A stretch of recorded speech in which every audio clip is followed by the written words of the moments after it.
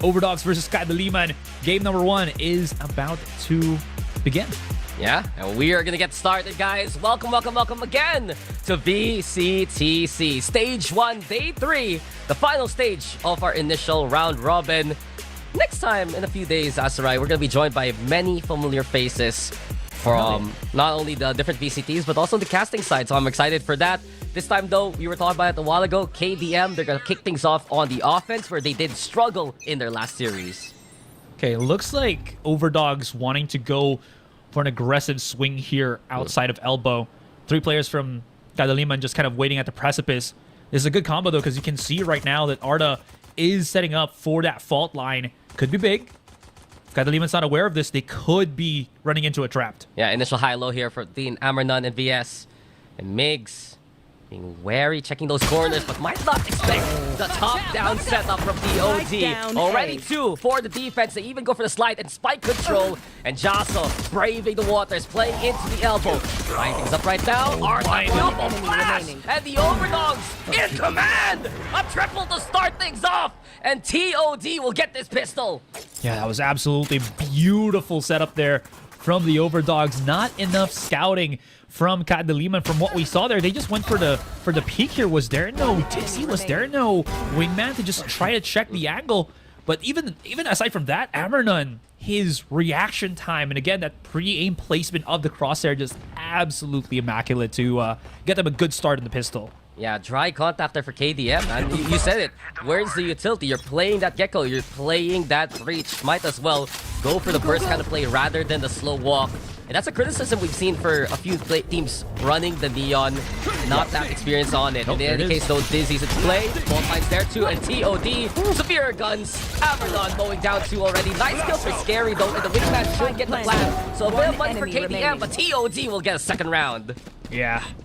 I mean, again, this new planting spot allows the attackers to just have that short plant if the wingman doesn't get stopped mid-transit, if you want to call it like that. In any case, though, you can see just how well equipped the OVERDOGS are right now for the aggression that is Kadiliman. But that being said, gun round or buy round is going to be good for Kadiliman here, as they will be having full buys with the plant, as you mentioned, the extra cash, the extra credits, definitely going to help them out. Yeah, a little bit of money. And not only that, Scary MD building up that Thrash moving forward. He should secure 1 more orb through the plant. If he gets a kill, he gets an orb towards B main or A main. Then that's an ultimate at least KDM can utilize coming into their buy round. Nice little wide setup here for Kadiliman. No explosions just yet. I think they're just waiting to see if there's any shenanigans that OVERDOGS will be doing. We have seen, you know, some of those aggressive Neon slide, just, you know, run, get a kill, run away, and then just have the help of the fault line to just escape and get that 4 to 5 as the round continues. That being said, though, A main gets cleared out with the shock dart. So the information here for OVERDOGS, plentiful on the B side, but not so much here on A. Yeah, and the protocol we've seen from TOD is you have Amernon +1, always to play a bit more aggressive. You said it, right? B main control now. Here for the Neon and the Breach together. On the other side of the map, they're more often than not willing to give up the site and go for the raid sake. And with the smokes into play, the wingman's there, Kadiliman will get the plan. Yeah, I mean, again... Oh, what? Yeah, nice. VS was checking out he had the angle over the smoke. I thought he wasn't able to see him. In any case, tap. Great shot onto Owen there. At least he gets the quick little pick. Fault line not getting the kill. Backs away. He's still not underneath, so he might need the help of Biggs to at least get that trade, which he does. 2 versus 2, and it's not yet over. Yeah, VS here on site now. 1v2 ahead of him. Migs, though, trying to make some noise with the high gear. Slipping away. Extra speed. No way. And well done. You heard of the slow walk? There's the slow run, and KDM will get the 1. Was he on, like, his running mode while he was slowly jiggling around? Yeah, basically. I was thinking at first, is he making some noise with it? No, he's just using that extra bit of quote-unquote walk speed, right? Yeah. He's sneaky like that. That's absolutely beautiful. Oh, okay. What do we have right now? Scary MD2 very close on his Thrash, so that's going to be a big help for them. is there any indication that they want to over-aggress somewhere just to get that quick little orb? Looks like, again, they're still pretty hesitant to go for that super aggressive push just to secure anything. Again, maybe just how the layout is now with Sunset, or just really, respecting that the kind of alley-oop plays that that OVERDOGS can do, especially with their Breach and Neon. No, I get you. Especially with this new layout of Sunset, one thing I've seen is how important it is for Market to be watched over by the defense. You want to keep that as in check as possible. It gets dangerous if you go to a post plant and Market's wide open. But the slow default from KDM, they now move towards that A site, and with a setup here, Gold and Blue, he'll look to punish anyone overextending, but on site itself, it's looking free here for KDM. Okay, he got the orb already. That's going to be the Thrash available. I wonder if he wants to go for max duration on the Thrash just to get as much information as possible. There it is. As the smoke comes out, Kael will be the one just playing devil's advocate here as he goes for the lurk. He actually goes around right now and is clearing Newsstand. This could be the rotation from Kadiliman go all the way around, but no, they will commit the plant on the A site.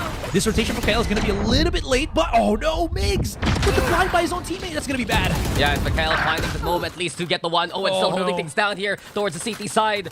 And given that, Gold and Blue now making his way towards the spike. Gold and Blue also clearing out Tap. It's intel here for TOD. They should know that Kael is coming in all the way from top mid. Blind's perfect. The fuse should be stuck. And TOD will get their third round. Oh, that is a misplay. If we ever saw it. I was about to say, was that Owen's flash or was that Owen's paranoia? That would be sick from OVERDOGS here, because that was great response. But no, it's just a mistime there from Kadiliman. And again, I thought there was a possibility to go for the rotation since Kael had so much information going through Newsstand and everything, all the way on the B site. But no, again, these little bits of spaces in between. It looked like KDM had the great positioning. They had the plant and everything, but OVERDOGS still had better amount of players that were already rotating to the A site to really just deal with the Kadiliman players that were kind of stuck on A. I think Kadiliman overplayed their hand there. They went so aggressive towards A link. Could have waited for the timing from Kael instead, but in any case, KDM, a chance here to play towards top mid itself. Crossfire though, set up already early on by the OVERDOGS. They need the flash at the very least. Paranoia also onto the left-hand side. The fault line's good, and it gives space for Migs, but it's not good enough against TOD. The OVERDOGS commanding mid now. A triple for Evernon. He wants to get one more. Not going to happen. Gold and Blue instead to finish it off. But TOD read that like a book, and they were ready for it. Yeah, even through the stun on both Arda and VS there, they were still able to shut down Migs. I think there's a bit of overreach right now from KDM, and they don't even have the word over in their names. It's OVERDOGS.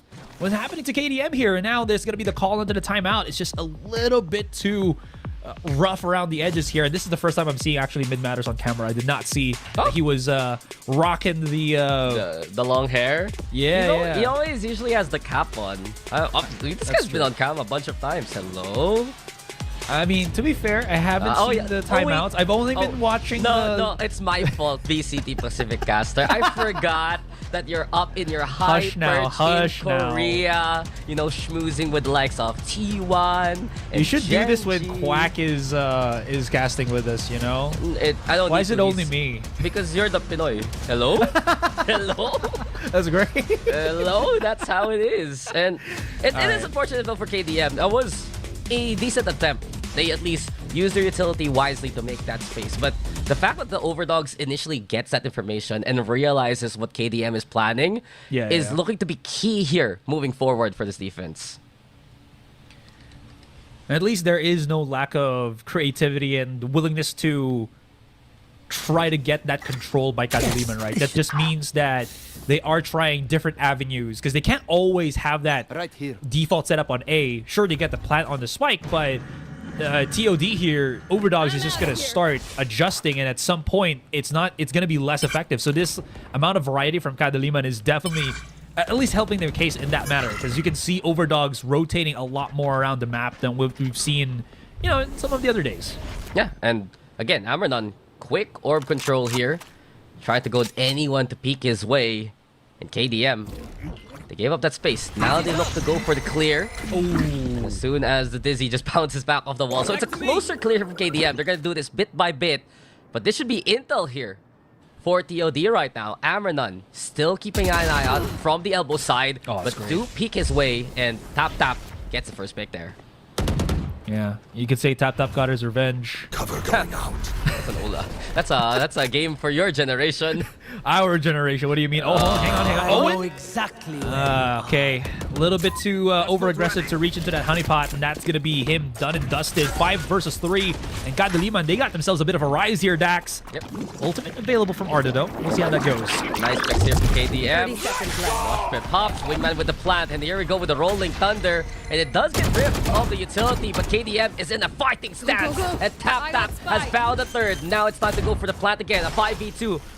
Right here as Spike TOD sees the numbers player and standing. sees that it is too difficult. Tap, it's the ace! And KDM will get a second round now. There you go. That timeout, allowing them to kind of just track their bearings, get a bit of much needed intervention from their coach, really helping out Kadiliman there. Still, it's far from over in this sense. There is plenty of things that OVERDOGS still have yet in store for Kadiliman here. And one of them, I was about to say, is Amrenon. He's got the shenanigans with that judge actually looking towards Switch. So is there kind of a play here where there's going to be a mid fault line? He rushes through there and just goes for the contact with the judge. Could be something, but again, it's a close quarter weapon. Does not want to try to play that too aggressively, especially outside in the open, in the long angles that mid provides for Kadiliman here over OVERDOGS. I mean, Kadiliman, they break the door. At least looking to see what else kind of value they can get from mid. But on the other hand, Amrenon has moved towards B main. Owen here awaiting, and TOD might be expecting a lurk to come this way, but KDM has decided to go for the rotate towards this area. Migs, tap.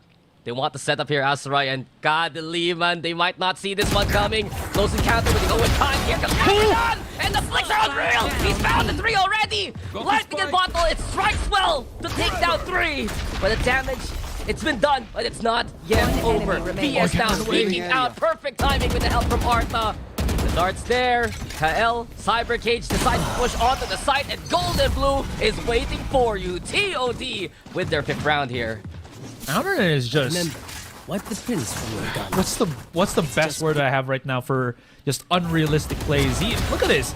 Look at that. He just did the drive-by against Migs. Bro didn't have a chance to react. They were both setting up to go for the run-through. Again, KDM on the side, and then OVERDOGS to push through on B main. I thought it was actually a misplay here since Owen died so early, but it doesn't matter. Amrenon is just able to play the alley-oop by himself. He throws the ball on the board and just dunks down by himself. What a play from the Neon of OVERDOGS here. I mean, it worked out in the end for TOD because when Owen's dead, they might have thought, oh, no one should be nearby, right? There's no way someone else is gonna swing in. Amrenon. Crazy. Left, right, and center gets them 5-2. And the OVERDOGS looking to perform to the level that is expected for them. Mid now taken here by Kael. The rest of KDM playing towards the A main side. The usual 4-1 split. Kael needs help. And Amrenon is caught by Tap instead. Beautiful response by Kadiliman. And they move to play into A. Yeah, falls upon the sword that he swings by himself there. Setups on the smoke already by Kadiliman. The tripwire is actually none of the sight, more on where the smokes are actually placed. So this is going to be interesting, as if they actually push through these, could get caught and actually still get punished if Kadiliman are a bit too over-aggressive with their push into the site. Yes, Michael, not planted yet. PS up close with Migs, but some fancy footwork from the Neon, keeping him alive now. KDM with the advantage, and it's up to Golden Blue. The tap onto L. Crisp. One more target in front of him. There you go. But it's not enough at the end of the day. And it's KDM who'll say, hey, we'll get a third. Man, I am loving the approach from both of the teams right now. But Kadiliman, Migs, making sure that it's not only his opposing Neon that has the highlights here, that has that potential to create those aggressive entryways. He does it himself, but man, oh man.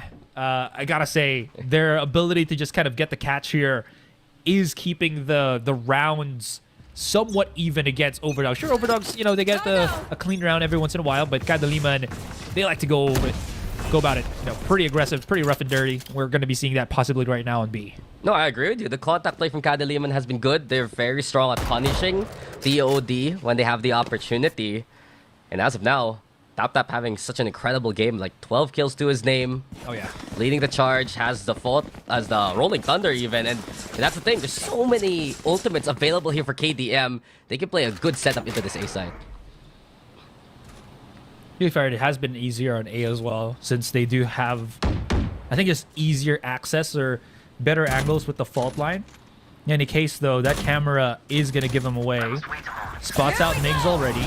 Ammernon, oh, he's just sending it. And Yeah, he actually does not get the drive-by. He gets just slammed by Kael with the help of TapTap. Yeah, sent it, and the mailman immediately returned it back home. Here we go, Migs now, nice slide. And just a quick little reset, giving him a chance to put KDM on the objective. But Migs not done, hopping like a bunny to move away over onto the link angle. Gold and blue has been cheeky with these smokes. Owen now flanks there. Hunter's Fury gonna be utilized. Wingman's broken. TapTap though finding Gold and blue. Owen into the strap. KL wasn't ready for it, but TapTap is. And with it now, a 1v4. This should be over unless VS can make a miracle. Oh man, he's a little bit too far from the situation here. No information from the recon dart aside from it getting destroyed, but he already knows that the opponent is on the site itself. Checking every nook and cranny as he approaches. The exit to this is just going to be brutal. There's already two eyes among him. Shouldn't get a kill, which he does not. And Kadiliman only one more before they equalize. Yeah, and you can see the play here for TOD. When they play the retake, they have utility to either dissuade anyone on site or break that wingman. That's step one. And then step two is try to make these flanks happen. But Kadiliman has been so on point about watching these angles. TapTap yet again. He immediately responds after Kael falls. And that's been a problem here for TOD. If they don't get value early on from Ammernon, then the retake is where they really base their success from. And it's also not working so far.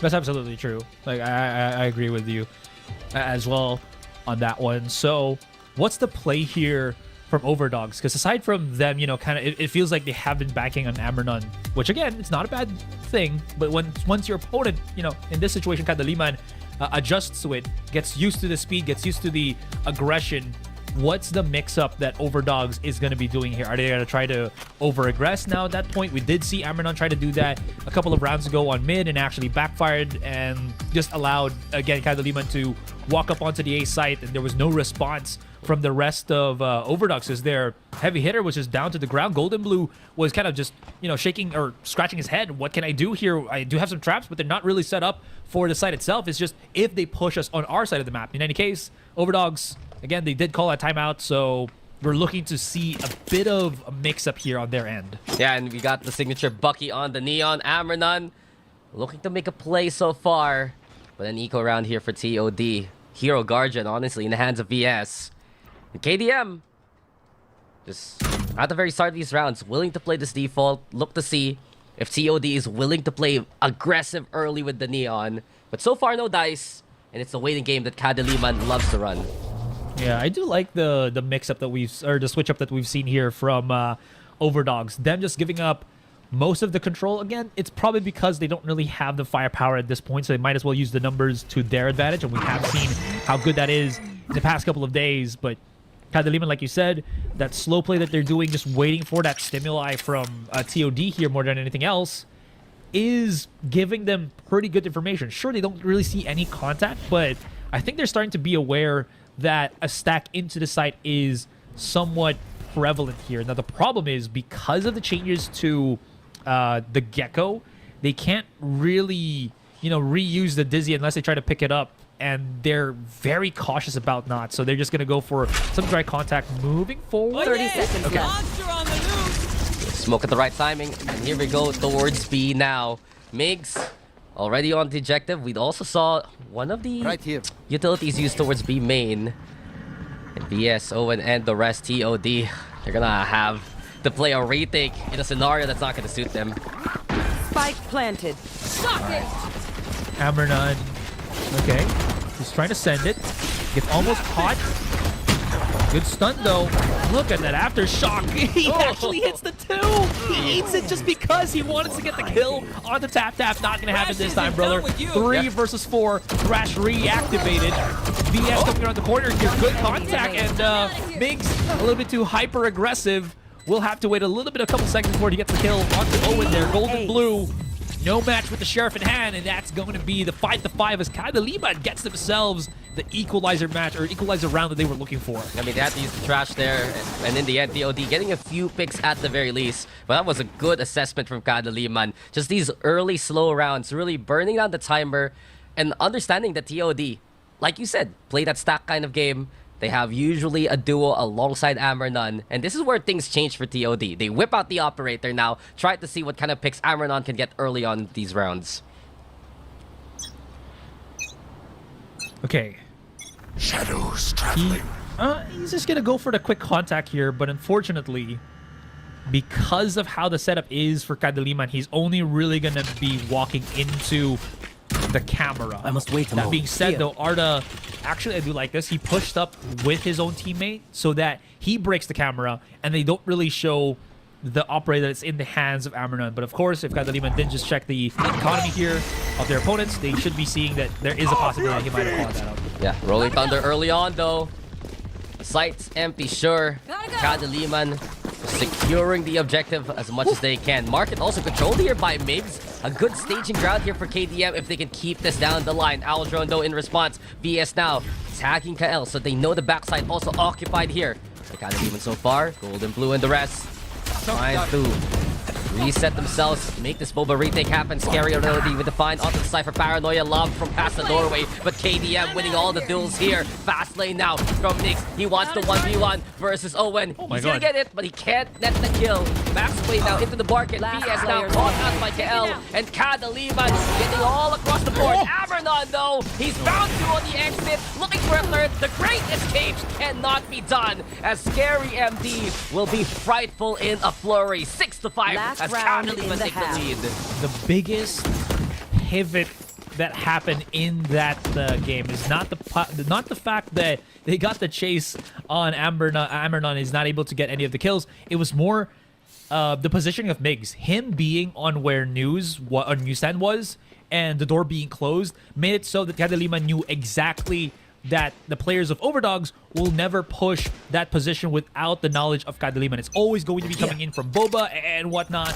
And once they figured that out, it was so much easier for them to deal. There was no one on the flank as well. It was just head-on collision from OVERDOGS. And OVERDOGS, unfortunately, they butted themselves into the steel broadsword that is Kadiliman. No, I agree with you. Market control is so important right now for any of these B takes or retakes on the other side. And TOD, options limited. They were just getting mowed down by Kadiliman as soon as they pushed out. One more round, though, for the TOD defense. They gave up the operator, as Ambernon was chased in the end.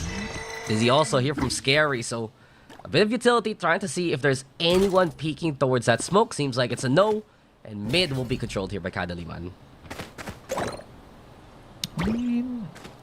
Okay, so I do like this, though. They are making sure at least that, you know, Scary MD2 can always pick up the Dizzy if it's in a spot where he just throws it just to see if there's an off-position plays here that OVERDOGS will try to do. Migs is just so close on contact. Arda, okay. Oh, wow, what good conversion. He doesn't die to this? 30 No seconds way. left. Ambernon does get the follow-up on tap though, but this is going to be the A site supposedly taken. But Owen is holding it on like a total. One enemy Yeah, remaining. he's just angry and he's Spike down impressive. A. A triple for Owen. Not gonna get ankle broken at all by Migs, and stable like a rock now. Kael with the lurk, a 1v2 ahead of him. From this time running 10 out, 10 seconds left. seconds, can't even make it towards the spike. We get the from the shadows. We see Kael getting found by VS, and in the end, it's a tied half here for TOD and KDM. Wow. Switching sides. Absolute banger there, Dax. Did not expect that to be what actually happened. Well, it was an incredible half, guys, and we will be back in a bit here for halftime.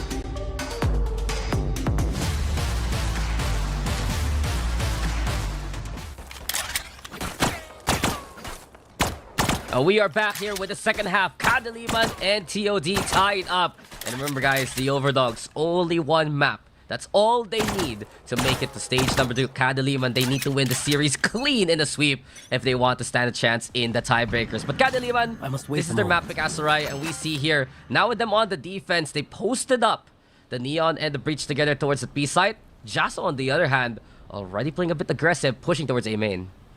I do like this though. At least they get that quick information. No one's overly aggressing on A main, and they did hear the second smoke from the Omen pull through here.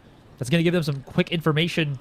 Oh, I thought they were actually going to over-aggress maybe mid, but now that they hear the second smoke, they're actually thinking that they're going to be close right in front of them, and the read is actually beautiful. Scary MD2 tries to run away, will get punished by Owen, and that is going to be the 2-for-1 trade in favor of OVERDOGS. Yeah, so well done by the OVERDOGS. They sent a whole convoy out to protect Arta towards the tiles, and then he stays there, hits the fault line, and sets things up well for the OVERDOGS and their take. Arta now up close here in the front line, and it's Owen who gets a quad to his name too. TOD with this pistol.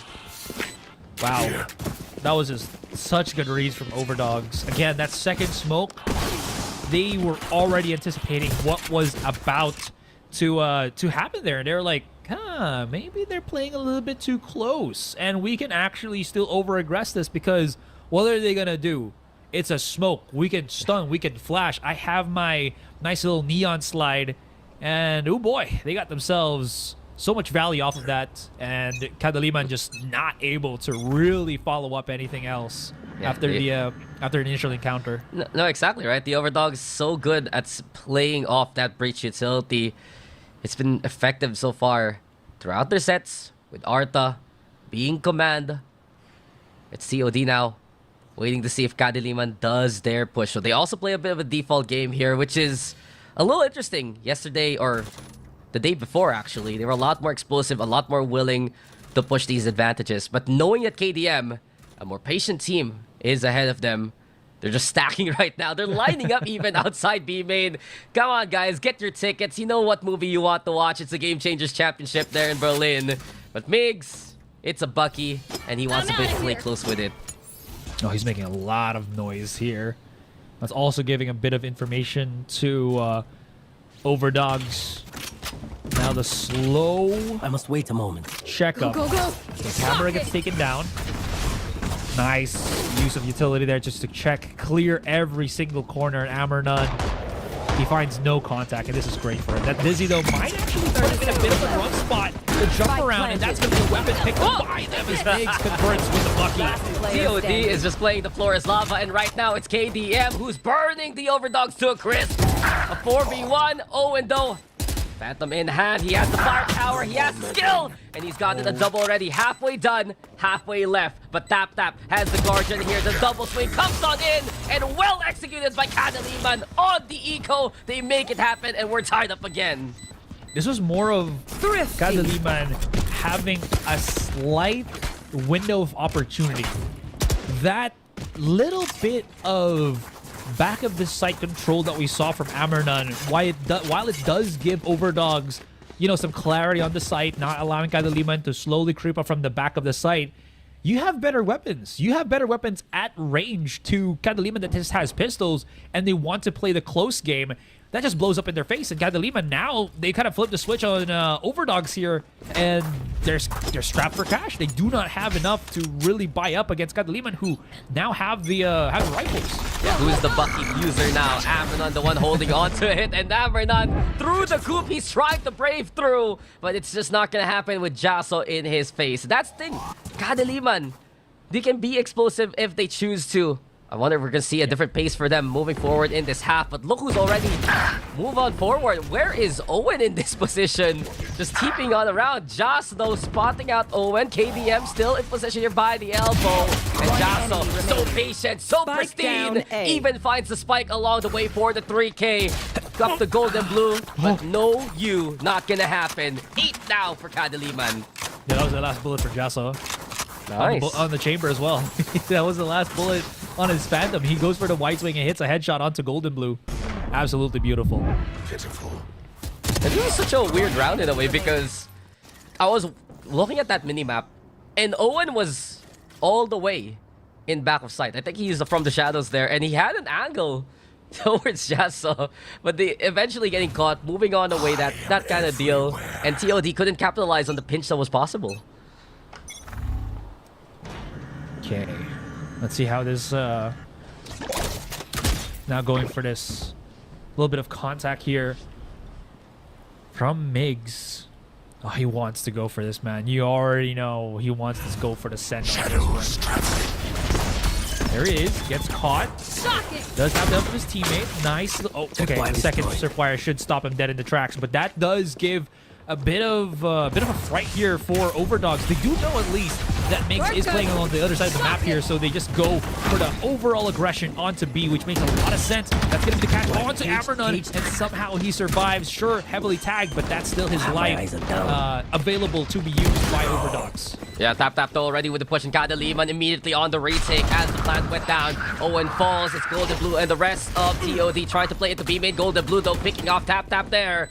A 4v4 now ahead. Avernon actually with the judge as Kel gets spiked. Golden Blue on the spike. Golden Blue! That's just so brilliant from him! 4 already, hungry for the ace. Can't find it versus Kael, who now has to deal with 2 ahead of him. But the Hunter's Fury available for V, and Kael getting halfway. And it's the Sova who peaks, but Artha able to salvage it. That could have gone wrong there for the OVERDOGS, but they get it done, and we're tied up again. Absolutely beautiful there from the OVERDOGS. What an incredible reaction from Golden Blue. Look at how he just holds the angles left and right to slide. The back snipe from Migs as well just gets absolutely shut, and Arda does not waste his teammates' efforts, and that was enough to push Kadiliman to go for their last time out here. What just happened? They saw so much control, so much retake, and somehow it still just blows up in their face there, Dax. Yeah, I mean, Golden Blue he's done it again. We've seen a play like that before on the same map versus CGW. He's putting on performance. He's stepping up to allow the OVERDOGS these opportunities. And Kadiliman, it was already a very doable round for them. You could see it was just so back and forth between these two squads. I do feel that TOD, it was dangerous that they didn't go for the double swing rather than just going. Instead, they went one by one, right? But in the end, they do finish off the job. And I think here, between Kadiliman and the OVERDOGS, it's just about who could stay a little bit more resilient down the line, because these two teams, there's a possibility, Asarai, for them to pick up the pace. And we saw a little bit of that from KDM a while ago. TOD also getting a little bit of that memo as well. And again, this is just great reactions from both teams, right? Their ability to respond quickly enough so that whatever play the other team employs is not going to be as effective is great. Now, looking into the plays here, OVERDOGS looking to just, okay, mass stack. They do have the, do they have the weapons advantage? I think, yeah, they probably have a weapons advantage. Tap-Up's the only one that doesn't really have firepower. Migs can do something with the Bucky here, as of course he's on the Neon, but he's on the other side of the map, the other side of the world here. Kael, if he makes a mistake, could have his head blown off, and he's going to be fine for now, but he does get an information for Kadiliman. I mean, it's not the most complete buy, but it's a better buy nonetheless, and the OVERDOGS have managed their way in onto the A site. Kael, though, should hear that plant being stuck. Avernon actually getting the rifle from Artha, and he wants to make a play outside of the link. Tripwires already getting spotted. Kael, though, awaiting any kind of contact. Nice cyber cage, though. Notices now someone up close. Golden Blue over onto the corner. Second Tripwire gets the intel. Hunter's Fury early on. And Golden Blue hits a nutty headshot. Golden Blue with another. Here we go again with the Golden Blue show. BS also finding one of his own. But in the end, it's a Cypher with impact. 3 for Golden Blue. And another round here for the OVERDOGS. Alright, I'm gonna be frank with you. I did not know how OVERDOGS got such a clean round off of those contacts. Because the thing was, you saw, who was this? Jasso come up for the big flanks. He got the paranoia hit onto Golden Blue, was blinded for the past couple of seconds, and somehow still Jasa wasn't able to get that conversion, still fell down. Sure, again, that wasn't the cleanest of contacts for Kadiliman, but it seems like they had good potential to actually sandwich, you know, from that B main entrance all the way from spawn as well. And OVERDOGS just cleaned up house. No, I agree with you. It looked to be good for Kadiliman until Golden Blue suddenly took down KL so early on. Yeah. And a bit of a domino effect there. Everyone trying to watch out for the Cypher, but they were just walking into his crosshairs instead. And that's the beauty of the OVERDOGS. There's that potential that we see from players like Golden Blue, Amernan, VS. Very sharp shooters right now in this squad. And speaking of the OVERDOGS, getting that mid control, breaking the market door. But they do back off, look to force a rotation here from Kadiliman and move elsewhere towards that B main area. Yeah, this is just, again, staple for both teams already. Just break as much forward Cypher util as possible and start going the other direction. If Golden Blue gets a pick right now, this is going to be huge. Because he does have his ultimate in motion. Migs, though, immediately just pulls the trigger on the overdrive. Can't really fault him for that, but there's no contact here. No one's home. 30 seconds left. It's on the other side of the map. It's B side that OVERDOGS will be picking up.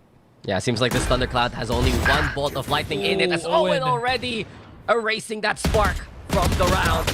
Owen still in position. Jasa though hitting a good share of shot now. And Kadiliman with the lesser buy. They're finding the picks. They found the numbers. And Arta, he's looking to make a play all by his lone self. Paranoia is good, but it's not good enough. Arta still in position now. Holding by Boba. It's 2 here for Kadiliman. And Kael, the right idea. Get halfway. Has to avoid the aftershock now. Kael moving away here. He's gonna stick the defuse. And Taps sticks the shot too. Kadiliman unrelenting. They will not let TOD go here, Asteroid, as we're tied up one more time. Sometimes you just have to go for the contact. It's still a gun game at the end of the day. And, all right, are we going to see some of the explosive kills that we saw off of the map? Not. Okay. Would have been really good to see that. In any case, the other contacts that we saw, I thought Arda was just doing so well. I thought he was setting up himself up for a great clutch, but because he was facing against Kael and Tap that still has the fault line, that still has the flashes, he has to find, you know, a corner here to go for that contact, and it's in his face. Yeah, Kadiliman already returning to sender that package that could have been volatile to fall as TOD tried to go ham onto A. And as soon as this happens, KDM actually have the right stack in the right position. 4 players right now around the area. 3 here over at A main itself. And Jaso gets confirmation courtesy of Kael. They know exactly where TOD is at. Elbow here, held together. Arta on side, but here we go with a little fishy. It's drowned out. It's caught sure. But Arta, do you dare peek into 3 players? That's the question. Joss already with a find of his own. TP's on the side. Ambitious. Arta needs to get the gun back out as KL has found BS. And then the 1v2. The standoff on the side. But the rolling thunder to try and make the hero play. Picks up the spike. Tries to fake it with a simple tap. In any case, KDM. Oh, they're gonna back away and look to confirm instead if Arta will play on this site. 30 seconds though, so he has some wiggle room. 30 seconds left. Oh, this is genius. If he actually if he pushes on the spawn, no way. Can he actually play this in this manner? So he can't go to the other side of the map anymore. He has to go for the flag, but now that they passed the big wall, perfect he's gonna backstab. have to just make the noise. Oh, but I love it. Kael also watching, and Kael will get the spot. Could have gone either way, but Kael realizes, how about that little alleyway there? KDM at double digits. It's the timing tizzy for you, man. It just did not work the favor of OVERDOGS. Because you saw the lines that was being drawn there. Oh, that was so smart from Arta. He could rotate all the way to A. Oh, that's so smart from Arta. He might be able to go the timing with the flank and spot them coming in from the back of the site and get that double backstab. But then Kadiliman was just, in a sense, fearless. Sure, they weren't running into the site, but they were being proactive and making sure that they're using their numbers, they're using the time that was left for them. That was, again, them waiting for that plant from Arta to happen, and they got the better positioning, and Arta just lost all time, so he had to play for the plant. Yeah, agreed there. Kadiliman's patience really bearing fruits, and duo playing together as much as they could, confirming the round. Now begs the question, can Kadiliman start pulling away as TOD, the OVERDOGS, left back on the pistols. You got Amerna now. Pushing over at mid. Smoke's used here for a bit of cover, but Kadiliman has an inkling of what's going on. You can see already tap by Spawn. Gets the spot. Here we go with the overdrive, and the slide in is already shut down. Amerna gets none. Makes instead with 2 to his name. And it's KDM in command of the round here. Can Gold and Blue find any value? He peeks out towards mid. KDM knows they should feel confident after this one. Paranoia still connects. Kael already finding Owen. Should be over in the round. Kadiliman want to get a 2-round gap here, and they'll get it. 9-11. Kadiliman. These past couple of rounds, man, they've been playing it to absolute beauty.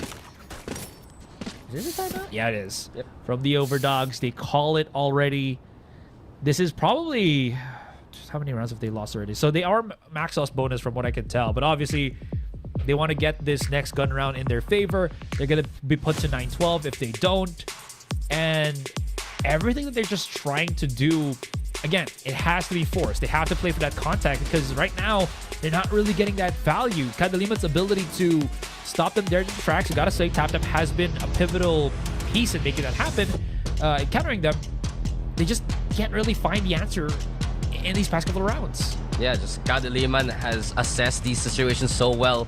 You can see in that last round, they know what space they're giving up. They know what space that they can still hold. And we've realized here down the line that KDM is instilling more and more discipline as the game is going on. And this is such a big contrast to the games they had yesterday when they felt like, okay, we're here by the finish line. That's where they get basically nailed in terms of the scoreline. They would get stuck there by 11, they get stuck there by 10. And this is a big test here for KDM. Can they finish off the job in a map to keep them in contention? We're going to find out here because it's a big round for the OVERDOGS. They have the guns and they're coming off their own timeout. Yeah, KDM is one of those teams that can really put them, like, let that not have a super commanding lead, which also kind of just stops them from, well, I don't know. We'll have to say talk about it later because now the big contact is actually happening. KDM putting a lot to the faces of OVERDOGS, and somehow OVERDOGS able to react on time. That was a lot of ultimates used by either side, by both sides. Yeah, and Tap expending the Rolling Thunder to prevent that mid-control. TOD decide to go over at A. And it's Kael awaiting this setup. He's in position there towards the alley. Has the camera also to spot out anyone pushing from elbow. And case in point, Cyber Cage plus the tag. Isolates BS. And it's a mastermind play from Kael. Can he get more though? The labyrinth broken by Amerna. Jasa though still rebuilding that wall. And then the 3v2. Got Arta on site, but he's in no man's land here. Asarai, sure, he's playing on safe, but is he really? That spike being planted. Spike planted. KDM, they don't overextend here. Still playing safe. Blue might have the flank fault line into play, though. Good stop, but not on to Jasso. Instead, he hits the shot. 10 HP still alive. Numbers equalize. And it's KDM who have the objective, sure, but the sightlines are good here for TOD. Golden Blue holding with Arta, and Golden Blue, the one standing tall in the end. The OVERDOGS will not relent. They'll still keep themselves in the fight here. I don't know how much people saw how risky of a play that was by Arta. Biggest thing. All right, we'll look at the highlights here before anything else. The quick trades, so good for Kadiliman. This one, that kill from Arta that we saw, him being in a 1 versus 3 while Golden Blue was playing for the wraparound was so dangerous. If he didn't hit that fault line on 2 of their players and isolated that kill onto Jasso, that would have been it, because Golden Blue would have to try to run around on a spike that was not planted for him. So him being able to sync up with Arta there, super important, super pivotal to him for the Blue that round. Yeah, it's good he didn't really force the lurk in the first place, but Kadiliman, we get the operator out, and it's Scary who has it in his hands. Geckos and operators apparently just go together like bread and butter. Avernon pushes through the tripwire. Now Kadiliman knows if it's taking tap. That was a little dangerous on the peak, but it's all good. TOD trying to find any kind of opening, but Kadiliman shutting the door on them. Oh boy. Oh boy. Jasso, are you ready for this? He's more than ready. He's Jasso. 2 versus 1. No, 3 to 1. Actually, the trades. Mig's not done. He is. Mix isn't Jasso. Yeah. Unfortunately for him. It's just one of those things like, you got a double, I can do that too. And then, oops, it's a no. Numbers now in the favor of Kadiliman, though. Still, because of those great little picks from Jasso there. Overdogs left to kind of scratch their 30 heads. seconds No left. ultimates to help them out. Kael could get caught out here. The rotation timing is so No way. minuscule. Oh, he's the coach. He He knows the barrel Easy scene. pick. Arc was Spike down gone. A. And gold and blue. We've seen this scenario before, but with this little time, with those extra numbers, it's looking all for naught. Spikes retrieve, sure, but Scary just takes a single shot at him. And Kadiliman on map points. Gotta love that. Scary Match MD2 point. was like, you know what? This is the last dredges of effort in this round for you. Let's let you play Aim Labs. Throws out the wingman just to make sure that Golden Blue was playing there. Now we are at a possible finish of this first map. Kadiliman, they're checking out the boxes right now, Dax. They have to stop TOD from getting that one map, and at least here on first map, it's a possibility. The OVERDOGS here. A push now from a main Avernon in front of Adversity. And it's a 1-for-1 till BS uses the lightning to get Scary from afar. So that's a big pick actually on Scary. But Kael and Jasso will turn things around. And Kadiliman, they were prepped for this one. They were in position. And now you see Mix. He wants it. He'll try to get it. And with the overdrive, he's thinking about it. But the shock darts are looking scary. Kadiliman, they're swinging on the floor. But it's Mix who makes sure that the OVERDOGS just burn out. 13-10. Kadiliman, they needed that one, and they will take the lead in the series. Gotta look at the laughs coming out from them. They're like, do it, do it, do it. Jasso's there in the corner. He's gonna help you out, Migs. Just aggress, just take the fight. It's gonna be fine. Looking at the highlights here, man, it was a back and forth Dax. It did not feel like anyone had solid footing in this this game. Both of the Neons were just flying high. I gotta say, Arda and TapTap doing some mighty fine things, as the Breaches as well.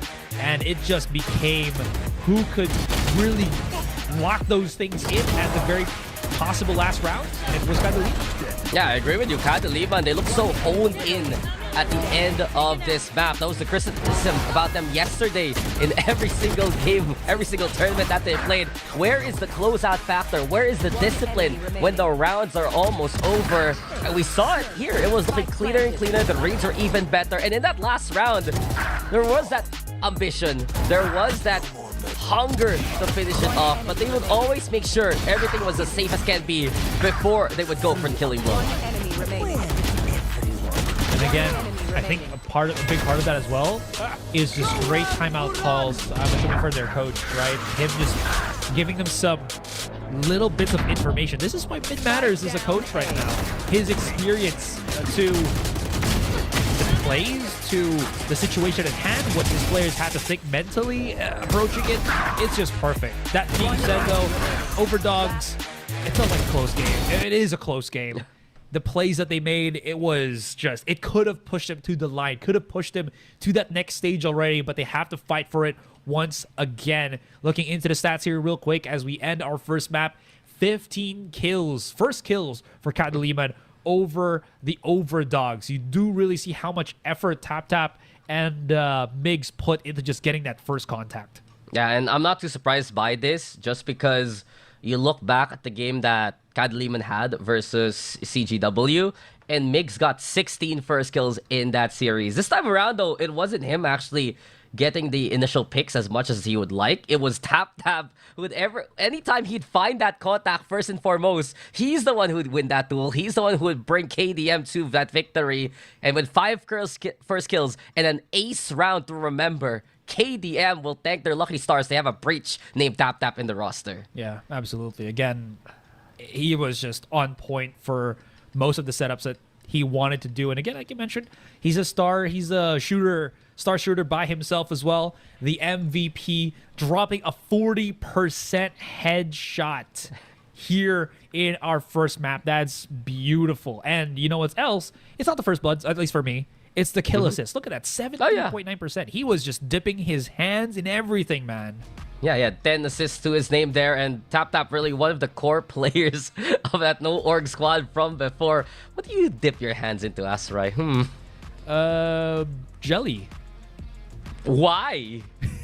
The texture. Okay, weirdo, whatever you say. but hey, TOD, Wow. they did have a decent showing, but unfortunately, I think some of the concerns really for the Overdogs was, again, Amernon. We noted a while ago he would die a lot more often than anyone else in terms of the stats. It was 3 to 7 in terms of those standings. The Overdogs just couldn't play off what kind of space he would make, and I do wonder now if they can figure that out moving into map number 2. But guys, we're gonna take a break, and when we return, it will be the Overdogs and Kadiliman in their second bounce. Ladies and gentlemen, we are back from what was a pretty damn intense first game in this series between the Overdogs and Kadiliman. Once again, my name is Asarai. With me now is Dax. And oh boy, Overdogs, they haven't checked their list yet of winning that one map. Kadiliman making it difficult for them. And Kadiliman actually pretty close to getting themselves into that next stage as well. Yeah, I mean, it's such a close group for Kadiliman, CGW, as well as the Overdogs, right? The map differential, I think, is up at most around 9. And given that Kadiliman has taken a win and it's another close game in this set, if it does go to a tiebreaker in the end, who boy, someone's gonna have to do the math. That's not our job. Our job is to yap, and our job is to tell you guys that we're moving into the map pick of the Overdogs, which is Bind. Yeah. I'm actually kind of curious what the performance has been for them, specifically on Bind. They had that one match against the Chinggis Warriors that really put themselves to the test if they can actually get on top of this group, but they ended with a 16-14 against Kadiliman that plays somewhat differently. How is that going to, kind of fare out as we go into Bind? Yeah, I mean, you look at the comp that the Overdogs want to run, right? It's that double sentinel with the deadlock alongside the Cypher. Instead of running Sky, those like other teams do, they do play the Fade. And it's so effective in a way, because one thing they do on the defense, Asarai, is they stack the utility of the 2 sentinels together and stack the numbers on the opposite end. It worked against their first opponent. Will it work this time against Kadiliman, who are not only starting on the defense first here, but we do get the Breach and the Neon together yet again for KDM. Yeah, of course. It is just what we kind of anticipate already here from Kadiliman. I don't think we're going to be seeing the Jet too often. I don't know. Gotta go fast is the name of the game right now, and it's Neon that just does it so well, especially when you're playing in corners. That longer dash from Jet might not be as effective as just a quick slide with a pop shot with the Neon. Those bad days where you have to push lamps and you're like, what are we going to do with this one? No. Now with Neon, you just slide in with a shotgun and you clear it out. Easy peasy, lemon squeezy. Yeah, and in a map like Bind, these close quarter combats are very possible to begin with. Double Initiator also. It's the same composition that KDM ran in their Pred League qualifiers versus APH. And that was another close game. It was, 11 to 13 in favor of APH. It was Kadiliman still looking for that kind of dub from yesterday. And they got it in that last map, Professor, right? They won on Sunset. Can they do so again here on Bind? Because it's do or die, really, for these two teams. The Overdogs, they win this, they're going to move on to stage number 2. If not, Kadiliman will also have 1 in the standings. And that's where it gets really exciting. Amernon, though, kicking off the action. Haunts there, like to respond, and Migs instead taking advantage of the chaos. It's a 1-for-1, but TOD still keep pushing. Tap, though, a collapse to get a double. And the molly from Jasa to slow things down, but there's still short presence here from Golden Blue. He's about to go for the swing. Jasa, how does he survive? Dude, he shot the iPad. He shot the iPad. He did? Oh, no, that's expensive, man. You got to call Apple for this. Oh, Golden Blue clears it up perfectly. TV, though. Yep. Oh, okay. This is a free site. I mean, there is going to be maybe an answer back from Scary MD2. Oh, no, they just passed him. They're not going to be able to get the kill. Maybe he's trapped in the corner. He can't get over this. If he gets picked by himself, he's just going to be shot. Jasso going for the long con here, Dax. He's going for the beam main push, and he will get spotted by VS. Perfectly read by Overdogs. Yeah, and the Overdogs have relied on Golden Blue and VS together on this map. When they're alive as the double sentinel, they set up things well, and especially that find Baron you. Mesh so pesky towards CT. Now then, Haunt used towards the Octagon. And with the elbow position from Gold and Blue, it's another peak opportunity here for the Overdogs. Scary now, still holding steady. You have got to be Yes, kidding Gold me. and Blue, just way too patient, way too much in control, and Gold and Blue gets it done. The Overdogs with a pistol here in Azerite. That's the third pistol round of the series for the Indonesia team. Yeah, they've been just perfect with every contact that they've been, doing here. I think Kadiliman is just kind of hoping that they can get that initial contact way into their favor, but somehow Overdogs able to really answer back. Sure, there was that stun that we saw on Amarnon, that initial contact on Bats, but it still didn't really matter. It's still Overdogs able to immediately abandon one play and go for another and still somehow get that contact. And speaking of contact, Amarnon picks up 3. Yeah, nice spray, easy pickings on the anti-eco. And not only that, dying there by Fountain doesn't matter too much just because, well, that gun should be kept in the hands here of TOD. VS actually the one picking up the Phantom after it's got tossed around by Arta. And as you said, they know how to assess the situation well. They pick the free site yet again, and Gold and Blue, if you're gonna play that angle, you need to hit those shots. Bench position right now. As he drops and looks to play into the backside, Gold and Blue with one more. And They're done. TOD who'll get their second round. Yeah, this is again TOD putting a lot of hurt on KDM. And I do find this so interesting as well that Overdogs have this much control on their attacking side when they're the ones sporting the double Sentinel. But maybe that's the reason why. Kadiliman can't really over push because there's just so much ability to find you lurking, pushing on their side that they're not able to really spread out their wings around the map. I don't know. We'll have to see how, Shortcut. 2 little rounds to really see what's truly happening in the plays. Okay, Amarnon. Yeah. Who cares about the flames, man? Just go for the push. That was Jassos anyway. As he plays now towards the triple box. Onyx Sensor, though, in the middle of all the smoke, but well placed by Jasso. Just spraying through, pre-firing into the default plants.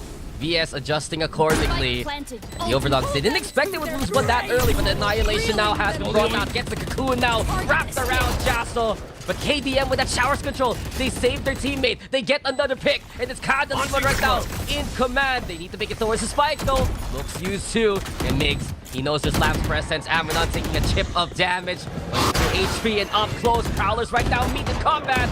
And it's KDM. They still go for the hold. Arta, VS though. TOD right now. Numbers equalize, sure. But Kael gets Amarnon now. Shots in the front line. Nice grab that into play. And VS! There's no versing this guy. Well placed by the Overdogs as they win the bonus. Okay. I got 2 We're questions doing about well. Jasa right But now. keep focused. What?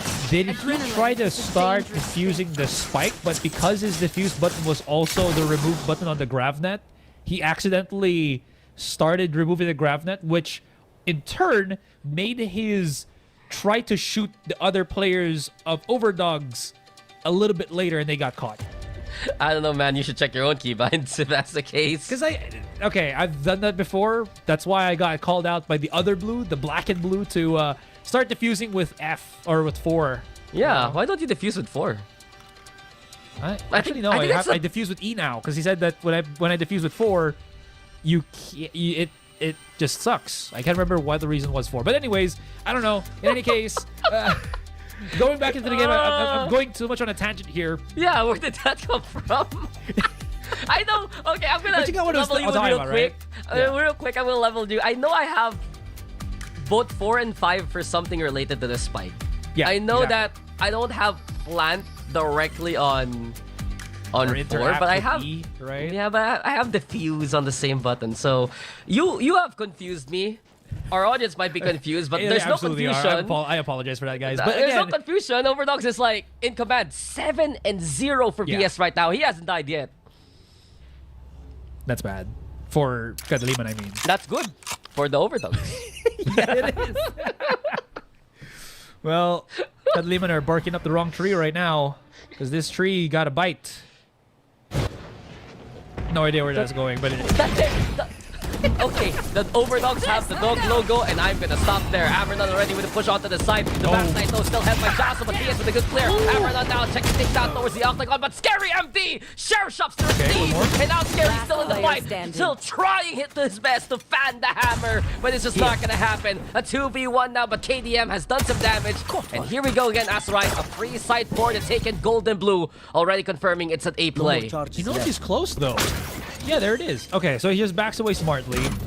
No weapon upgrade here for Kael, so it's just going to be how well he can utilize his Sheriff, but he backs away and burns a couple of seconds just because he was tagged by the camera. So this allows OVERDOGS to double up onto Lamps. If Kael starts to go for that defuse, it's going to be a 2 versus 1 very quick. You hear that? You hear that? Kael had to break it first and foremost. Yeah.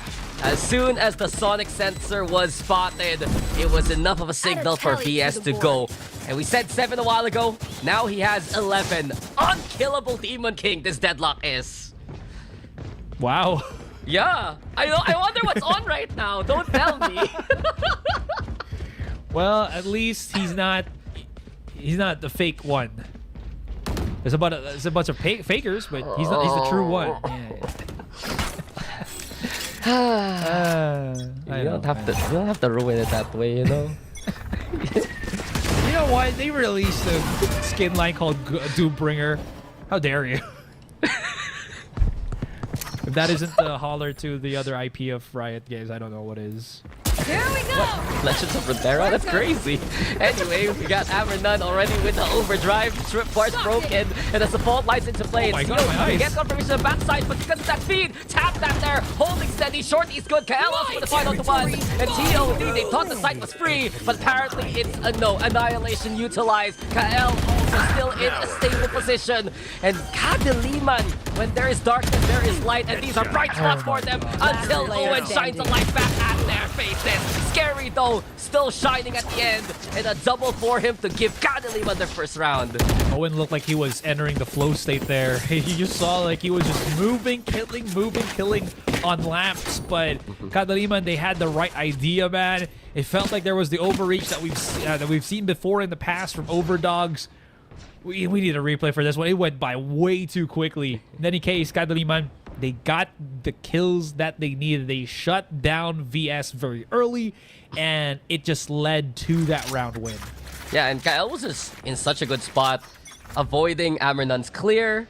And as soon as Ambernon went into Lamps, he got the face full of the shorty. Those are kind of the scenarios that Kadiliman likes to run. Grab that hits though onto Migs, and Migs can't help that, but at least he can avenge him. It's a 4v4 after the initial burst of the OVERDOGS do sputter a bit.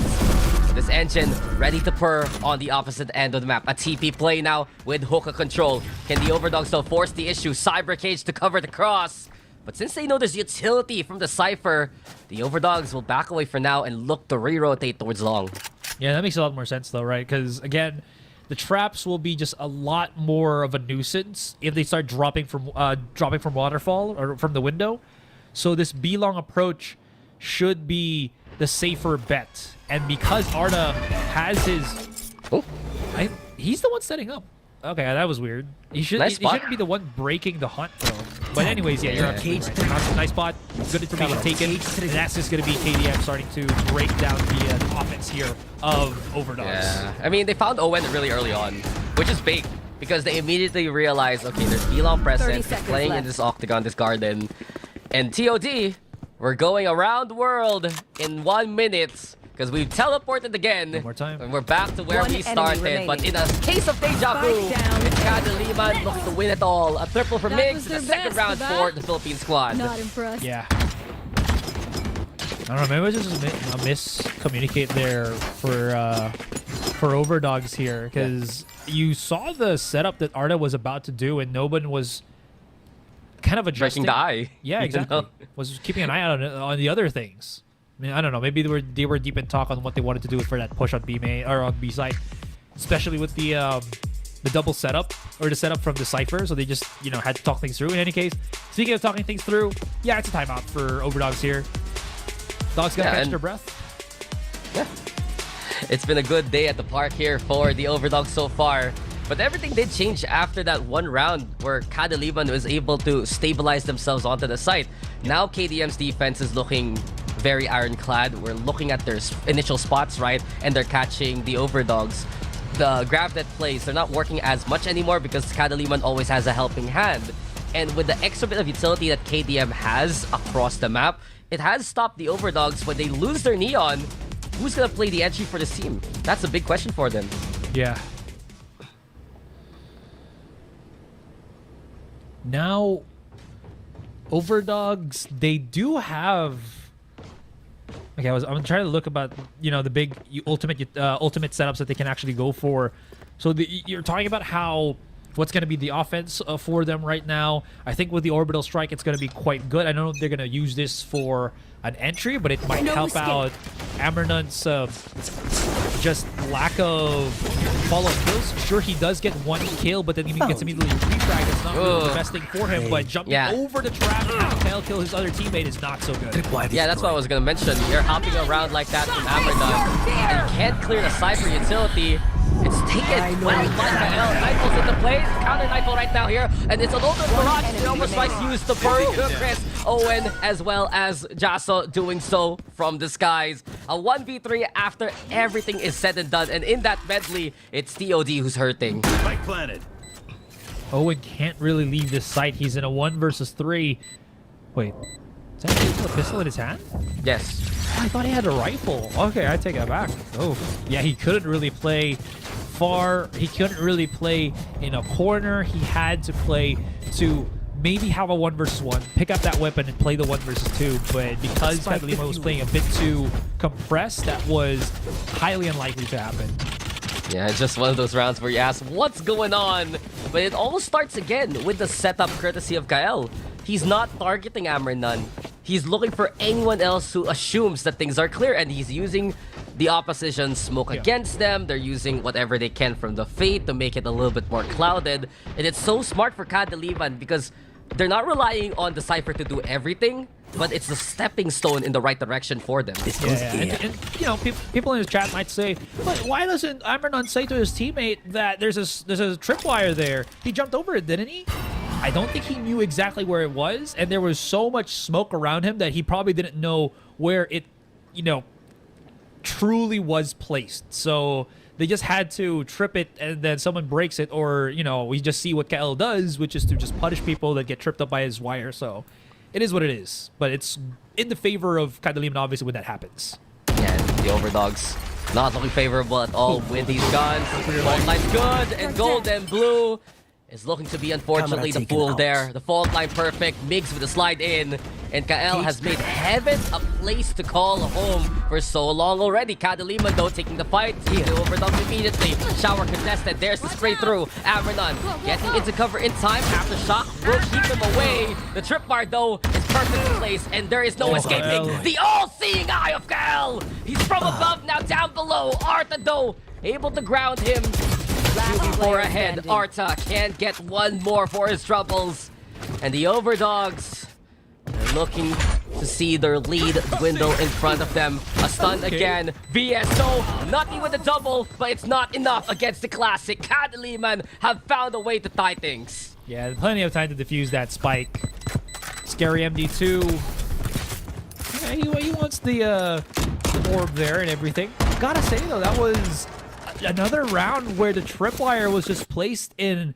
I haven't played Cypher in quite a long time. I was just saying in an off position that catches Amernun, because you saw how it was placed by Kael, right? It was somewhere on bench that hits that wall, or that, yeah, the piece of wall in front of APC, and then there was no one else from Overdogs that could really break it. Again, because of so much smokes around you, you don't really see the of the, you know, or yeah, don't see the nice wire of the tripwire. Yeah, amazing, amazing. But it's true, if you're planting a little bit more safer on the default, you're not gonna see that until you push out to try and get that backside control. And Migs, well, he wants to go for the fight. The relay bolt, though, stops him dead in his tracks. Oh, he might have TOD. Yeah, sorry, I was about to say he might have bitten more than he could chew as he was re-peeking. But that quick smoke, as well as the help out here from TapTap, could be good. Big problem is there are 3 players holding showers. if there's an explosion here on short, it might not be enough. The positioning of Kadiliman. Well, Amanon, who wants to peek things. The smoke, though. One way here to make it difficult to confirm that cross. VS does have an annihilation in hand. They get the angle, but they're going through the teleporter. And following with the molly. he wants to get at least one there. And the molly is just a little bit salt in his own wounds. KDM, they do have to give up a bit of that B side.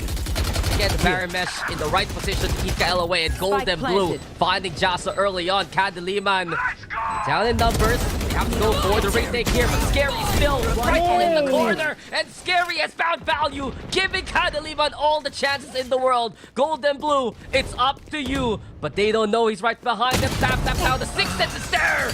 And as soon as KDM realized the sets, it's Kadiliman with the lead too.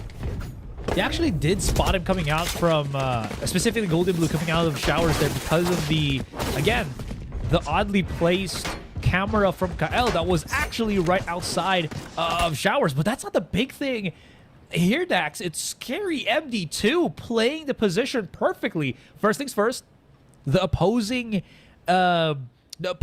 Prowler did not spot him. So Right in there. turn, Amarnon's sights would be looking towards elbow and not really where he was. So he got the kill there. The second and third, or the second kill onto Arda was just a cherry on top. So Yeah. really good capitalization here from Scary MD2. Great corner to utilize. And as now, Kadiliman, they've made an incredible rally. It's been 5 in a row. VS, though, has had enough. Scary still, same kind of angle. Not the same result. Only good for the one before he spelled. A 4v3 now into play. The OVERDOGS, they get a good execute. They also still have the lurk available. But Jasa now straight up onto the side. VS falls for 3v3 into this one. The molly, though, for the initial stall. They're really buying time to get value from Golden Blue. And is this going to be Migs or Jasa realizing that there is No a way. threat behind them? Jasa's found the one. But Tap is still always watching their back. Defuse the spike. He's so responsible for these angles, Asarai. And Kadiliman will get away with it again. And that's the thing. It should have actually gone the other side for OVERDOGS here. But the big thing was, Jasa got that kill on one of the players holding Octagon.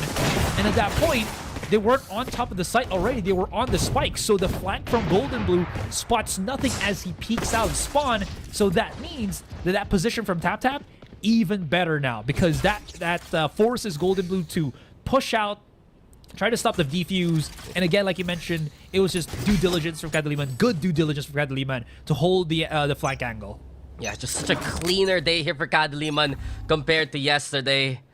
And just perhaps a bit of that coaching structure really helping them. The reviews, the tape that they have.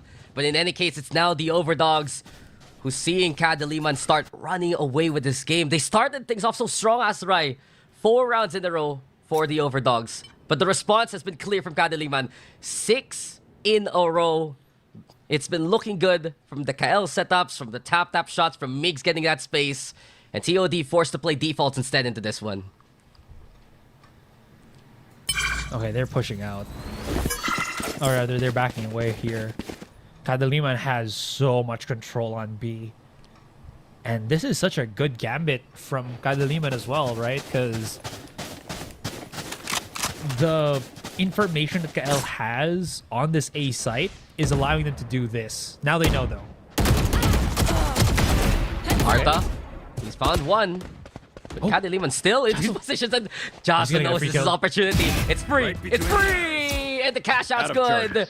As the fade has been found. Kadiliman still presence on the backside with Kael. Tripwire's there too. You can really see most of these trips looking to counter any kind of aggression from the OVERDOGS. Spike planted. Owen doesn't have much utility too, Asarai. The Brimstone 2 away from the ultimate, yes, but no molly for the post plant. Kadiliman, a chance here to make this retake work. Right there. Yeah, not even a smoke to cover an angle there to kind of keep them safe. Sure, VS did place a bunch of his sound sensors around the corner, but it might not be enough. Oh my god, what a smooth sliding criminal, but Kael does get the trade. Pick which target to really go for. Joss, though, in a good position. Euro theft utilized, but it doesn't matter because Owen spotted anyway. And Kadiliman, man. It's such a night and day difference for them. They're just looking so pristine right now as soon as they got that 5th round win, and it has just been them on a roll. Last round before the switch. I don't think there's going to be another timeout here from OVERDOGS, at least for the moment. What's kind of interesting as well here is I think there was just that slight lack of clarity for OVERDOGS, that they thought that mid or that placement outside of hookah was not controlled by Kadiliman. Now that they saw there's like 3 players playing on B long, but that lack of just that extra double check just kind of screwed them over as Jasso got that extra kill. Yeah, and Kadiliman feeling confident here. 2 off, and none of them are on the duelist, but there's the punish accordingly by Amernon. Doesn't convert the kill off tap though. 7 HP enough to net his own takedown, and Migs now wrapped up by the annihilation. A 3v2 though in this chaos, and scary! I know it's Halloween season, but you can't be making them fearful like this. Eventually though, TOD face their demons, and they'll get around to break the streak and at least get back on the board at the end of the first half. Yeah, you know what you mean. An exciting first half has just been done. And Kadiliman with a slight lead, but the OVERDOGS at least getting 1 back in the end should instill some confidence in them. Double Sentinel, let's not forget, here for the defense now. Not only that, the OVERDOGS have the stat at the ready. Amernon, front and center with the frenzy. And the full auto jacket, good for the double. BS trying to find a double of his own. Check mark, sure. Scary's left, and Kadiliman just didn't know what hit them. That was what, less than 10 seconds of contact, and Yes, 4 sir. players of Kadiliman already done and dusted. 1 more. Scary is ready for dear life. There's the multi-dash from Amernon, and he just does not give a damn. Just pushes it 7-6, and that's gonna be a quick little answer there. In that 2-round lead for Kadiliman, looks like it's gonna just burst like a bubble here in the start of the second half. Yeah, and that's another pistol round for the OVERDOGS. 4 for 4. And Kadiliman just have no answers at the start of these halves. TOD very quick on the trigger, very quick on the response. And you're going to get a taste of that signature OVERDOGS defense very, very soon. Interesting enough, though, you get the 1 sonic sensor actually towards that B site. I do expect BS to have the rest of this kit here to help Golden Blue at the moment's notice. And on the eco, Prowler sent from shorts. TOD have everything they would like and more coming into this defense. Oh, yeah. You thought Kyle had great control as a Sentinel back then? Back in that first half? Think about a Cypher and a Deadlock. A true lockdown. That skill choice. Why destroy? Caught one. Oh, yeah. You don't see much of her. I mean, a sense of place to be. BS. BS. That's There. beautiful. Spike down It's A. Chris. One enemy Just remaining. on the blood. Oh, that's the sound of blood right there. Insane for kill. Yeah, he plays Aim Labs with 1600 DP. Oh, the annihilation. I Yes. mean, you gotta love it because it's a possible ace, right? A photo finish here for VCT Challengers. Hell yeah, do it, man. Unfortunately, it whiffed, but still.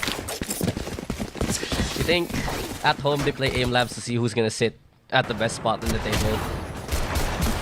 I think they just have to, it's not Aim Labs. It's they have to bring Know that. their master's trophy to the table and then. That is not cool. That's not cool. All right. None of. Hello? Let's go. I mean, My co-caster is BMing people who aren't even here. That is. Do you get a trophy for second?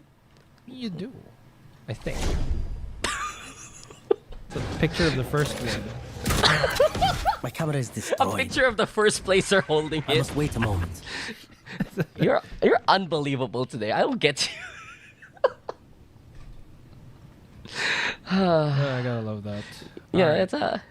it's a buy round. That's right. Can we please talk about the game? Yeah. It's just a little bit of, KDM checking contact, seeing what's there, and going the other way. Migs is by himself for the moment, and he really wants to There. get through this.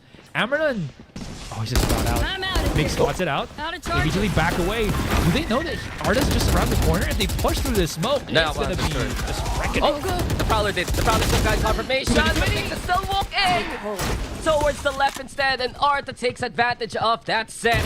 The crossfire good for the Overdogs. This bonus looking quite plausible until Jaso and Tap do turn things around in favor of Kadiliman. Haunts there. Oh, no. Jaso ready for it.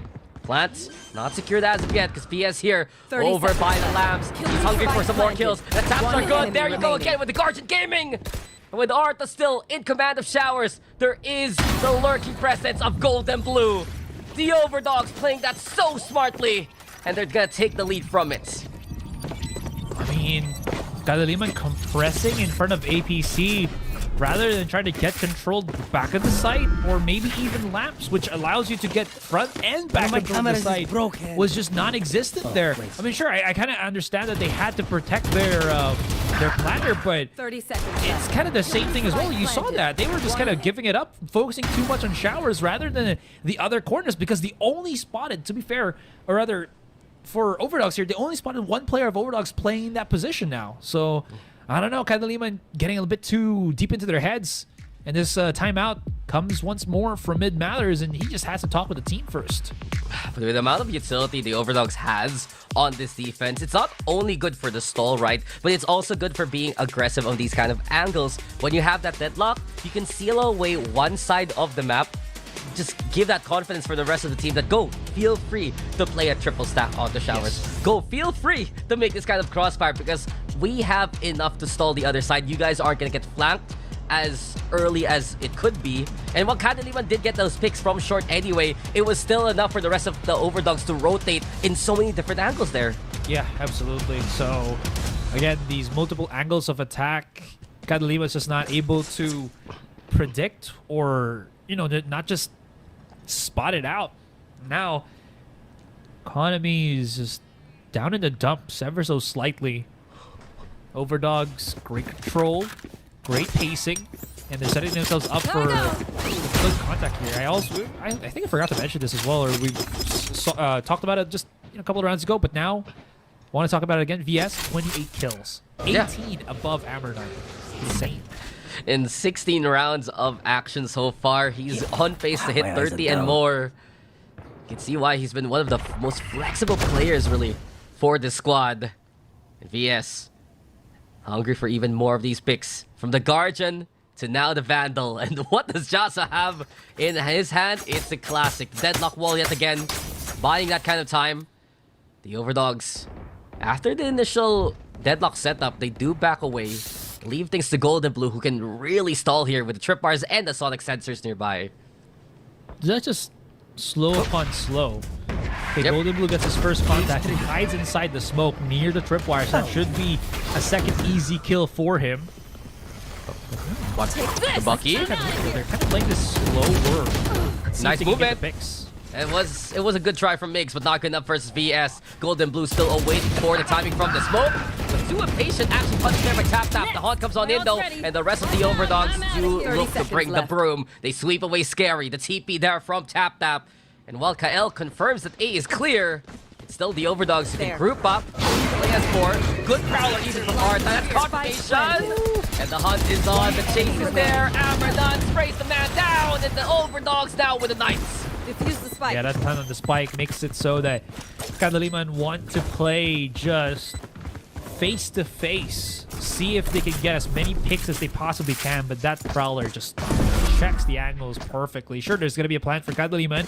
Nice little amount of money in the pocket, but 2 rounds over here for the Overdogs, and that is just building up into the lead. And again, it's about, what, 4 more steps before they get this map done and dusted and go for a map number 3? Kadiliman's going to have to stop, put a stop on the brakes, or put a brakes on Overdogs. And that's the conversation, right? A map number 3, irrelevant. Map number 2 is all TOD needs to move on. They would love to end their set, though, with still the top standing. And it's been effectively streak versus streaker, Asterai. Overdogs just running away with this game now in response. Gold and Blue, you're over at Hookah. And I feel like if KDM doesn't get this round, things are going to go even more dicey for them. Presence now here by the Octagon again. As Hammer None Onto the backside, Annihilation's there, but Gold and Blue gets the one. Reeling in, it's VS who falls. Gold and Blue though, picking up the pieces for where his buddy, his fellow Sentinel, has left off. Neural Theft also with good information. KDM can't push because of it. Yeah, and because there's still the tripwire from Golden Blue on Hookah, he's so confident that he can just leave it and be, again, feel this safe with the rest of his team on that B site. There cannot be any reposition for Kadiliman right now because they haven't really caught on where the other player is. This slow contact is actually going to burn them. There's just so much players of OVERDOGS that have just kind of, doubled themselves up. I know, TOD. Anyways, this is just really good crossfire from OVERDOGS. And the amount of value that Golden Blue, as well as VS, is getting as Sentinels is just compounding itself. And Kadiliman cannot find an answer. I think compounding is a perfect word for it. They complement together so well. They build off whatever utility that they have, and if one dies early on, it's still a good game plan by the other anyway. You need to take down the Deadlock or the Cypher, and the Cypher rather, together, or else completely avoid their sight. It's difficult here for KDM right now to find these answers. A quick burst though from Mix and the rest. Sonic Sensor in the way, Bucky too far away to find any impact. And that's the beauty really of the Deadlock. The stall with the stun. Owen though, still over-peaking. And he falls. He has the one in command. And the OVERDOGS has one holding down this incredible yard. It's VS, the alpha of this site. And 3 more to his name. He's cleared 30 and more here, Asarai. Oh my god, how are they gonna try to go over this? Right? How are they gonna break through the amount of defense that OVERDOGS have at this point? You talked about it, right? VS, Golden Blue, they just set themselves up. And the thing is, I was about to say, Kadiliman sure will be missing a Sova right about now. That shot there would come in absolutely handy in this situation. But of course, the game plan is different. And the game plan for Kadiliman is just to kind of send Migs and see what happens. And it's not looking too hot for them. Perfect send. Hammernon early on with the pick. And with Jasa falling, there are no smokes available at all for Kadiliman now moving into their attack. Things get even tougher here for KDM. We've talked about how TOD's defense looks scary with this double sentinel, but this has just been commanded by the Indonesian squad. Here, as soon as one lands on the ground, yet again, utility gets triggered. Golden Blue playing from up top. VS still with the grab net now, and that will connect on the scary. He's gonna need to rip that one off like a band-aid. Good protection though from the rest of Kadiliman. VS, does he peek it before? Seems like the answer is no, and it's Golden Blue instead. Who's the one caught? Nightfall answer here from Kadiliman, keeping TOD at bay. He's also even more decayed. Owen instead has to be the hero, and with a double there, that's something that the OVERDOGS can work with. Rolling Thunder now, Kadiliman expending all the ultimates that he has on hand. Migs with a slide in, Migs hungry for another, and with Arta all alone, he's stuck in the middle, getting toyed with.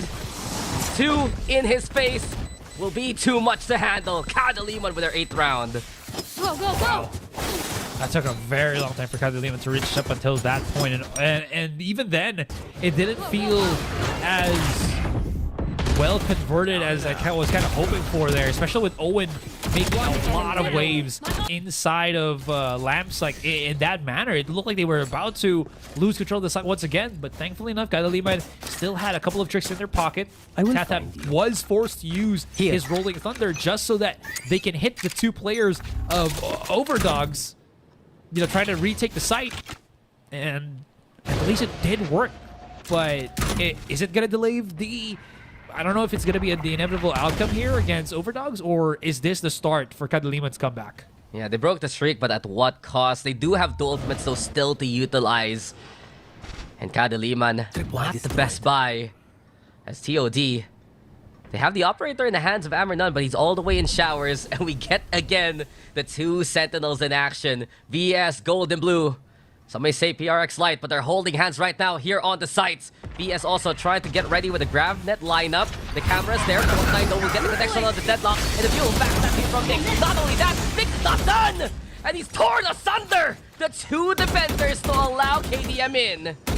that was the most difficult of the defenders as well, right? Both Spike planted. of the Sentinels. And you already see the call here from OVERDOGS. Abandon ship for this round and play for the other once more because there's just no way to retake such a well-executed push by Kadiliman, and the post plan is just going to be brutal. There is some money left in the bank here, so maybe that's why we're seeing Arda kind of play this by himself.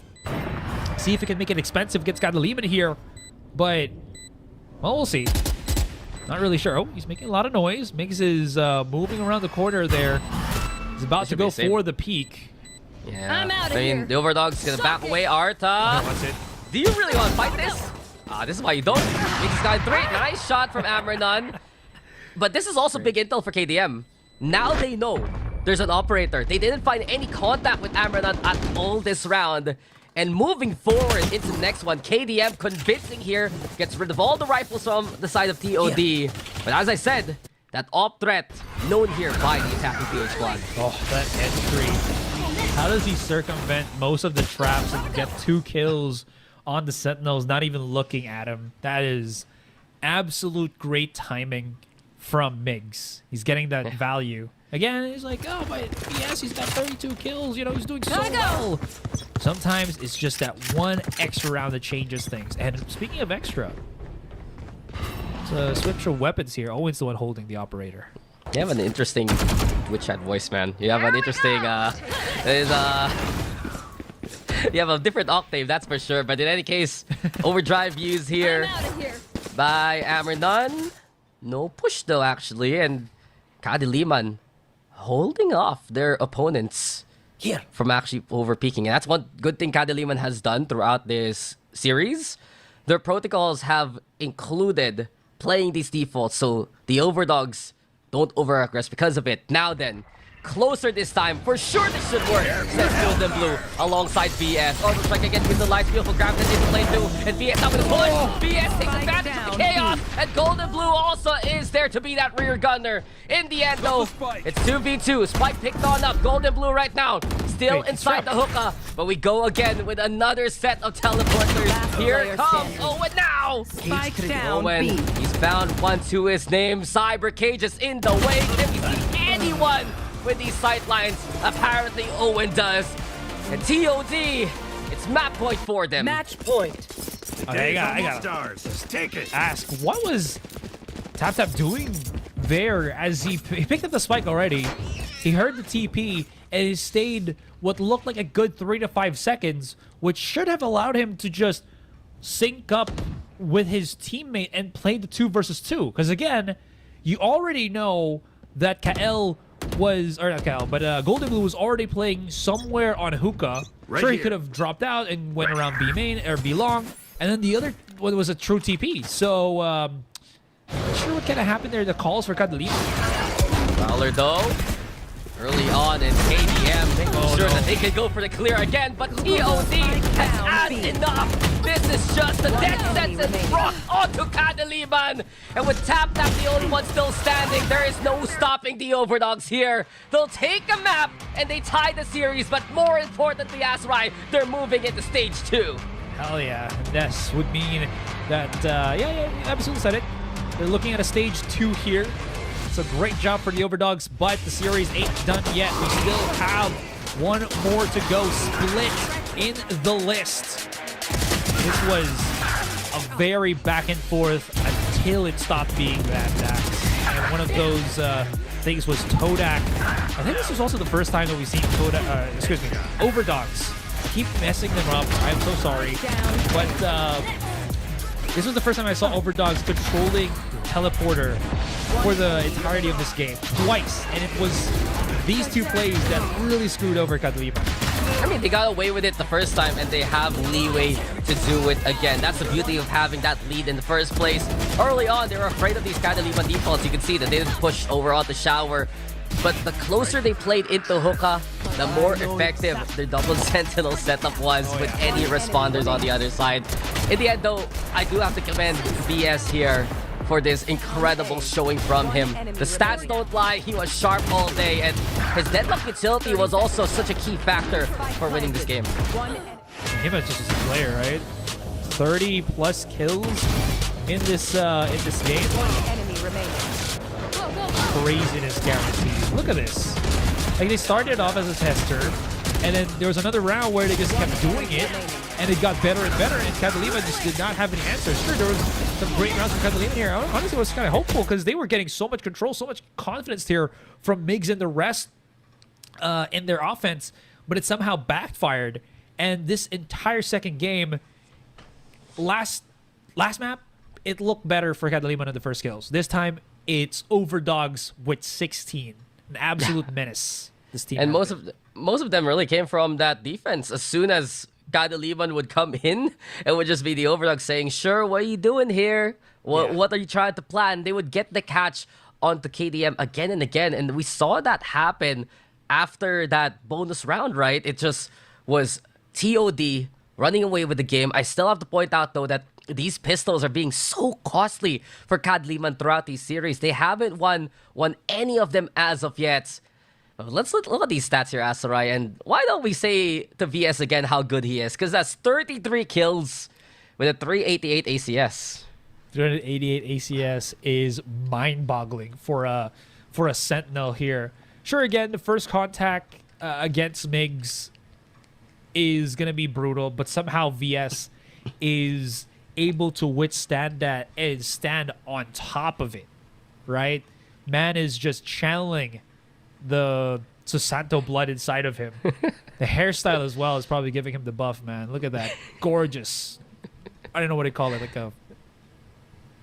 You should get a haircut like that. That's all right. Maybe you'll get it, man. I have too much of a frizz going on top of this Chrome Dome, and that is what is making it difficult for me to be good in casting and good in Valorant compared to VS. But we're looking at Valorant, or we're looking at the map 3 right now as we head onto Split, and I cannot wait to see what other shenanigans both of these teams have in store for us.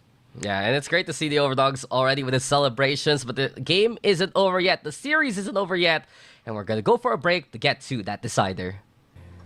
The fun doesn't stop. I was thinking of something about toes and TOD. Whoa, hello? They're dipping their toes in the stage 2 already because, you know, TOD. But anyways, my name is Asarai. With me now is Dax, and we are back for map 3 here between the OVERDOGS and Kadiliman. And as we did mention before we went on to that break, OVERDOGS are already sitting pretty here, Dax, getting themselves that slot into the next stage. Yeah, the fun doesn't stop when you show off your sussiness like that, Asarai. It's always no a great time. It's only a mistake and a half. Yeah, you exposed yourself live on broadcast here on Soup. But anyway, Split finally. We're going to get to see it. It's been a while. It has been the longest compared to Pearl. But it's going to be our decider for today. But a quick little recap, guys. With the win by the OVERDOGS on Kadiliman's map pick, it does mean that the OVERDOGS has taken that slot into stage number 2 since they won the most maps in their group. But Kadiliman still has a chance to fight for that glory, to at least make it a 1-to-1 standing at the very end on their tally. And coming into Split, I am expecting here for some different compositions for these two teams. It's such a new age of a meta, right? You have these different ages right now. Neon being so popular doesn't mean you can force it on Split. We'll find out very soon if these two teams have cooked up something for this map. Yeah, absolutely. I'm trying to see the stats if you actually had any. No one played Split yet. Split yet? Yeah, I was about to ask. But then, anyways, are we gonna see anything other than the Neon again? Evernon is bringing out the Jets. Arta is gonna be on the Rays. I'm actually pretty hopeful about this because this does give a holler to the comps that we've been seeing, you know, for the earlier parts of this year, where you do have the Rays to assist for clearing corners with the nades. It's a little bit different from what the Breach does for the Neon in the sense that, oh, you actually can clear it out because there's the chance of death than the chance of just getting stunned. So this does allow for a lot more of a cohesive entry for OVERDOGS over Kadiliman, but we'll see. Yeah, it's always a fun pairing to put the Jet and the Race together on a map like this. It's very different, of course, compared to the configuration Gen G ran early on this year. But instead, it's their own twist with having the Breach there, the Cypher, the Omen. It's a bit stock standard, actually, just to try and slow things down. I am noticing, though, that this is a little different from what we've seen from the OVERDOGS, because usually it's VS who plays the flex role, but it's Gold and Blue instead who moves away from the Sentinel role and plays the Initiator, plays the Breach here. Ooh. I mean, a lot of flexing that we've seen from OVERDOGS here on Split, so definitely just something to be aware of. That being said, though, still a control, well, not control, but initiate, a player that has a lot of control with his agent. Okay, that initial check spots out nothing right now, so that does give the information that there's no trips, at least on the first contact. So the smoke and the entryway for Kadiliman is just about to go happen. Oh. Yeah. Oh, and as soon as that happens, we're already setting in to our usual here, Asarai. We've said a while ago, the OVERDOGS, they won every single pistol round in this series. And that's already such a good start. 2 from Heaven. They even get control now of the exit of Garage. And Avernon, pretty wily. He's playing into the box as Owen here on the Omen, awaiting any kind of cross from KDM. But not only that, there's a lurk presence from Kael. But it's already marked by TOD. Golden Blue, Arta, doubling up from above. Spot now, Golden Blue does take a chip damage. But beyond that, it's still TOD in command here. Yeah, because I mean, again, what is TOD really going to do? Just split around the map, right? Remaining. And 30 slowly seconds get left. that contact. Now they Spike play a lot down. more active. Tap just gets absolutely destroyed by Amernon. And I gotta say, man, that initial contact on B main not looking too good. The slow peek from Migs was not really expecting that. I thought they were just gonna blast into the site and see what happens. But Spike down. kind of uncharacteristic there from Kadiliman. No, that's how they started the pistol round in Sunset a while ago, and it didn't work out then. Doesn't work out now, unfortunately, here for KDM. And this composition, if you notice here, it's copy-pasted from their Bind map. They still want to run that Neon Breach, but I agree with you. If you're gonna play Migs and Tap together, where's the burst? Where's the explosiveness? There's a big chance here with the Bucky and TOD. They're expecting actually a potential overrun. So instead of setting up on the site, it's Owen there in position, gets caught by the Haunt, but the rest of the team playing from Heaven instead. Yeah, they do not want to pull the trigger into this site. A bit too risky, especially when they know one's playing at the back, and that's Owen. He's going to have a paranoia waiting for them if they kind of overreach, right? Speaking of overreaching, 4-man push on mid. There has to be a flash here, because Migs is going to die if he swings to this one. Oh, line. And there's Avernon! Spike down mid. Here. Nice spray. It's very simple. Anyone trying to ascend that staircase Enemy is remaining. being sent to Heaven itself. 4 for Avernon. And VS finds the lone rat here on a Heaven side. 2-0 here for TOD. And not too surprising, they start on the defense. They get the pistol. It's clean so far for an Indonesian squad. I gotta say, this was... Enemy remaining. I thought that there was going to be a flash of some sort. The jiggle is cool. It's fast. You don't get punished by jiggling. But when you fall back, give a 2-second delay before you get your stun off. That is a signal for you know, OVERDOGS to, well, have a counter setup. And it just slaps them right in the face. And they're immediately in position, right? The Yeah. OVERDOGS have barely lost any players so far in the past 2 rounds. And this is where things can change. Kadiliman with the buy. And VS, when he hit the Garden shots that he was doing from the last map, KDM now know the site is absolutely for free. And they're going to take it pretty quickly. Yeah, just again, Spike make planted. sure everything is locked down, locked and loaded, so that they do have this gun round in the bag. No flags coming from My eyes on defenders right enemy now. And remaining. great clears from Kael, just on point. Owen find himself with the shotgun. Able to go for an upgrade here. Scary. Oh no! Wait, okay. I thought he got a second kill on someone on A main with like a little bit of a pellet, but no. Okay, that would have been insane. But still, good value off of the Bucky. Objects on the mirror might be closer than you expect. And there you have it. Close enough with the Bucky, right? It was good value at least, but even better here from KDM. They got the initial pick, and this is the speed we expect from the Neon. Not only that, you were saying it a while ago. Migs did go. They got, oh yeah, right. They got the kill on the guy in front of him. Okay, never mind. I'm really messing up. I thought I saw Migs come out again on B main. Bro, and die. Yeah. Bro, do you need your glasses checked? Do you want me to prescribe you something? You're looking a lot more farsighted than usual. I'm sorry. It happens with age, man. That's true. You'll You're understand 30. when you're older. That's true. I'm almost 30. Raph was actually... It's true though. Once you hit that 3-0, you start feeling things that you never felt before.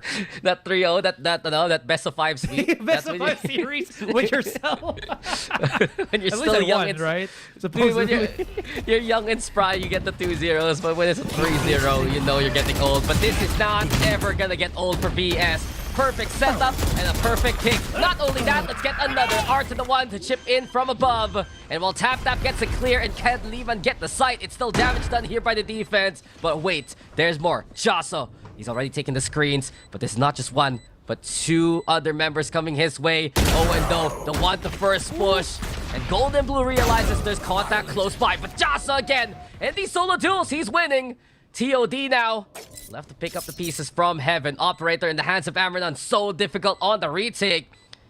The OVERDOGS will consider just back off here, Asrai. They get the pick. It's 2v2, but it doesn't matter. They're giving up the round. Yeah.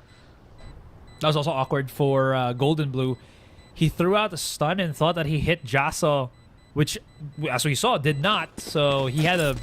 I don't know. Maybe he just went into that fight thinking he had a free kill. In any case, great hold on Jaso on the position. Back to the site. That's going to give Kadiliman a 2-2 here. Not making it easy for the OVERDOGS. Another. Kadiliman. They're getting some really good site clears. And not only that, the positions that they take after the plant really goes to show how proactive they can be. Yes, it was difficult versus VS, but Jaso this time just catching out TOD one by one. You'd think that they push it to screens with many players, but they're so busy setting things up. Courtesy of Golden Blue, that was a moment that Kadiliman pounced on. Shoot them. Always Absolutely. works. All right. What's the change of formula right now for Kadiliman? They've been going on A for the past 2 rounds now. Now they kind of won the top end. Okay, that was just beautiful from Amranon. Another first kill to his name. Yeah. No, that's the thing. He's found 7 first kills in the last map. That's 1 more to make it a total of 11 in the series. Right there. And Amranon was a player that I noted back in day number 1, but he's really showing he has more in the tank over than just playing that Neon. At least though, TOD with lesser buys on the rest of the players. It has to be value here from Golden Blue, but not quite. Owen instead with a wall bang headshot even. A great kill from the rafters. We're left to a 3v3. But VS, the timing is perfection. He catches out Jaso. It does force KDM here to play into that B side unless things can get this clear. Absolutely not. Owen says, picks up the upgrade right in front of him. Goes to the spray even. Now inside the smoke, it's going to be a Colosseum. But scary. He should be the one who'll be fearing what's behind the veil. This cyber cage is the only thing keeping him alive. And now dead into the sights of Amranon. TOD will take this lead back. What just happened? They got good contact on B Heaven. Then there was a weird slowdown from Kadiliman, and then it just kind of got sealed up by the great flank from VS. The timing, because Owen was actually just throwing out a smoke for his teammates that were already pushing on B Heaven to stop that peek out from spawn, which again was, you know, it had to happen because it's the Omen. The timing was there, but they had the information that the flank was coming through. So I don't know why Kadiliman kind of just held their positions on Heaven and wanted to go for fights. Just again, weird. Yeah, well, there's the fight that they want, Face though. your fear. Migs with the pick onto Arta should instill confidence for KDM to make the push happen. They have that Heaven control, and here comes the Neon. Sliding to slide. Migs is already going ham, but eventually his speed is stopped by Golden Blue. 4v3 though, as Spike TOD look to make a retake possible. Paranoia utilized rifles at the ready, sure, but the Rolling Oh, Thunder that's gonna be the beautiful. response immediately. And the perfect stall. It also buys time for Jocelyn to find value from spawn. Kaeldo and the rest caging TOD now in the corner of screens. Here comes Scary on the board, but still wait for Jasa. Owen though with a find onto Scary. Now a chance to go for the push, and this dissuades the Last postman here of player KDM. standing. Things are left really here to tap that on site. Nice pick now by Jasa, but Owen here has the rifle, has the fight in One him. enemy Running remaining. out of bullets. Now has to reload. The end of the chamber, enough to keep the fight alive. But the spray from above. It's Jasa now with a TP outside the smoke. Where is he? What am I looking at? Jasa getting close and getting personal. We're tied up again. Oh my god. Event Horizon, very close to claiming his life. I mean, he's got himself an extra prize, right? Keeping that weapon. But you're absolutely right. It's such a close game. And it... Okay, I was about to say, Kadiliman, One they slowed the enemy pace remaining. down in that last round. This one, no holds barred. They were just fight, fight, fight, go, go, go, and just see what happens. And as they did the coin flip on some of these fights, it went their way. What a style of play. You know, just really well done by Kadiliman. Yeah, Kadiliman. Just one pick is all they need, and they suddenly go for these executes. It also has to be the factor where they always have someone lurking. They want to play that off angle, get them in position. And we see them take these opportunities and grab it by the horns. Prowler though, used towards heaven. Judge in hand here for Arta. And here comes Amaranth as well. The blades at the ready. All the rest of the other members of the OVERDOGS kitted with these rifles. The two duelists waiting for that first contact. But there is a window of timing here for KDM. Kael might get the backstab of the century here, but he's not looking the right way. Turn on around, there's action upon us, and Amaranth fighting for his life, but Kadiliman, they get the picks anyway. I do feel though that they don't know that Kael has pushed all the way past heaven. There's a chance for KDM to go for a big surprise here, Asarai, but Gold and Blue still on site, needs to be cleared here by KDM. Scary ready, committing the plan. Owen. Yasuo, Gold and Blue. down. Fine, tap that though, and here comes Kael now. A 2v1, but there's still presence here from TOD. Eventually, it's Kael's gun who makes sure that this round pops off. Kadiliman with the lead here. That was so scary. Again, threading a needle there for Kadiliman. Because the thing was, Owen coming through A-main was already a big, big error for Kadiliman there. They were not too prepared for that, as you saw. On the minimap, it looked like they were just focusing too much on Golden Blue. There was the play from Owen, and he started picking up, but then Kael went into the flow state. Got the kill on the player coming out through their through the opponent's spawn. And then 3 bullets left. Just immediately charged out in front. Wanted to challenge the player at the back of the site. It was like, I'm going to save my teammate here with 3 bullets on this Guardian, and you're not going to stop me. You're not going to be able to do a thing about it, man. Yeah, Sit we've down. seen throughout. Dude, we've seen throughout the stage number 1, so many of these players just stand between other opponents. Gold and Blue, though, just weathers the storm of the judge. TOD with the first pick, and here comes Owen right now. Wanting to get closer and closer inside the smoke. They know the judge is in the hands of the Omen here. And there is that presence of fear, a Prowler the response, and Kadiliman will back away from it. Might not be the best, though, because Miggs is out of the equation. And look at how close they've doubled up. How many is this? This is Bucky, a Judge, very close. Charging in, does not spot out Arta, so he's got some positioning right now. No way. How is he not dead? The timing. The timing is just so sus from these teams right now. But in any case, Kadiliman, they can't make the play into A. That's a brave from the shadows. 30 seconds just left. Straight up teleports. I mean, it works. He's got the sight, but he's alone. Spike planted. I mean, Cypher's there. And Owen dies, so Joss is feeling good about himself. Made the right call. Gets a big pick. DS now from above, spotted quickly by Kael. The push there, actually not synchronized from Amaranth, as well as Golden Blue. No one checked for him. And now Amaranth with the judge in hand. KDM still stable with Josso. Golden Blue left. They spotted here. Nice shot at least onto the Omen. But Kael finds 3 for the round. And it's a 2-round gap now as Kadiliman are trying to step away from TOD.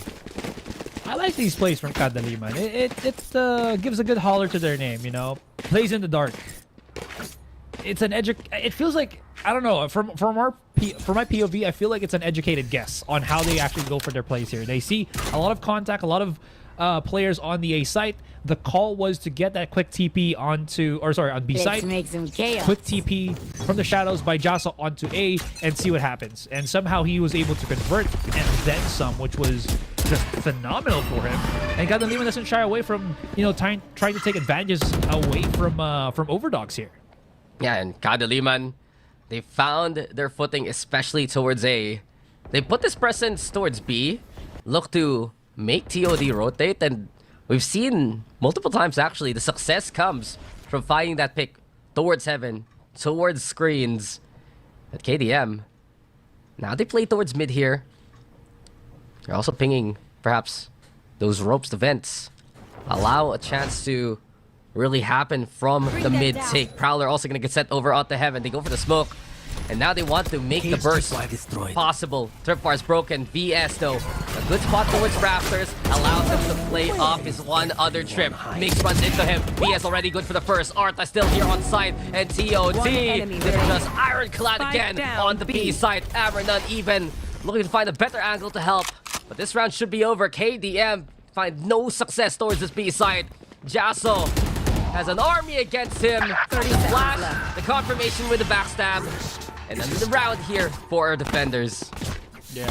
No need to use Arta's showstopper as well, right? Because I thought that was going to be a big pivot point, but it was just VS playing inside his smoke. The tripwires was just so well placed, and they were placed far enough that they don't get broken by MIGs, you know, in quick succession as he was pushing onto B Heaven, but close enough that VS doesn't have to fall back too far to have a second point of contact, and a point of contact that he was in an advantageous spot in. So you saw how just well he was able to convert those two prongs of play together. So absolutely great plays here for VS. Yeah, VS, he's been a threat. Golden Blue, also a threat in these games. And this time around, TOD, they get the first pick towards the A side. Amaranth tried to escape, but the Bucky is just always gonna be looking to find you. And as KDM equalize the numbers very quickly, they still have a chance to make a push into heaven happen.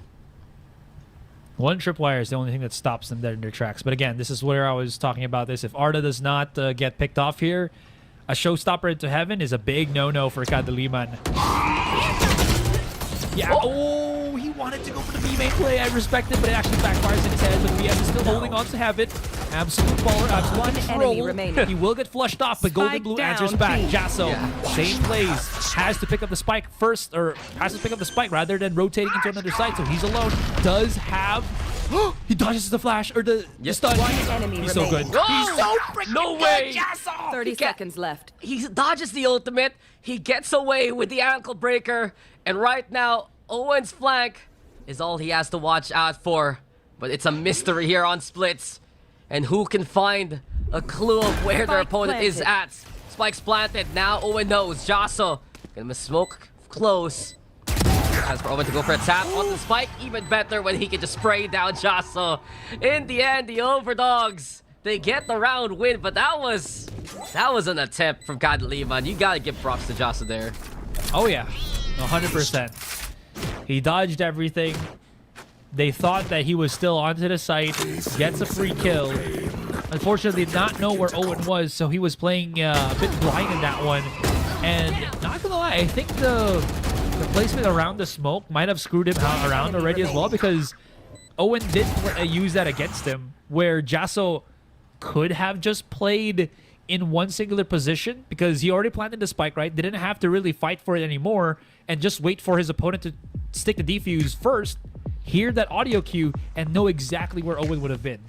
I mean, effectively, Owen was the one with all the intel. Yeah, you know exactly. when the spikes can get planted, you hear what area it was.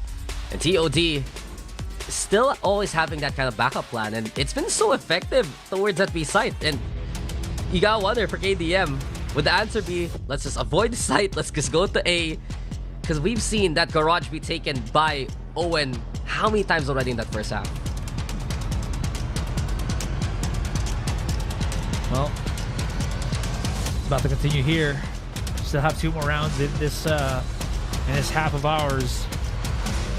I wonder what Mid Mathers is telling the rest of his team here, because at least from what I could tell, you know, that first map that we saw on Sunset, he was just talking about how I felt like he was talking about how Migs' entry needed to be a lot more cohesive, how it can be, or told him how it can be more cohesive with the rest of his team. Now it just feels like what could be a better follow-up for Kadiliman. Maybe their post-plant decision-making has been just a little bit off of kilter here, but their first contact, pretty good. Pretty damn good.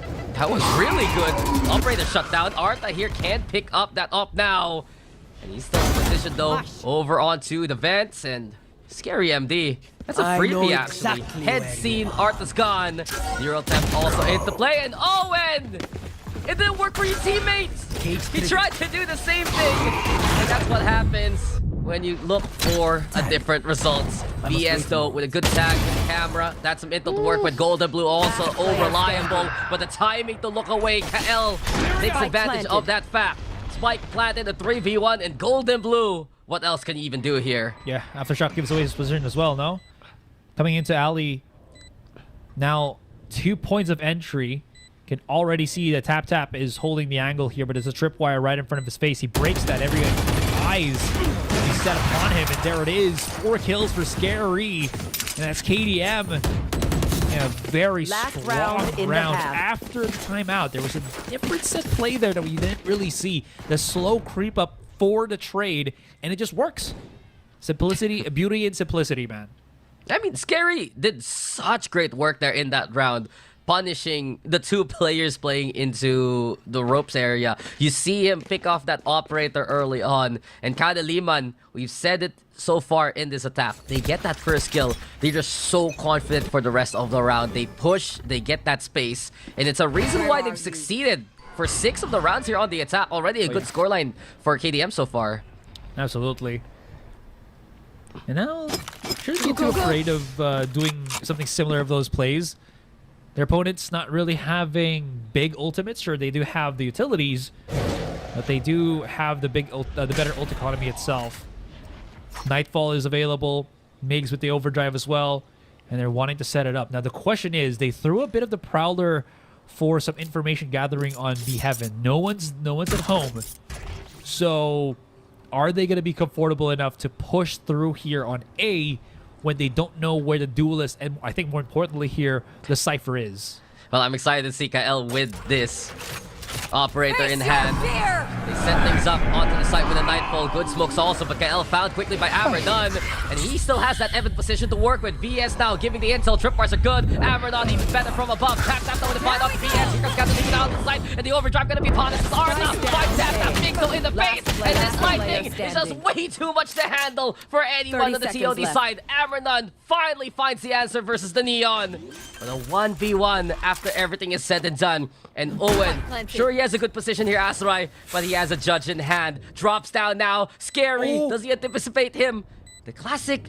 It's the one Owen's holding right now. Now Owen! A buckshot to the face of the Fade. And TOD at the end. They will tie up the half 6-6. I mean, how do you even read against that, right? Owen, as he heard the plant was coming in, wasted no time to drop into the side. Sure, he wasn't running in to stop the plant. Rather, he was trying to get that better position. And as I was mentioning, man, it was just, how are you able to counter that out, right? You're coming in closer. Very good play from Owen there. Had the judge wants to play that close quarter game, close quarter fight, especially when Scary was already pretty dang low. And everything has fallen into place. TOD at least a small recovery, but Kadiliman should be happy after that first half. Now on the defense, you got a big stack here over at that A site. Smoke immediately. Migs though very brave to try and go for the push anyway. 12 fights there. Scary right now with the contact. 1-for-1 to start things off here, but TOD with that heavy control, allowing them to pivot. The spike has been dropped. Tapped up right now in the thick of things. As TOD get the objective back. Cyber case to try and cover the cross. Nice pick there. Peek rather from KL. Not enough for the pick. But he still has a chance to planted. do some deadly damage. Spike planted and TOD push as a duo. Same can be said here for KDM. Player Ring around the standing, player Rosie, standing. but it's Jaso who's able to pick a petal there. A 1 versus 1. And Kadiliman have done it. They won the pistol round. Arda got stuck, man. He wanted to jiggle to the side, but he hit the wall on the doorway on the back of A. So just wasn't really able to reposition. I honestly thought the Kadiliman's play was going to be smoke the spike, start defusing, and just hold the angle, but no. Wanted the proactive play there while the spike wasn't going to be blowing up in like the next 30 seconds. So it was perfect for Kadiliman to have chosen that that line of thinking, that line of play, and it still works in their favor. Gotta say though, OVERDOGS still aggressive as can be. They just charge up and just come hell or high water. They will try to pierce through the site, which they did, almost taking the round as well. They want to push, that's for sure. And the OVERDOGS, first time we've seen them eco here onto the second round of the second half. Arta with a Bucky in hand, making all the noise in the world and more. And just scary backing away from it. Migs though has over on VS. No more lurk here for TOD for the garage side. And even Owen gets a bit of that memo, decides to group up with the rest of the team. Now the pressure is on Scary alongside Kael, but Scary! One enemy Beautiful remaining. setup by his teammate. Kael's one-way utilizable by the fade. And with it now, Arta is not in the best distance to fight with the Bucky. Outmaneuvered by Mig. Scary takes advantage of that one. And a triple for Scary with a flawless to boot for Kadiliman. He just went over his head, literally and figuratively here against Arda. And this is a great start. Econ-wise, this is going to be a bonus round for Kadiliman, but they have so much good firepower that even though this is a bonus round for them, it's pretty well condensed. You have 2 Guardians for great damage output. You got the Bucky for the close range. You got the Marshall to just hold an angle, and a Bulldog just kind of adds a cherry on top, right? It's a good bonus here for Kadiliman. They want to make it better with the aggression again from Migs. Tapped up with the setup, but Arta is ready with the advance over onto the side. Joshua though responds with a shotgun of his own. TOD, they've gotten the site secure, they've gotten the space, and with tap in their face, it should be Arta finishing off the job. A quick buy round here for DOD, as Kadiliman just went for the send anyway. 8 grenades left. Perfect. Hopefully that's enough. Absolutely perfect right there for TOD. It's getting that quick contact already. Saw that again. Kadiliman was getting a bit too frisky on mid. You know, a bit too heated there. So they wanted to cool things off and go the other direction, just wanting to go for that multiple contact. And yes, that salmon sushi is 2,000 yen. Perfect. Maybe production was hearing our discussion a while ago, Dax. Yeah, you were asking for the Unli Sushi. The Unli Sushi. Don't forget the restaurant, Many Sushi in English. Sushi Marami. Sushi Marami. Unbelievable. It's how you pronounce Sometimes. Okay. I know more restaurants Filipinos out there watching. Dude, I know a ramen place called Hapon. Yeah. I'm sorry. It's, It would make sense if you're not Filipino and speak Tagalog, so... Yeah. Well, we brought it up because you brought it up. In any case, though, it is... Back to the game. Yeah, Kadiliman's actually not gonna push this time. They made the play towards mid on the bonus. Didn't really pan out well. So they go back to their defaults. And one thing you've seen from them is they stack away from the site where the Cypher is at. It's 4 players right now of Kadiliman playing into A. And while VS is trying to be mysterious here, Migs finds the pick. The lurk's gone. And Kadiliman could rotate as a group once they play the B retake. Kael, though, stalling for time. Gets attacked with the camera. Wants to find the pick too. It's already Arta caught by the second tripwire. And it's easy pickings here for Kadiliman so far. Migs, though, found now by Owen. One more challenger. And Jasa with the fadeaway. Spike drop now. On the ground here by Heaven. Jasa wants to find even more. Now, Kadiliman slows things down. 15 seconds left on the timer here, Asteroid. TOD, barely a chance to go for the plan. 10 seconds left. And while they got the spike, look who's waiting. Kael right now wants to swing from Ali. Good cover though, courtesy of Golden Blue. But here comes KDM, and down goes the OVERDOGS there. Yep. Yes, they do get the. Yes, they do get that plant extra bit of money. but they planted it in a spot where you might argue, I mean, he's fine. He's got his teammate holding for him. But that position does not have a lot of good fallbacks. Where do you actually go once your opponent starts fighting against you? But that's not the biggest thing that happened this round. It's KL holding the B side by himself, and you're absolutely right there, Dax. It's the split that Kadiliman are okay with, because I gotta say, KL and Jaso, their connection is so good. In the sense that, quick example, KL's holding B Heaven.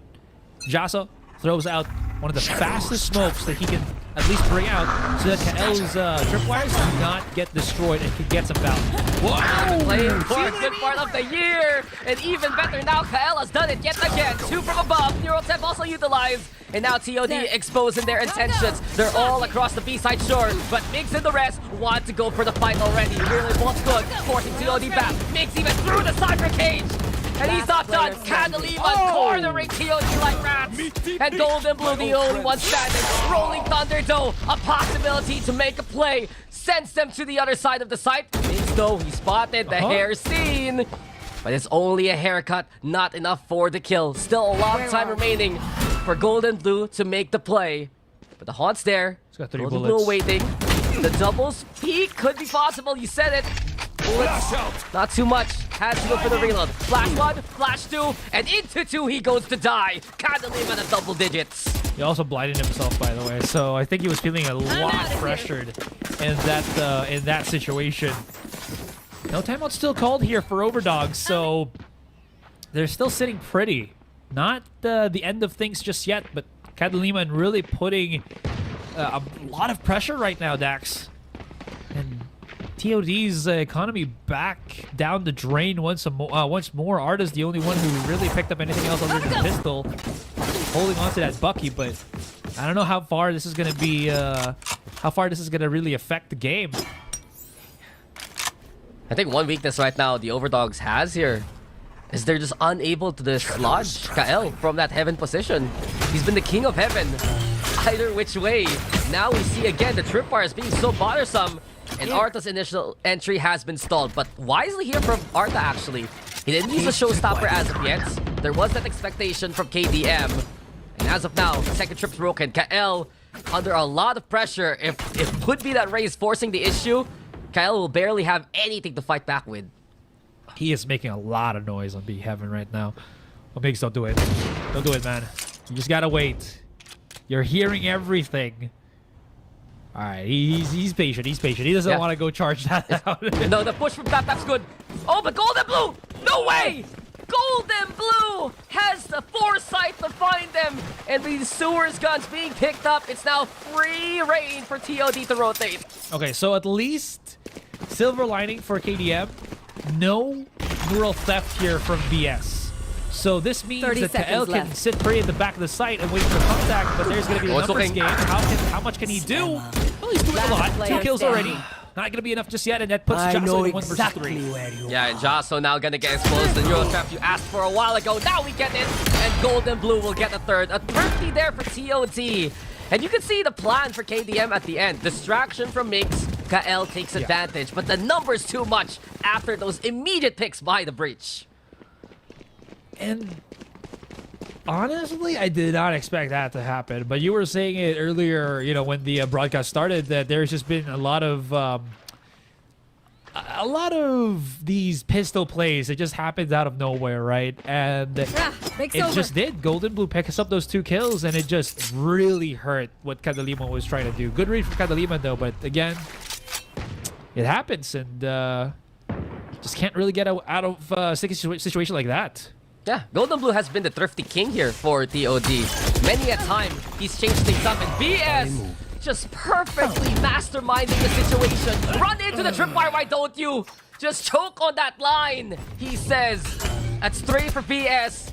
And while TOD move towards B, it's KL who has the sheriff on hand. Gun picked up by Scary. Nightfall available too. But in this instance, it doesn't matter because the OVERDOGS have taken command of the opposite side of the map. Spike planted. Okay, what else will be done here by this team? Just so far. Ara's already waiting for it. Tiny bit of contact here. And KDM, they've been so good, Dax. They just kind of... Oh! Okay, never mind. I'm taking it all back. Where are you? Yeah, it's still possible here if Scary can get through to the other side. But the stall from Golden Blue is already good. Here comes the aftershock. We even have Splash to work with. But even while blinded, he gets the head of Avernon. Scary! What are you doing here? A 4K already, but time is running out. Oh, and playing it so wisely from the alley, now down to the ground. He brings the shovel and buries Kadiliman with it. I'm speechless, man. I gotta take a breather from that one. What just happened? We saw some crazy shenanigans from Golden Blue. That was a fraction of a second to get the kill on Arda. A nice little through the wall gets the second and third kill on Avernon and Golden Blue. And sure, again, he lost a bit of time, but if he had like, I don't know, like 10 more seconds, he might have even clutched against Owen here. Oh. It was so possible. It was well, pardon the term, scary really there for TOD. But eventually Kadiliman, they're gonna have to go for the timeout now. It's just that round, it got close because of heroics, but the initial burst, it's being answered here by TOD. And yes, Kadiliman was on the lesser buy there from what we saw, but they're just walking into the crosshairs of the OVERDOGS now, and the lead that Kadiliman built from that first half and more, it is dwindling yet again, and it's happening here for the TOD side. Absolutely. Kadiliman just cannot somehow reach that end point here, man. They're starting to, I don't know if they're starting to lose options here. Anyways, gotta say, they do have, at least in terms of economy, a lot of those with, you know, the double, the Rolling Thunder and the Emo Rolling Thunder, along with Minx's ultimate. So we'll see how that kind of translates, as we are looking for Kadiliman to maybe get themselves around, or TOD just equalizes 10-10. Yeah. That's right, always calling the Nightfall the emo version of the Rolling Thunder. Rolling Thunder, I'm not okay version. Rolling Thunder, thanks for the memories version. Yeah. What else is there? There's a lot. I don't want to get started. Yeah, it's okay. It's okay. So this tripwire, it killed a lot of people a while ago. Because of that, Kadiliman's like, nope, we're not gonna play there. And actually, the 4-1 split is a mirror image from what we've seen so far. Now we get the heaven control from Kadiliman, but everything else towards his A site in the hands of Kael. Even the camera gets the spot. Tagging now the Jet who can't play the immediate entry. Arta instead, the one sending with the showstopper. Aftershock to try and prevent the peak. But Kael now in the thick of the action. Finds the first onto Avernon. Second one there with the Guardian here. And the Nightfall now played on now. TOD hurting immensely. And Kael is the one making sure that these wounds cannot be stopped. And Sprint is looking here for TOD as Kadiliman keep it clean. They only lose one along the way. It's Kadiliman with their 11th round. I was about to say, man, that Guardian not the best gun to really... Oh, no. Yeah, I was about to say, but now it looks like it's the best gun ever, right? They triggered two of the traps simultaneously, and then Kael was like, thank you very much. Don't mind if I do. Pop a shot, pop a second shot. And this is where it gets tricky. Because TOD was put in that spot, Arda... He heard the reload. He knew Kael was still hiding behind the smoke, but because they were getting pushed by Kadiliman, he had to make something happen. And fortunately, Kael had the better position, got the extra kill, and at that point, TOD was stuck at the back of the site when Kadiliman was pressing in with 5 players still remaining, which is a bit too much for them to handle. Yeah, the Guards has been getting so much more popular over the past few months, and then you see it in the 10 Invitational. You see it in the APAC qualifier for Red Bull Homeground. It's just more and more. These lesser buy guns are getting value, but Scary and Mix have found value quickly. The mid hold here from Kadiliman looking strong. And the OVERDOGS can't stand up to that pressure. Spike, give it over to Owen. Plays the from the shadows to go onto the A site. Realizes it's relatively clear. Goes for the smoke over to Heaven 2, and that should be enough for them to confirm a plant here. They are so locked in right now, man. There is Spike planted. so difficult to try to pierce this through as TOD. But, I mean, I gotta say it. This mid flank coming in from Golden Blue, the timing could be immaculate. Scary has yet to... Scary doesn't know. Scary. Oh, he was missing. Is the big fly coming in? The counter on the Rolling Thunder could be monumental. Consideration. Waiting for the defuse to start. Kael gets halfway, and now there's the free kill from Golden Blue. But Jasso also wants to give Golden Blue a taste of his own medicine. Last Turn player around, why don't you? standing. It's 1v1 now, and Jasso! What did we just Time? watch from Oh, yes. him? He got it half anyway. His teammate left him a calling card there by the spike. And Kadiliman, impressive work from the Omen to Match put themselves point. on series point. Hell yeah. This is what we were kind of hoping for from Kadiliman on map number 2, right? Everything is synced in. Look at that timing from Golden Blue, though.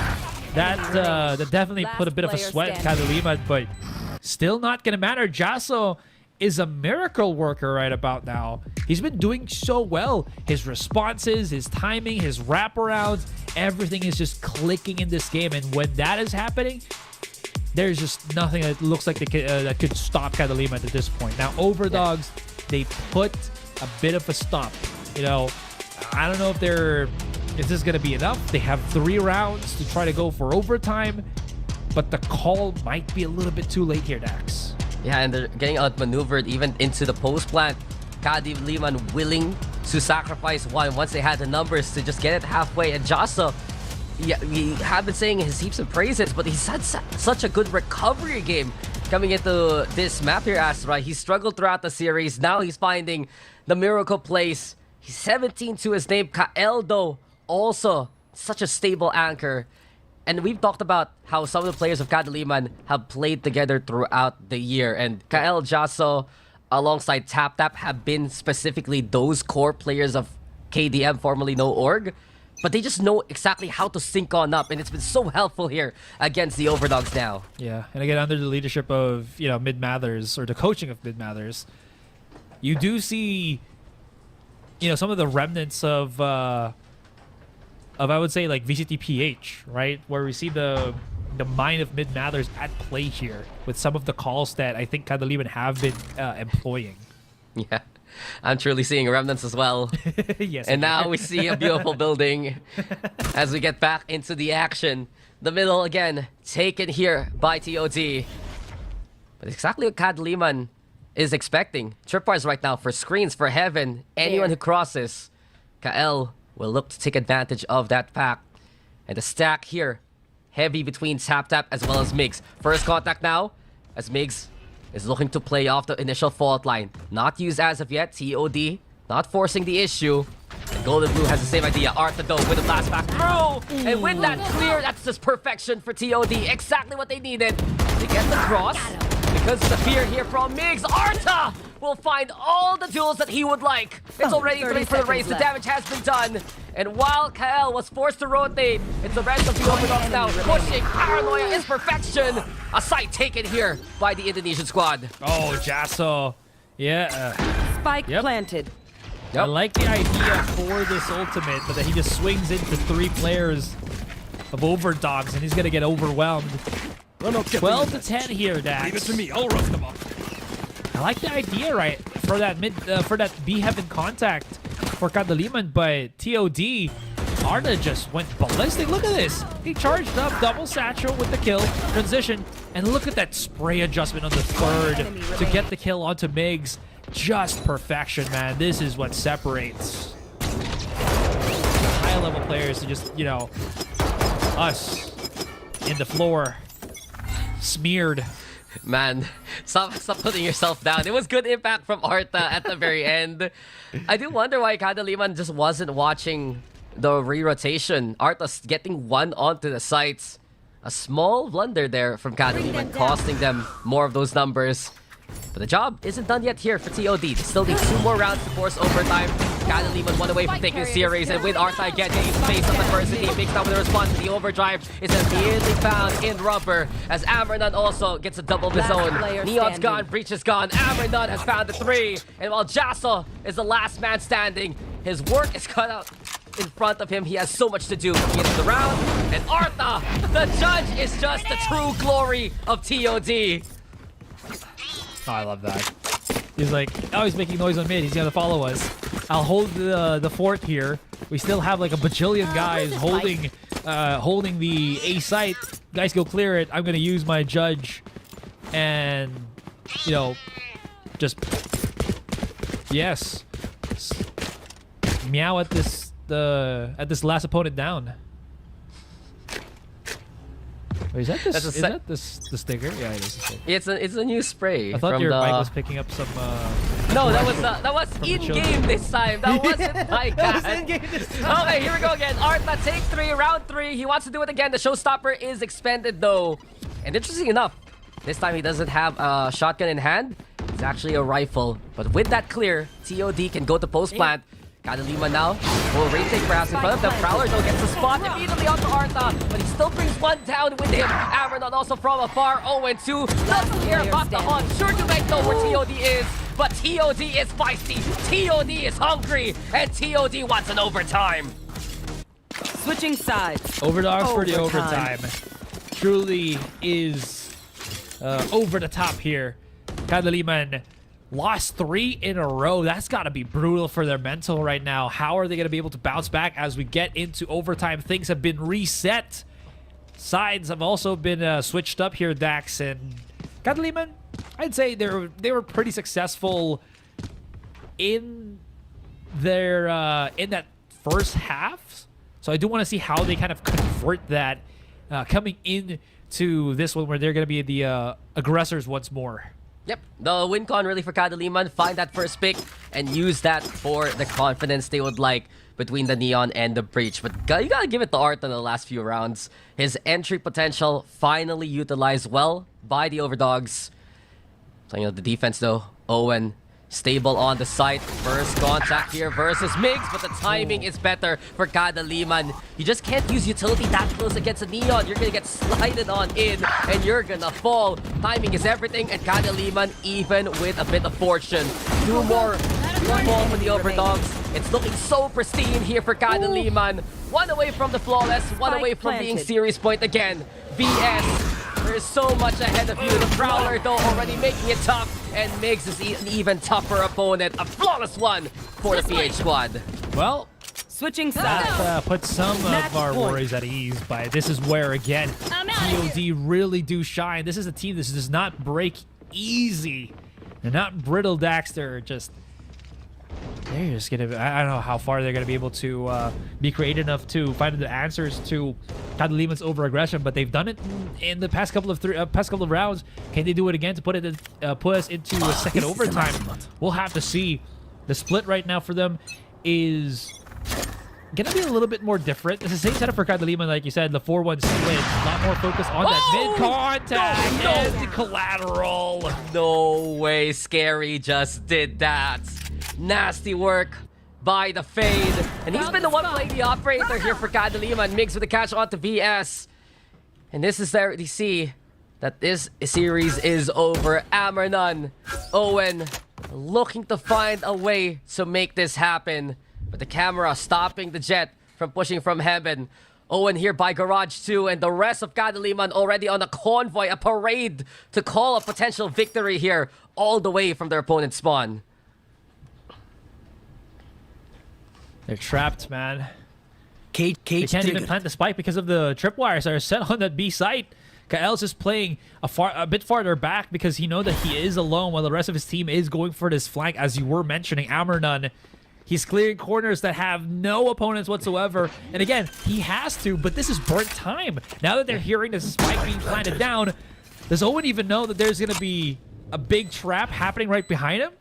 Okay, Are you he's ready? positioning though. He's Are you positioning. ready? The choo-choo train of Kadiliman looking to pull up this B station. The Nightfall utilized by Scary 2 for confirmation to clear out the sites. But Owen and Ambernon playing away. Now flashed on up. Owen gets one, but Scary is just a monster unleashed this round. And Kadiliman, they will take the series 2-1. It's a bit bittersweet for our PH team, Asrai. It's not enough to make it to stage 2, but it's a win nonetheless. Oh, hell yeah, man. This proves to us that there is rising talents here in from the PH region, rather. But man, the opposition that they have is still incredible as well. I gotta say, man, this team that we've seen with the OVERDOGS, what a performance coming out from them. Ambernon, Golden Blue, everyone else was just doing so phenomenally well here. Like you mentioned, it is bittersweet. Even though this is a series win for Kadiliman, it is going to be OVERDOGS that will be taking that next stage spot, as we were, talking about the points and everything at the start of this broadcast. Yeah. Still, good showing. We did clarify it in the last map, right? Yeah. All OVERDOGS needed in this series was one win to be the only team in their group with 3 map wins to their name. And even though they're all tied up 1-1, just goes to show how close these premier teams can be. But Kadiliman, head above their shoulders, they're gonna be at least proud of how they concluded their run here at VCT so far. And we've seen how stable these players can be. The core of Kael and the rest of his former teammates looking so strong. Potential to get even better down the line. It's crazy to think you have players like Scary and Migs who have effectively come out from nowhere on the PH scene, now having this kind of impact. What kind of confidence do you have in your fate, in your player, to let them play the operator? That's something Kadiliman will have moving forward in the rest of their tournament runs this year. Absolutely. So this means, again, as we are looking into this, let's look at this. 14 rounds for KDM. They got 12 first kills. 12 rounds for OVERDOGS, and they got 14 first kills. Just like the symmetry right there, or the asymmetry. And in case, as we mentioned, that means that they will be taking, or OVERDOGS is going to be taking that second spot alongside the Mongols. Yes. For stage 2, heading into actually a few days from now. Yeah, in like 2 days. Yeah, exactly. So perfect. There's barely a break. These guys get 1 day The action off. continues. And then the action continues with even newer teams to the full. But you can see already, Kadiliman, let's just give our hearts to them just because they took this series. 22 kills for Kael, 22 kills for Scary as well. And even though the OVERDOGS, they did make it happen to overtime, it did feel like that there were times where, for TOD, they just couldn't maximize the value of the Jet and the Race together. When the rounds that they had, they played a good Arta entry, it would be so different compared to the rounds that Kael would control. Yeah, because I think, like you mentioned here already, because of how versatile Kael's abilities are with the Cypher, not Cypher abilities, but rather his ability to operate with the Cypher, it just nullified, I think, a lot of the pressure that both of those duelists have, right, for TOD. And because of that, yeah, he can just do so much by himself, allow the others to rotate, and then whatever happens after that is veering towards the advantage of Kadiliman. In any case, again, insane first series. We still have one more, guys, set up for you, and that is again happening in just a few more minutes. It's going to be La Familia versus Base Beta Esports. In any case, my name is Astra. With me now is Dax. We'll be going for a quick little break. When we come back, again, next series, guys, so do not go anywhere. We're back at it again, guys, after what was an intense, grueling first series between OVERDOGS and Kadiliman. Now we're preparing for the next one. My name is Asteroid. With me now is Dax. And yeah, truly was a bittersweet moment for Kadiliman there. Yeah, and that's kind of the story, really, when you come into the last days of a round robin, right? There are games that there are specific win conditions for you to move on to the next part of the tournament. And let's be real quick, Asteroid. This matchup, it's not for stage 2 anymore. It is for glory. La Familia and Base Beta Esports looking to find a dub here. Their first dub and perhaps their only dub of the set, just because the Mongols have already taken both of these teams down and got that 2-0 sweep to move on to stage number 2. But I'm really excited for this one for a number of reasons. La Familia, they have some familiar names to us from the Indonesian scene. Base Beta Esports, honestly, a very late addition to stage number 1, and they're taking advantage of this opportunity to get the experience that they would like for further down the line. Yeah, absolutely. Because again, as you mentioned, Base Beta, they haven't really gotten any dubs or wins under their belt yet. They've lost to the Mongols. They've lost earlier this year to Arakat and Z11 from, you know, the the Thai scene. So definitely trying to get as much XP as quickly as possible. Since we're still not done with 2024, it's a good way to welcome 2025 in a couple of months. In any case, though, like you were mentioning for La Familia, I think the most notable players that I've remembered in terms of just names has got to be Noisy Boy for sure, Vascalis as well, and I think maybe Nay. Yeah, Ney has been the duelist really to watch out for here for La Familia, but I'm also always looking at what Flinch can do in these kind of games. He's pretty pesky, actually, when he's playing for this team. If I remember correctly, he's on that controller role for La Familia, and exactly that, right? He was the top frag versus the Mongols. He has this experience through so many different teams, including Persija, including the hero Data. He also was part of that Bukong squad that made waves as an Indonesian representative. So La Familia have some very familiar names that we've said and that we've seen throughout the different scenes here in SEA. Yeah, and again, this is one of those situations where they're trying to get that one up again, but unfortunately, as you mentioned, it is just going to be for the glory here as Mongols has taken up that spot. Definitely the other regions really bringing it to the table right now here in the C Challengers. Looking at the top 5 from La Familia right now, Vascalis is right on top of this one, Dax. As that initiator player, interestingly enough, he's been the one that has gotten the most amount of ACS with the impact. So definitely curious and looking forward to see how he kind of plays out right now in front of us. Come on, he ripped off one of the best aces we've seen at the very start of the series. It was so exciting to watch him just handle all the pressure the Mongols had. The fact that he was able to make sure that the Mongols would have to come back to him just to try and fight for the spike. But BBE, on the other hand, they also had some good moments actually versus the Mongols. I watching the game yesterday, especially that map on Bind, and there were a few clutch performances from the likes of the Earth, from the likes of ACM, getting some beautiful 1v3s against a team that did do it all and that did move on to stage number 2. So don't count them out as of yet. I am just concerned though by the conversion they have with the rounds, because the score lines yesterday against the Mongols, not too pretty compared to what they could actually do. Yeah. Now our head-to-head here is Vascalis versus the Earth. Very, very curious to see that right now. As you say it like that. Looking to you say it like that. It's like Vascalis has so much to deal with versus the Earth. Yeah. He's up against Captain Planet over here. By their powers combined, man. But it's true. He was an incredible initiator for BBE throughout that series. You had the most kills throughout the last 2 games. And Vascalis, we mentioned him already. He has so much experience as a player. I do feel like whenever La Familia is in a bit of trouble, they look at Vascalis and say to him, what do we do? What can we actually figure out in these kind of scenarios? Yeah, absolutely. And again, I hope that's more than enough, because BBE feels like a team that, as of this point, feels like it's all about raw power for them, right? So they might be looking, as we are now in our map vetoes, for those maps that allows them to kind of showcase that power. Split feels like that one. We did see that match, or we were able to witness that match against OVERDOGS and Kadiliman, and a lot of firepower condensed into certain positions could be good for BBE here.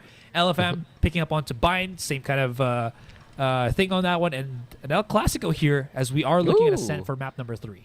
Oh, I see now. BB actually banned out Ascent yesterday versus the Mongols. Perhaps they just didn't like what the Mongols brought to the table versus La Familia, and that's why they picked that one away. Now it's going to be our default at the very end. But I just really wonder right now what we're going to expect coming into Split for map number 1, right? Because these players, they played a bunch, especially with La Familia side. BBE actually historically has had a series on Split months ago, and it really panned out too well.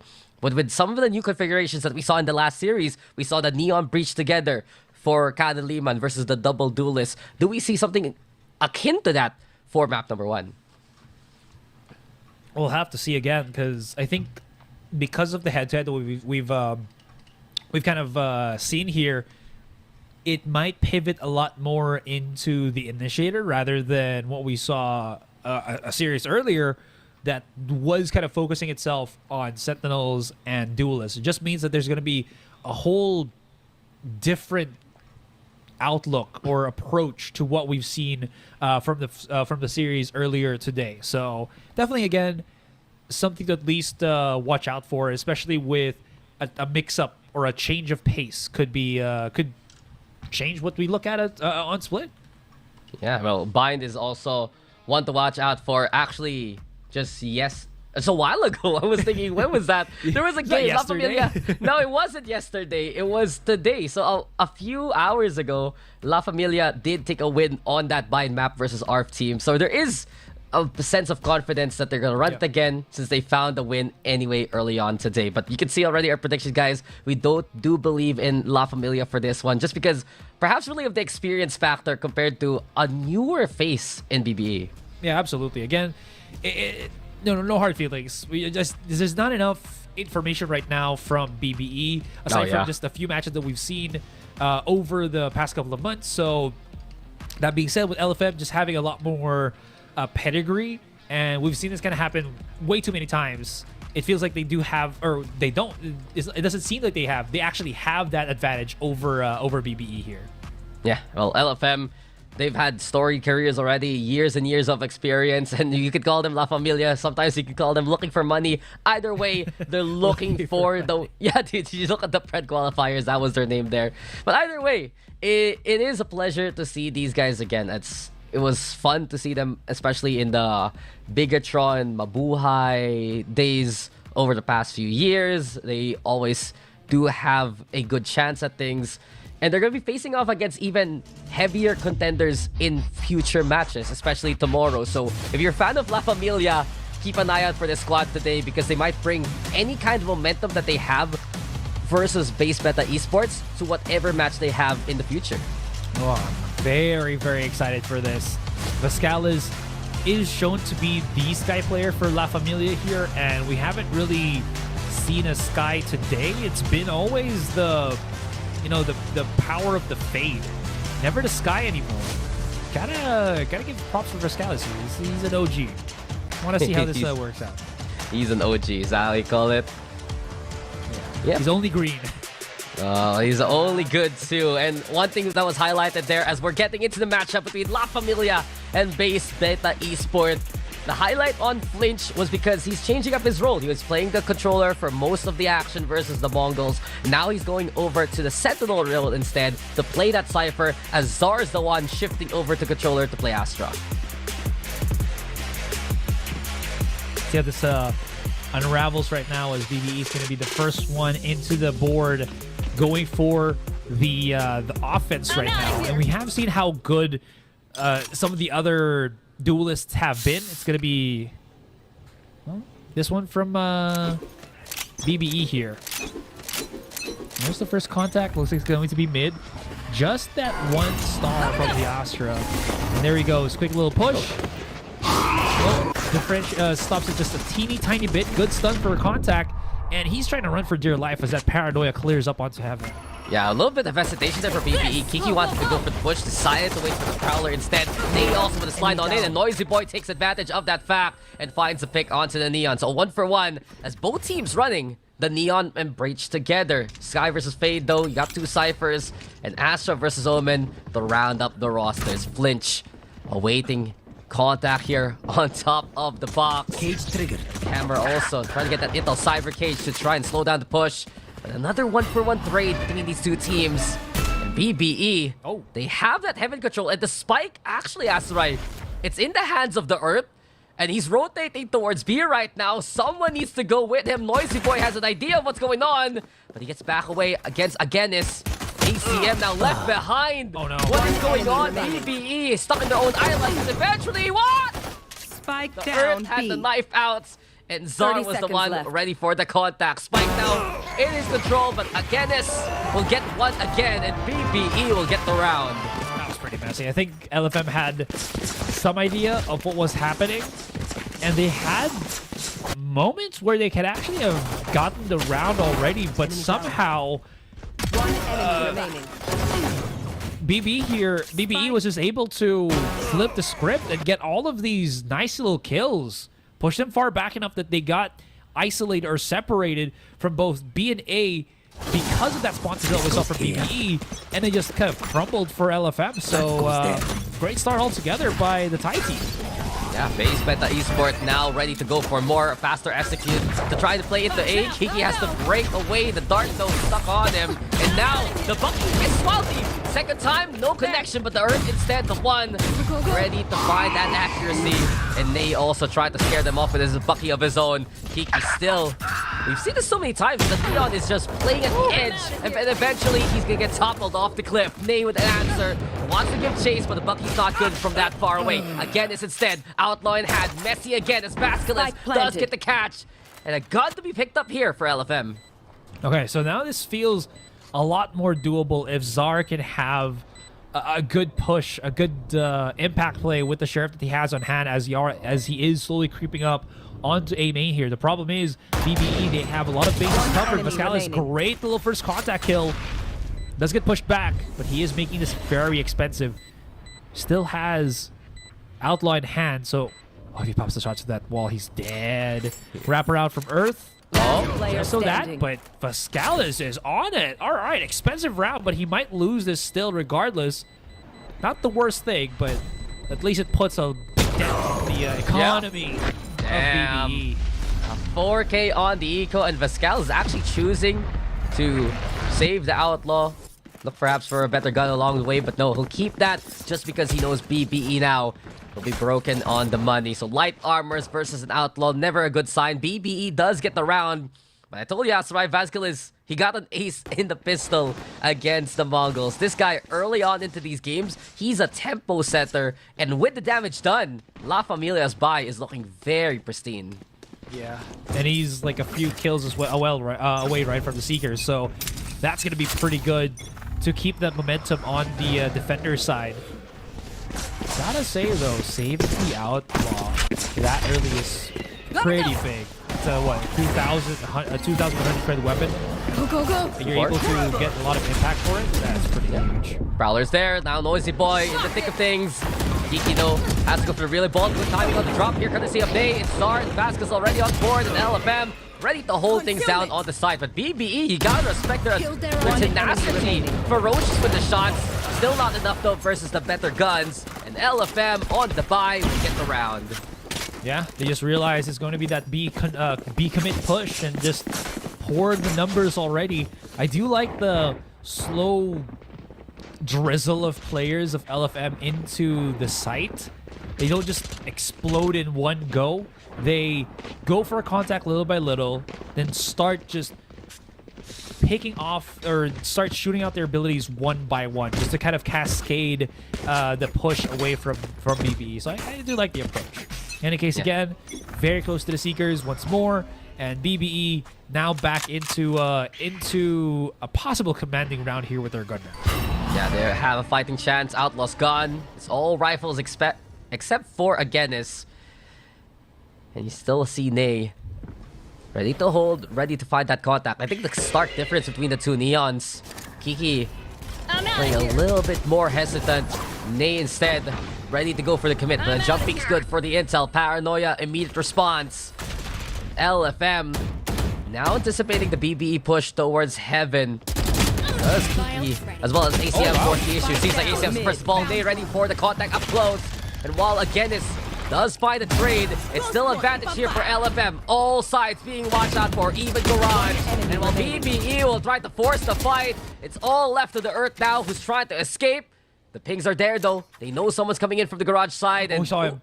A little bit of timing, but Zar knows exactly where his opponent is. Yep. I mean, he's gonna run into A, and there's like a bajillion traps there. Oh, he's trying to funnel him to Heaven. Oh, that's so smart.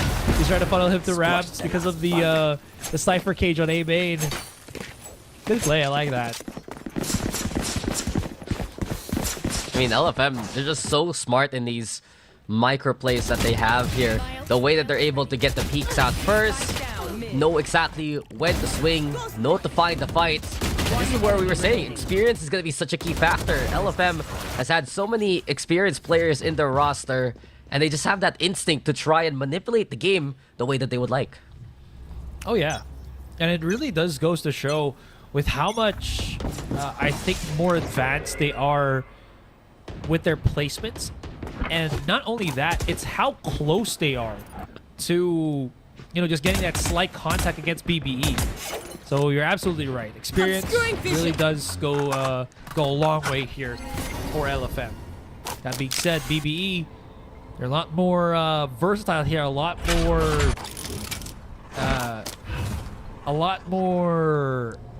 I'll find the word later, but they are looking a lot more explosive. Yeah, because that is their surprise element.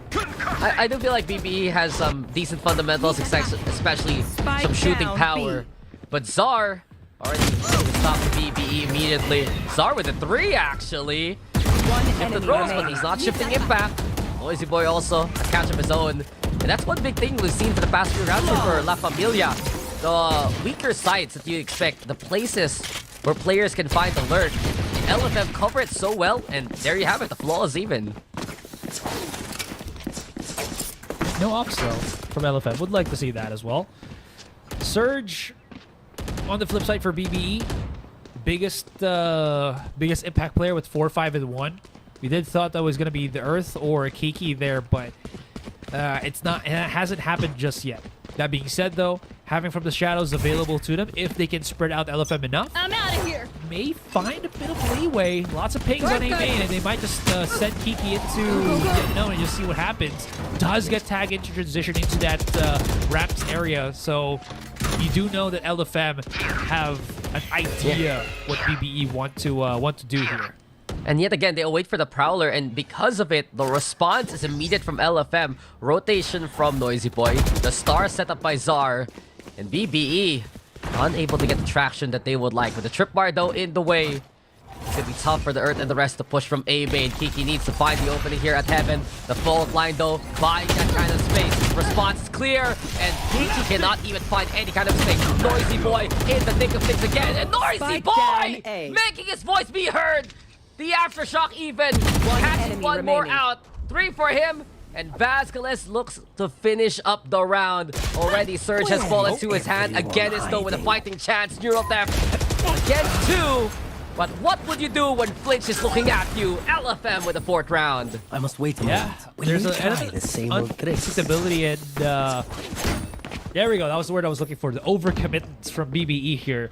It can pay off from time to time, but against LFM, if you try to slowly overcommit and not explode together as a unit, as a team, you'd see situations like that where Noisy Boy just isolate fight after fight and keep getting, these successes on those 1 versus 1s. They were charging him down, Dax, 1 by 1 on ropes, on connector, and somehow he still manages to stay alive up until Surge shuts him down. But that's already 2 kills compared to no kills from BBE at that point. At that point in time, rather. Yeah, it was 3 kills overall, Whoa, and I see what you mean. LFM, when they have the ambition, they get the results, and Kiki eventually.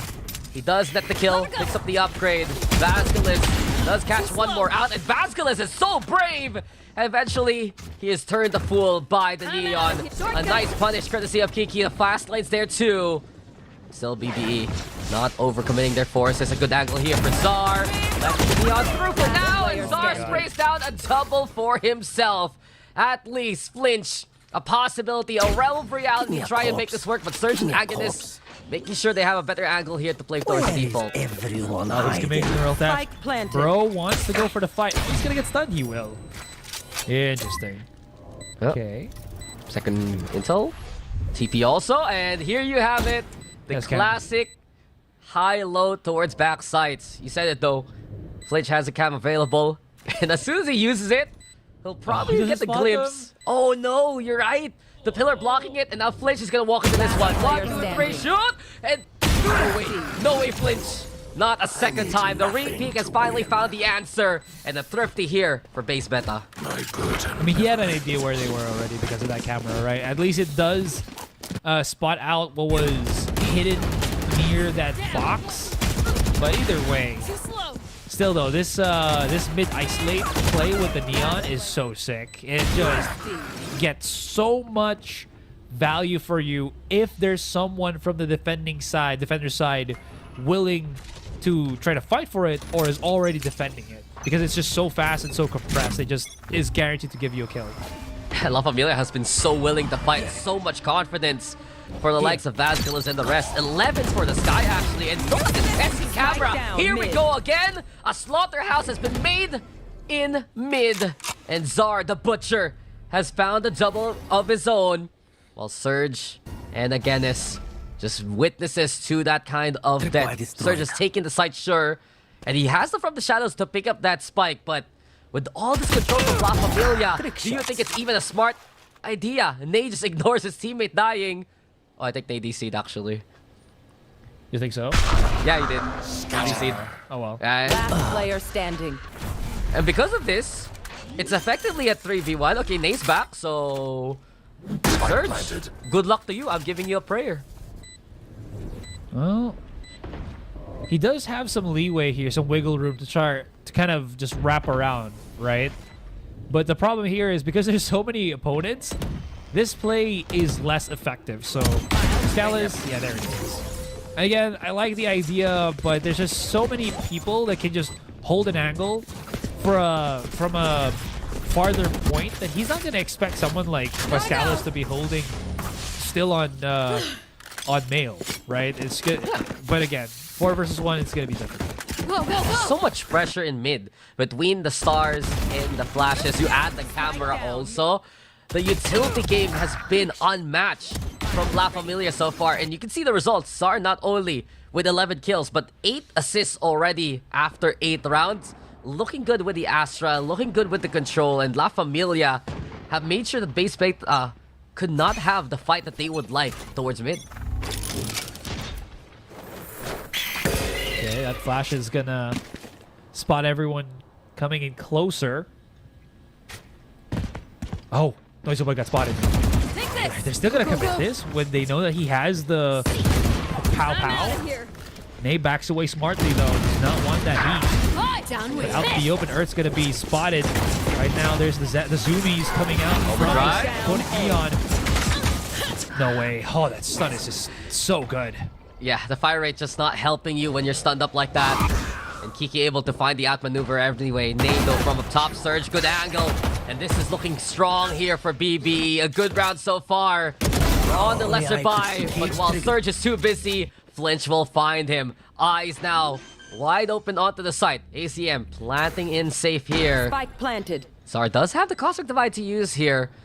But in the 2v2 set, Kiki, ACM playing with one another. The Nightfall possible to be used towards screen. Flinch just waiting for the timing. Kiki has a good angle towards A main here. And a Haunt also doesn't get the spot. It does dissuade the Cypher's push. Now then, La Familia with the peak. 1 by 1 they go. Kiki first gets the kill. Nightfall has been used versus Zar. They spent the ultimate and they will secure the round because of it. You know what? I mean, if it's a tool that helps you and you just want to get that round in, why not? Right? It puts them back into that 5-4. It's not the end of the world, but this contact from the Earth actually gets things started. Big flex coming in from Surge as well, and then all hell just broke loose. I really did not expect that to be the outcome of that one because it looked like it looked like BBE was just looking to see what the answer back was from LFM. And a big answer to that was denying the life of Noisy Boy and denying the threat of that Rolling Thunder to get things started. Truthfully, if LFM doesn't have the full set of utility that they want, it is tough.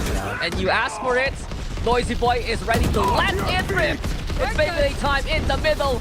They've also tried to go through the fast lane, but the response is clear from the Earth. And truly, that is his element. The Rolling Thunder to get the stop on the Noisy Boy. Flamestone makes the trade happen. Eurotap's now into play. It's all intel on all fronts. UAVs up in the sky. But Ney wants to give chase. Escape though. Die name is BBE. They go for B side. The overdrive is the response. And Ney ready now again. Zoomies of his own. Speed kills, but again this is faster. BBE, they tie it up. Wow, that is insane. It looked like it should have been LFMs. And then somehow the tripwires were just tripping everyone up. They tried to follow up. The Rolling Thunder was there. Let's look at that quick little replay. And somehow they weren't able to capitalize. Kiki was just holding the fort for the longest time and was getting kills rather than LFM through the stun of a Rolling Thunder. That is just big. That's just great plays or great adaptations, adjustments from BBE here. Yeah, if you want to play aggressive, we can do so too. And BBE, just so happy to expend ultimates to respond to ultimates. And that's what you want to see. In these 50-50s, BBE is confident actually that they can make the rounds happen. Oh yeah. Well, take 2 on A side. So that's 2 rounds ago. But now we've adjusted with Flitch putting his whole enchilada of traps. Cypher smoke, counter Cypher smoke to allow them to cross, and now they've gathered themselves here on A main as well as on top of ramps. Yep, well, Noisy Boy. Noisy Boy! There is just no stopping this man! We hear you loud and clear, Mr. Breach. And Noisy Boy has done it all already. ACM, just in a different area code here, Asarai, and just a single player is all you need for La Familia to stop the round. Absolutely. And I thought he was in a actually super risky spot as well, right? Smoke dissipates, he's just out in the open, but if he's that confident with his aim and he wins the 30 battles, seconds left. why the hell not? ACM though, spotted, could get gutted here. Well, Just his name jumps is into Day, the headshot. not Yeah. Yo, it's an ace instead, and that's where we say hip hip hooray. Hell yeah. La Last Familia. round Just- before the switch. There's these rounds they decide, yo, you want the ace? You wanna win the round for us? They just do. Look at that, how clean this is. This one is This great. is- like, Dude, yeah. look, wait, look at how much utility he has. All of it. You don't tell that to a Breach player. Why did you save all of your utility? Why were you doing for fights? You could have stunned, you could have flashed. But my name is Noisy Boy, and I make the noise by going brut brut. Dude, it was more like brut. It's not just brut brut, it's all the skin sound and more.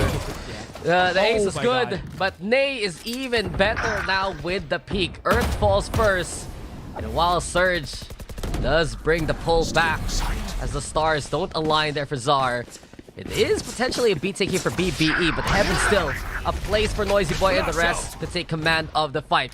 Now utility used by the Breach.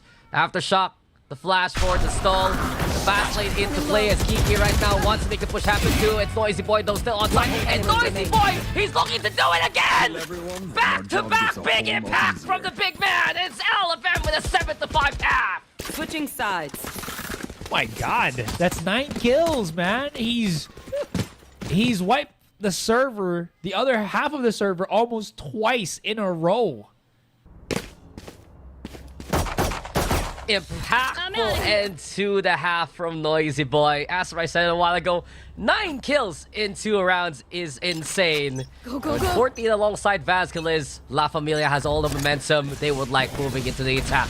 BBE though have made it tough so far. Asteroid Cyber Cage now in the way of Nay, but the relay ball still to play, and Nay, There. he's just making so much noise. Look at BBE, the rest of the team pushing from sewers. Vasquez with the catch on the flag, and Nay just standing tall, proud, and waiting for Agitus to come his way. No heal for Vascalis here though, but 2 kills already for Spike what is planted. literally no trades from BBE here is going to be quite difficult. ACM does get the kill onto Czar. Now Nay has his position spotted, but even if he gets picked off here, do they know that? Escape. Oh, there it is.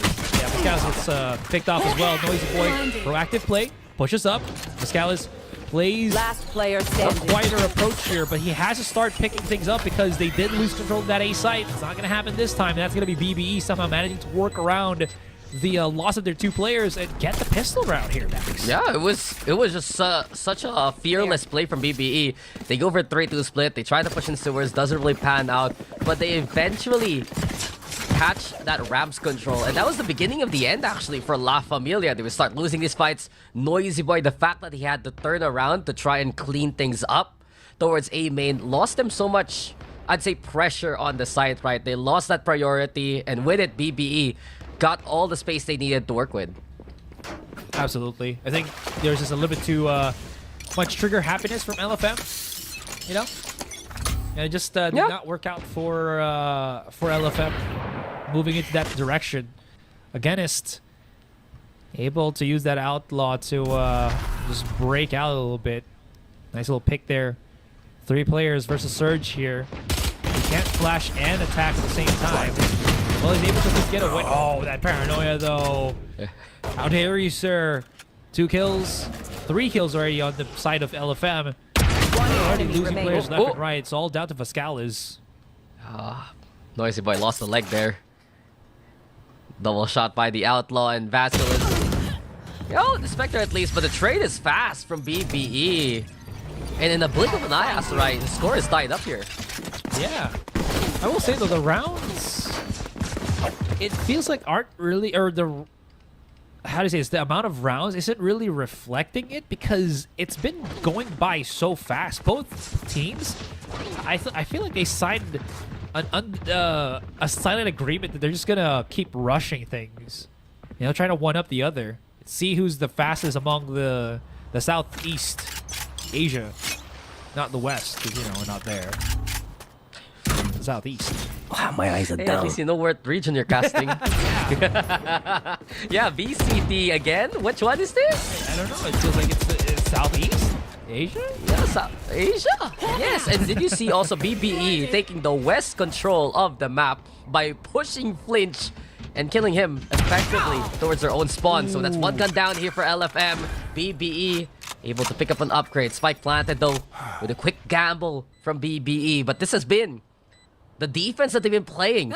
Play a heavy flank. Go for the push. Courtesy of the Neon Creeps together. Here comes Kiki. And there is just no way to stop this man. Incredible transfers from left and right. As BBE now clearing away the site. Sar away. The C's is there for the stall. Is that stopping it? Well, not good enough. Yeah, Kiki's just defusing. He's sticking. He's finishing. And BBE have taken the lead. Well, gotta love Kiki here. He's not even overdriving. Anyways, Go, go, go! good 4K for Kiki there. I mean, if you can get an ace, you know, that'll match up against Noisy Boy, who did get that nice little 9 kill in the span of 2 rounds. They did put LFM's economy down the dumpster here, so not looking too hot for LFM and BB. Oh, is this gonna be a swing out from again? Oh my god, he's gonna get picked up, but no, Surge. Spike down, What a B. trap, what a ruse, what a kerfuffle. The hoodwink, and it works. They get the pick onto Vascalis there, and they get away with bloody murder right now, Dax. Yeah, that was just absolutely criminal from BBE. Bait and switch effectively as Noisy Boy gets away with his life, but there is still the chase. And Kiki has finally been stopped. Noisy Boy though found one, but he wants more. Here we go again. Ferrari peak, even though it's F1 weekend. Noisy Player Boy standing. looking to go turbo there. But BBE put a stop to anything La Familia want to do. And BBE, that's another round in a row, Asarai. That's 4 for the half already. Oh yeah, absolutely. LFM, it just feels like they've run out of gas here, Dax. And they need to go for a pit stop, get themselves refueled up, and hopefully have enough to just follow up in terms of the laps that they lost. I don't know if this is the correct way of approaching things. It just feels like it's just a bit too predictable now by BBE. The pacing is the same thing that we've seen for the past couple of rounds now. It has not shook up BBE's defense whatsoever. Yeah, BBE has had to handle things. The perfect C's also already catching out Nay. There's so much bravery from Kiki to drop away from the other side of the wall. But in any case, it's a 4v4 now. The Earth with a jump peak. Now it's Intel. They know that 8 take is so possible, but ACM has been found on the flank. And LFM, exactly what they need now. They get the push and they get up close and personal. Flinch with a knockout punch onto the Earth, and this operator Spike in the planted. clutches of Vigenis, not the best weapon on a retake. Oh yeah. This is not going to be great at all. Unless Surge can get that first pick and start getting some map control. I don't know if Vigenis is going to be willing to actually push alongside him. It's just too heavy in the credits department for him to risk his operator way too early. But that being said, though, Surge enemy is remaining. starting to explode, make some waves, but Noisy Voice shuts him down before he can really dig his toes deep into the A site. That's going to be a round loss already, and a good answer back from LFM. Isn't it dig his heels? Oh, yeah. Dude, you've been talking about toes all day. Do you want to tell me something? This is what, the second, the third time you mentioned? Second time. I don't know, man. I don't know, man. I don't know about you. I'm trying to find a toe-related pun to answer this, but can't put my toe on it. Oh, shut up. I can't respond to you properly. We're on broadcast. But hey, at least La Familia getting the round. And what could have been a good play from base beta is what La Familia expects. The C's was good, but La Familia played the cover even better. And here we go again. Fast lane right now. No cost of divide to utilize for the round. But Kiki staying in reserve. Now the drop after the flash and using the maximum time there to get some good distance. LFM, they fight back, sure. And in the end, it's a 2v1 left behind. But that one flash changed it all for BBE. And Noisy Boy, he needs to go loud if he wants to make this happen. Seems like silence is the only thing ACM will provide. And BBE have made it to double digits. Not gonna lie, I thought he was gonna just shoot out the Rolling Thunder and hope that it could help him out. But let's look at that replay real quick. The second kill and the third. Well, second kill. So smooth from Kiki there. And the follow-up as well. Just getting that net advantage in terms of the trades. Now, BBE, they've gotten over that threshold of 10 or double digits in terms of the rounds. But gotta say, LFM, they've been I'm out of here.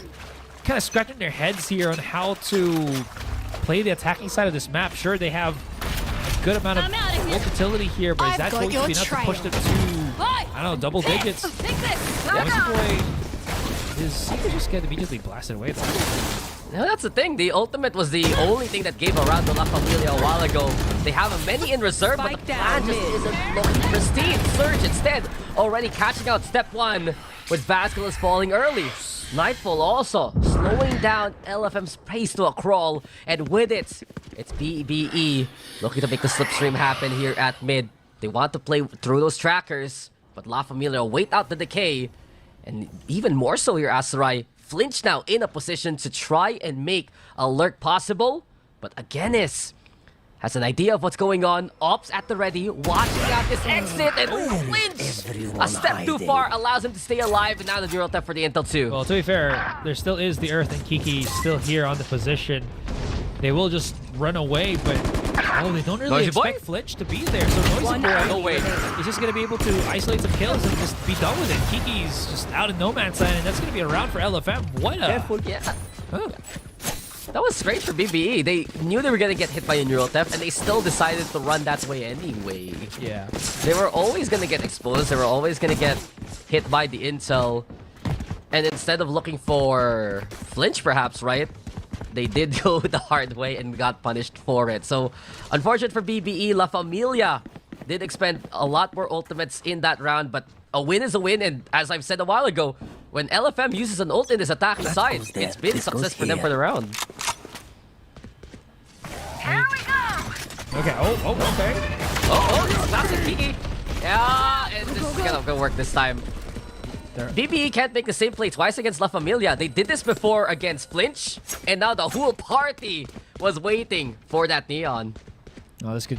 Well, this has blown up in their face. Scalus was not the one that was picked off, so that damage from Nay is just... It looked like it never happened because of the heal from that regrowth.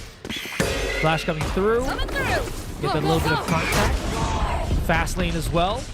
This still doesn't cover today though, and he's actually able to escape the clutches. Flinch gets the pick onto mid, and now they can just readdress the attack onto B side. I'm unbelievable. He gets out of that one, but ACM right now, he gets the only kill here for BBE so far. As LFM, they played with deaths and still come out alive. Nay's great escape, but so much time for La Familia to make the play onto the site, just the re-engage there. And again is perhaps looking for exits here in mid, but La Familia, the grit to bring this back to a 10-10 standing. Good on them to make these kind of adjustments. I think BBE might be banking too much on their over-aggression. It has worked in the past couple of rounds, but now that we're so near the finish line on map number 1, they can't really over-aggress. Is that really what he wanted to do? He can't really need to save. Because into this next round, aren't they going to be strapped for cash? Yeah, they are. Pretty much. Yeah. And it just gets a bit tougher here for Base Beta Esports. It's something I guess you tackled a while ago. The finish line is getting closer. And does that mean the pressure is there for Base Beta? Well, they're going to go for a timeout right now. And they don't have much to use in this round. It's a good chance for La Familia to take the lead from it. Quick little timeout as well from BBE here. As again, can't really keep continuing with this. They have to have a different approach moving forward right now. Noisy Boy and the rest of LFM is starting to adjust and understand the shenanigans, I think, from BBE. Right, Kiki can keep overpressing his advantage with that neon and whatnot, but it is gonna be, as you mentioned, read more and more by LFM if they don't mix things up. And this timeout is what I think they need to start, again, just discussing things and really just changing the pace of the game. Yeah, I agree with you. La Familia, the micro adjustments have been good, but also the notice on how they're answering the first contact from Base Beta. They're anticipating what Kiki's gonna do. They're trying to see where ACM and the Earth are gonna come from. And it's been a good answer so far. Another split here though from La Familia. You have Zar in position to try and set up some stars. And this is a lot of noise being made by Basculus and Nade. But they just want to fake things out. Does Base Beta jump on it?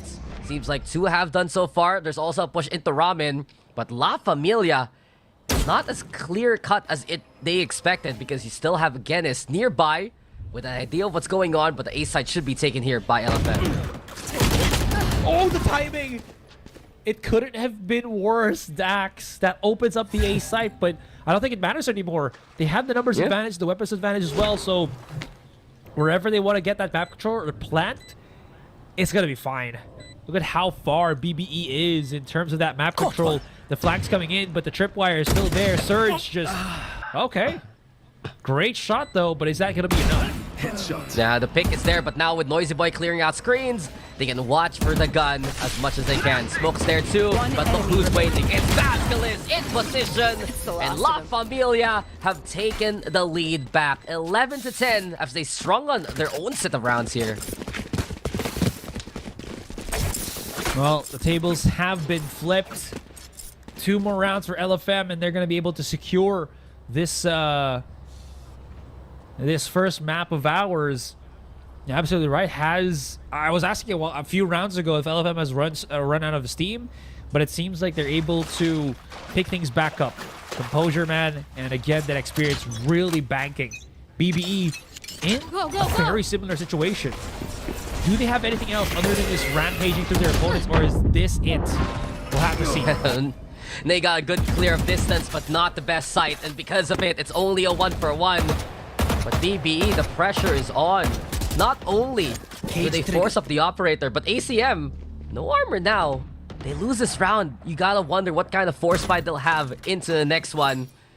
And with a must-win scenario, again is very careful with his play. Trying to move from screens over to watch heaven. But Flinch is already on it. Trying to get in good position. Cosmic Divide also to try and master intentions. Flinch now waiting for Surge. It's a freebie for Flinch. But wait, there's still more contact. Kiki now down below the Cypher. And it seems like it's Kiki who makes the trade work. Spike planted, but again, this is infiltrated. Eurotep also utilized now. Noisy Boy versus the world. And Noisy Boy is ready for the fight.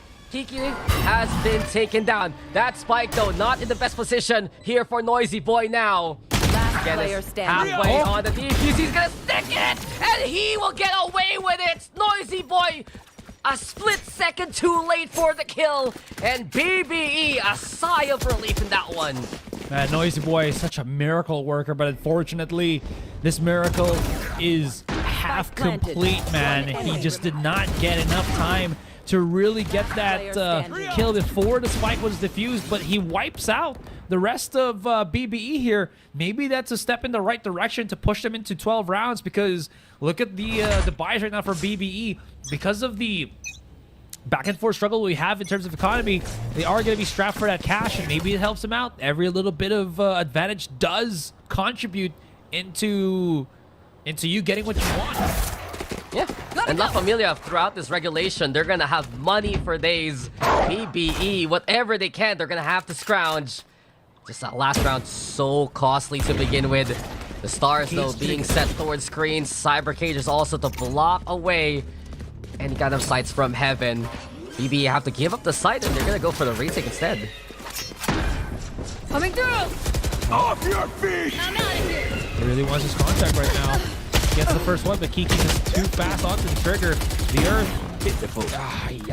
This is just baffling for LFM. They are overcommitting the fight right now, and it is blowing up in their face. Yeah, they're just challenging BBE too eagerly, and it's left to Noisy Boy and Flinch to try and hold things down. Flinch, though, still keeping an eye out of heaven, and because of it, he's not gonna see again at all. The Outlaw doing the damage, Surge with the confirmation, and with the swarm coming the way of Noisy Boy, it's BBE instead on map points. Come on, Okay, come I on. thought they were just messing around, but they have to fuse it. It's Not fine, your totally day. fine. And you're absolutely right. Match point now in the hands of BBE. Match point. We're posing these Let's put questions, them in man, the and both ground. these teams answering with yes, Asteroid. We can last longer. We can fight for more. And they are doing just that. That fight was just... It really put a question mark in me for LFM here. Because I don't think they needed to really take that fight, but...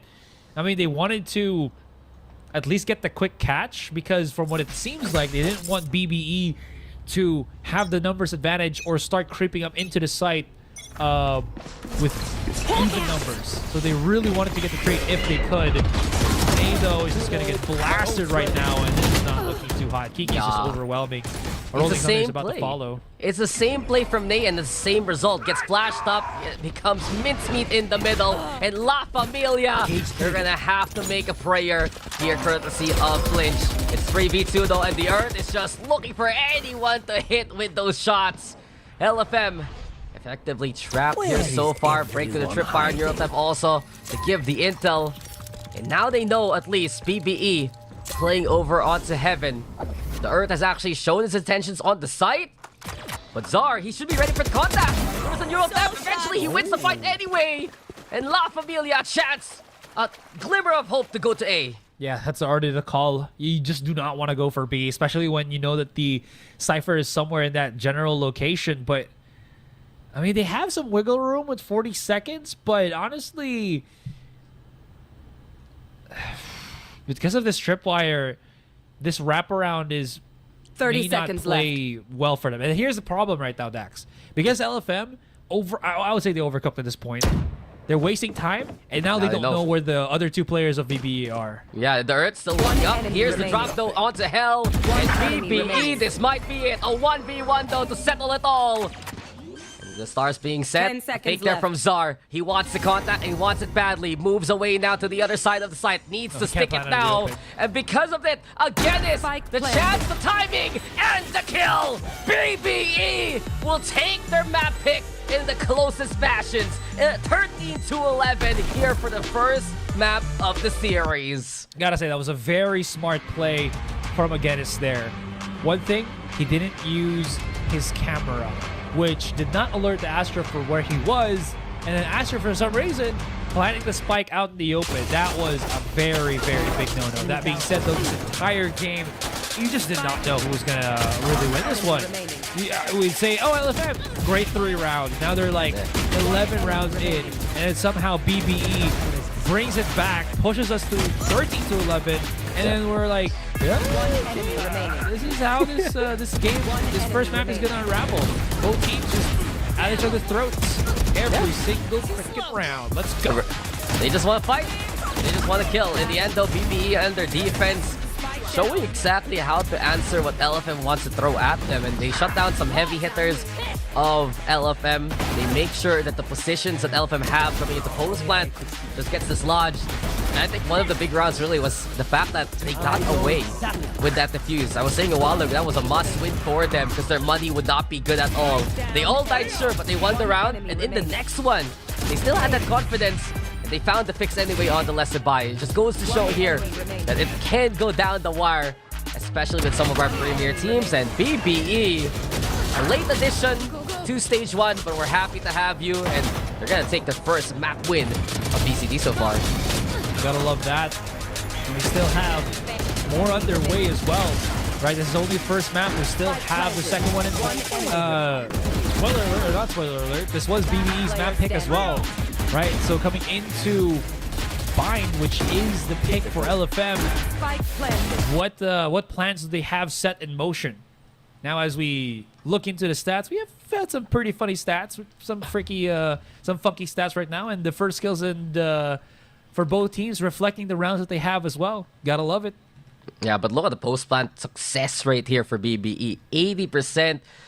They're just so secure in those scenarios, and base beta, they've really impressed. You'd think that it could be more one-sided from La Familia with the experience that they have with those commanding rounds at the end of the first half.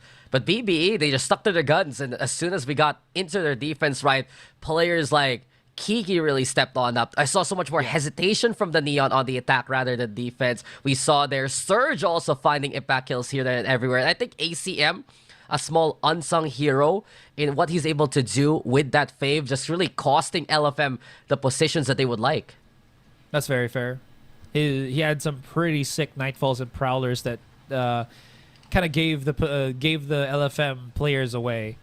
That being said, though, I have to say, the combo from Ney and Noisy Boy, I think, was not as well executed to what we were kind of hoping for, right? Kiki, MVP, absolute banger of a player right now. And this is where I was going to go with my point, is that it felt like Ney should have been getting the kills as Noisy Boy was setting up for him. But because he couldn't, and Noisy Boy was the one that was trying to go for the, was getting all of the kills in the highlights, Kiki was the one that was slowly going under the radar up until he just exploded and started just winning the rounds for BBE regardless. Yeah, I agree with you. Kiki took a while for him to warm up, and once he was heated, he was the linchpin of the plans there from base beta. The fact that they're able to aggress all the way to the opposing spawn says it all. But guys, that's map number 1. We'll go for a break, and when we return, it's the next map of the series. Welcome back, guys, to VCT Challengers Southeast Asia. It's been a good first map there, Dax. It's in the way that I don't really know who was going to win up until the very end. Yeah, I thought it was like LFM. Oh, Noisy Boy's just popping off, and then a few rounds afterwards, BBE's popping off, and then LFM, and then BBE, and then Kiki just exploded, and then we ended up to BBE winning that first map, and now we're setting ourselves up for Bind into this series. So the C in VCT stands for Challenge. VALORANT Champ. No, it's Champions. Oh, right. VALORANT Champions. I don't even know. It's okay.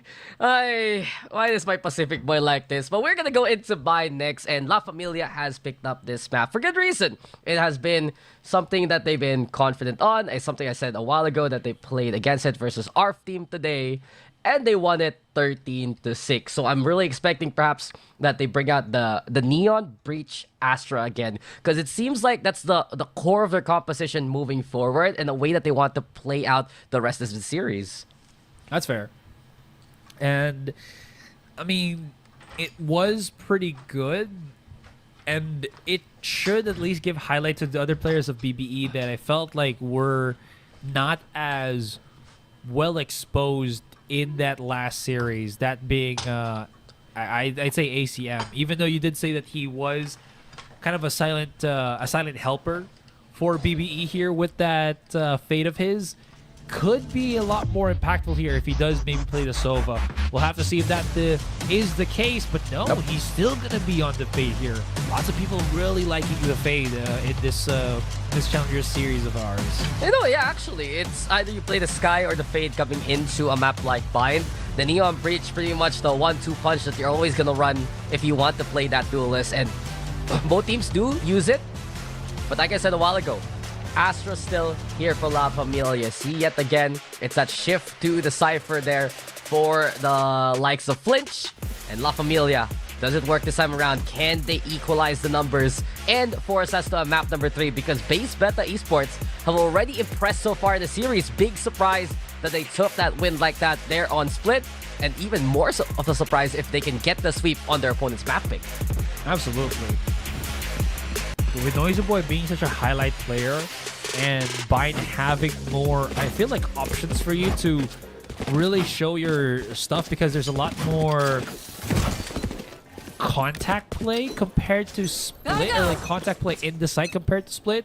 I don't know if I'm just like pulling something out of my butt with that reference of mine, or my info of mine, but it feels like it could be a possibility here. That could be something to just watch out for. Nay, Yeah. pretty good kill onto Agonist.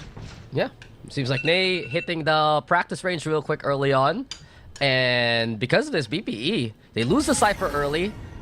The anti-lurk looking a little perilous, and that's why you got the Earth still waiting towards short. And one thing to factor in, BBE have switched from the Clove that they ran against the Mongols to play the Brimstone here instead, a little bit more standard on a map like this. In any case, Zara in the front line, just waiting for anyone to push from showers. And again, it does help, you know, the entire team in tandem. It's not only the Neon that benefits from it. I believe it's also the Prowler that could benefit from it. I'm sure it's the Skydog, but I'm also 70% sure it also works with the Prowler. I haven't seen the interaction in a while. Yeah. Well, we see a dart here from Vasquez and LFM. Already knowing that this B long push 30 is seconds upon left. them. Kiki, though, and the rest, you're going to need to look forward to commit here. Either that or the TP on away, and it seems like it's going to be plan B. A TP now from the showers to play over onto the A side. But look at the reposition from La Familia. Not only do they have short control, but Nay's not looking the way he should be.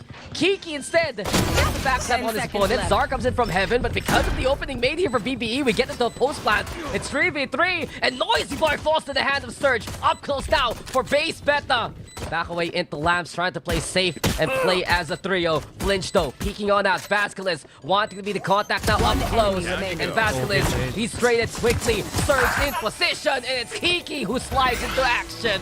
BBE, they salvage the round and get the pistol. Okay, so people might be saying, why was Nay just counter that quickly, or wasn't able to really respond? It was more of, I think, because of how fast a Neon moves, your brain doesn't really allow you to, like, you know, when you hear something from showers, you have like an internal clock that says maybe in like 3 seconds I can look around, hold A short for a little bit, and then I can look at A and have that contact on showers. Because of the Neon, it kind of screws that up, and because you're jumping up and down, it also muffles the sound, so you can't really react quickly enough for it. You just have to look and see and then react to that. But then if it's audio, it's not really as clear cut.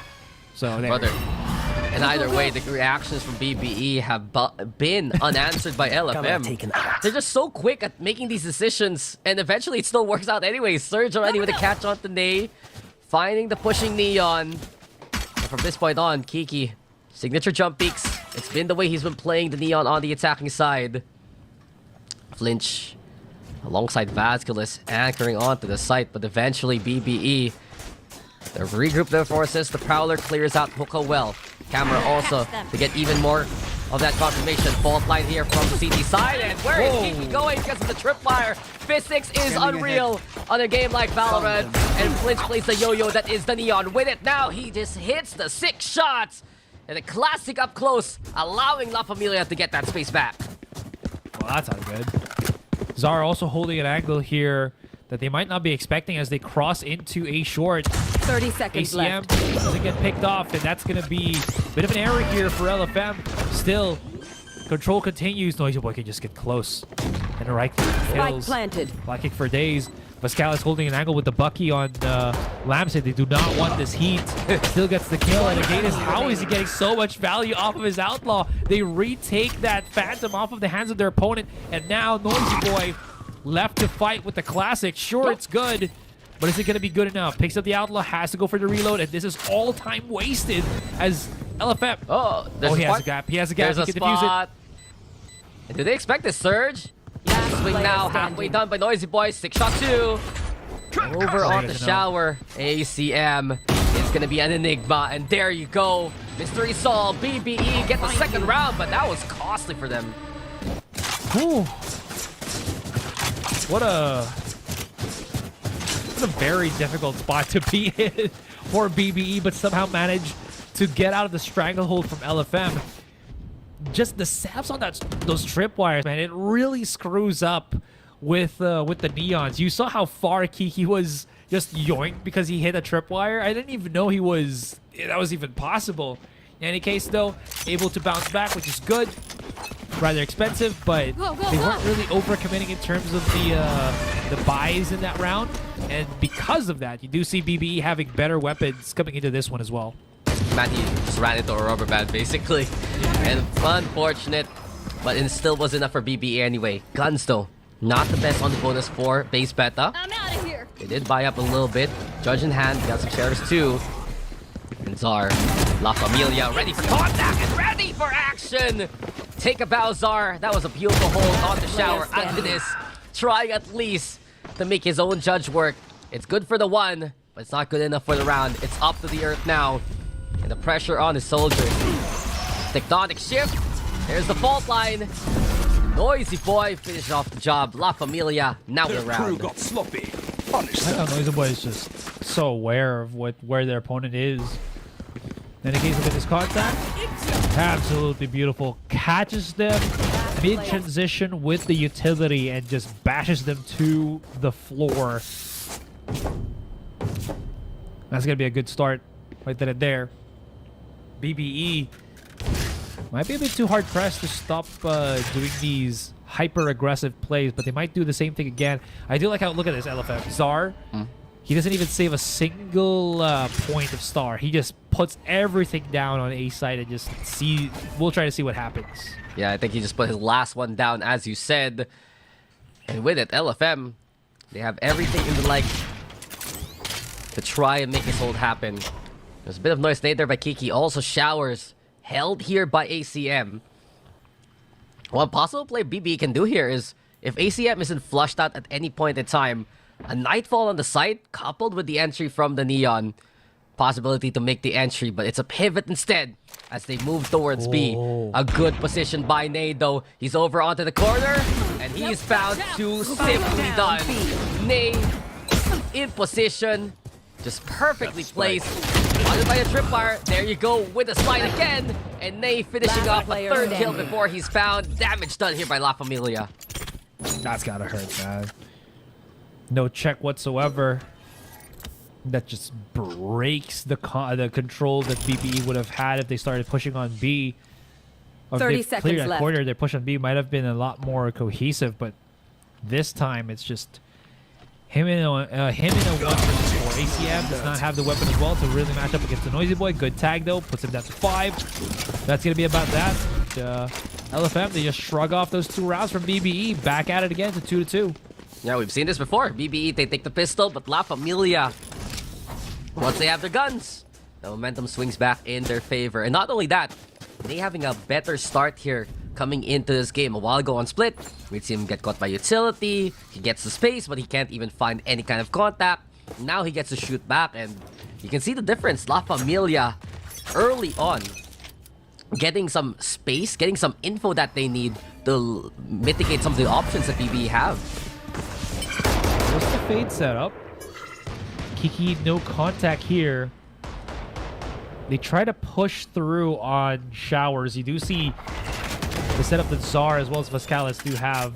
Oh, he's waiting for it. He's challenging for it, Dax. He wants that that contact because of the recon dart that's just waiting at the edge outside of showers. If he does do that connection or that does do that push. Zar already moving over onto the bench area, and La Familia 4 found on the A site. A good chance for BBE to try and overwhelm this B. Hold here by Flinch. The ultimate's at the ready. Cam also getting the spot quickly for the intel, and Nay! Take this. Precise. Nice one from afar. Almost strike also used up here, and BBE trying to cause chaos here towards B. Kiki already clearing the tripwire, but plays takes advantage of that 30 one seconds too. left. At least he's answered here by the judge. But La Familia, Vascalis has been in position for quite a while. Last player Not only standing. that, Noisy Boy checking his markers. He knew someone played into elbow, and that's the pick he's been looking for. Now then, can Zar finish off the job? Seems like the answer is yes, as La Familia will take the lead away. That was just nasty from Nate. They're just jiggling. BBE transition just gets picked off, and look at this. LFM, they're enjoying Team themselves, Ace. man. Gravity well and everything. Chilling under the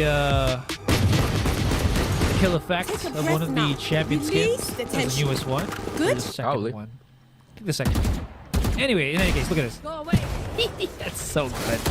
And he just slides for the kill, rather from Kiki. Both Neons really putting a lot of pressure on either side. Yeah, BBE just couldn't get the space that they would like for the whole site. They got elbow control, but there's been the weakness we've seen from these Neon players. It's not really their fault because they need to make the space, but since they're not effectively clearing the tripwires themselves, it's the other players who aren't that accustomed to it. Perhaps the backline that didn't expect that there's a free trip. And it's a coin toss. Do you fight the Cypher head on? Do you just make the trade happen? And eventually, we did see the catch there from Kiki onto Flinch. But Flinch already did damage. Someone like Vasquez taking the same position towards the cubby area. That seems to be the problem here for BBE, but with the guns, maybe they're gonna have a better chance here. Okay, they're wanting to go for that quick flash contact.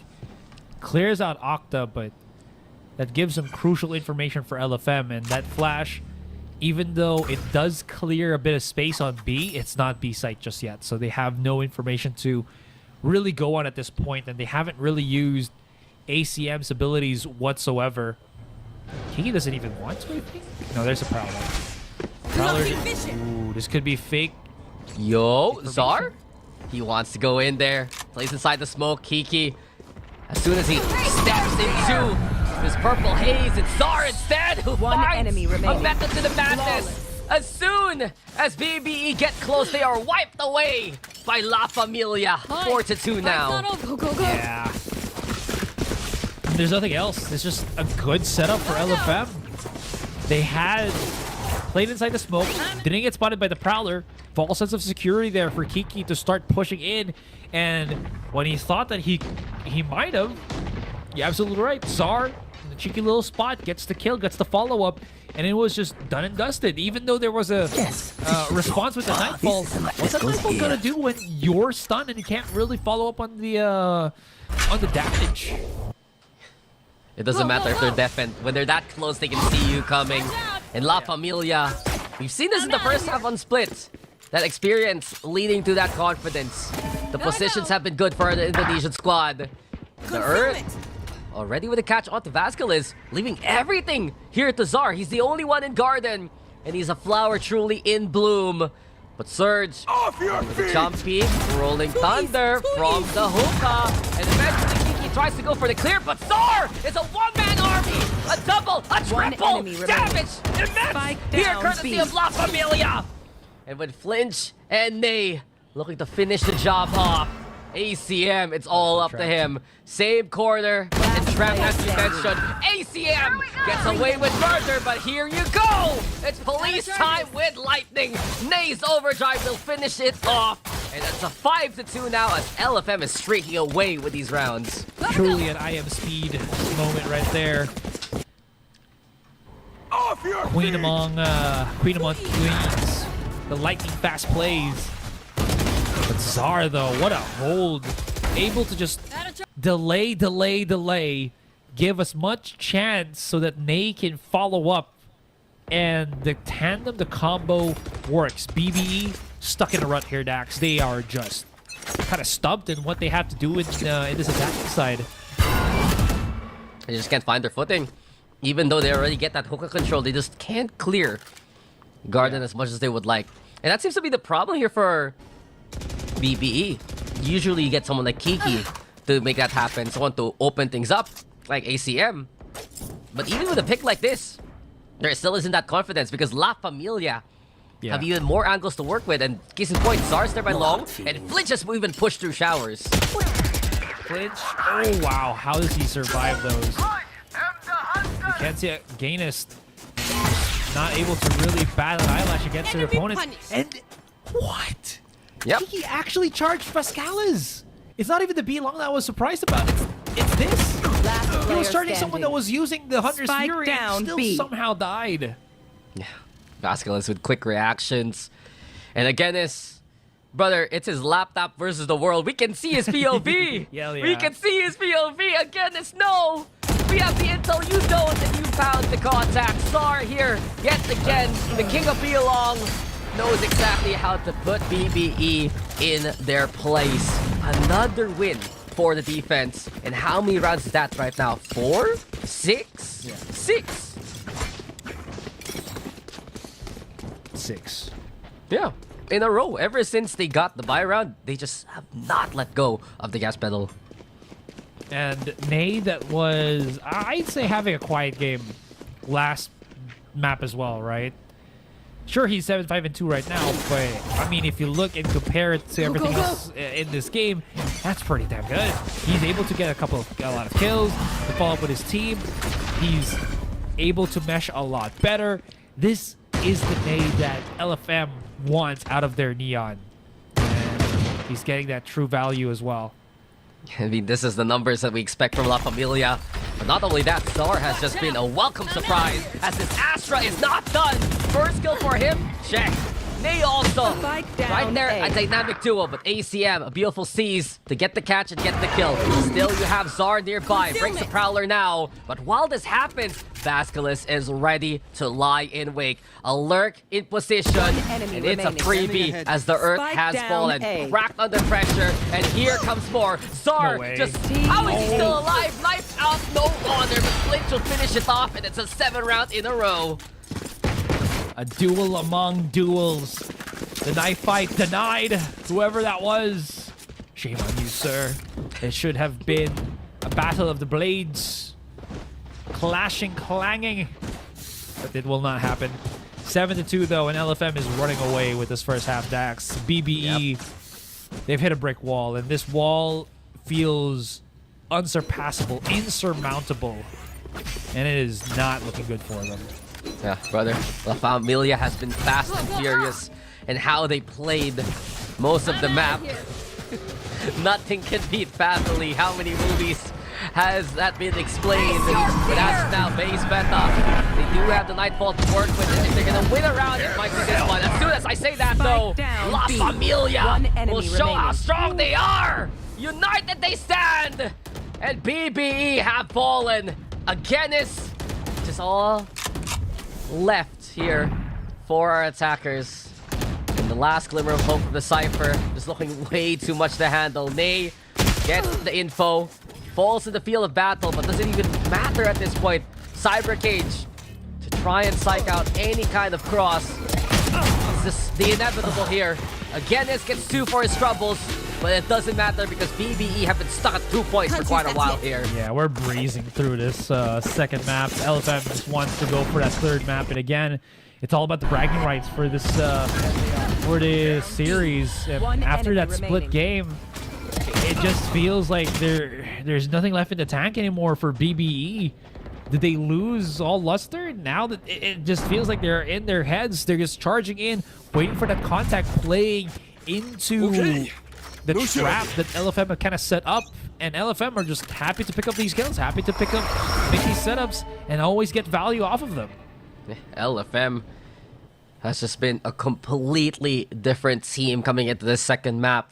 Perhaps a while ago, they felt that sure it was close, but it wasn't as clean as La Familia could actually play. And this time around, La Familia meaning business. Vasquez though heard the Neon coming. This is how he was able to shut down Kiki a while ago. And look at him go. Sees the Neon, and Kiki's gone. A man advantage here for the side of La Familia. Go. His default is just not panning out for BBE at all. God, they're split up so far.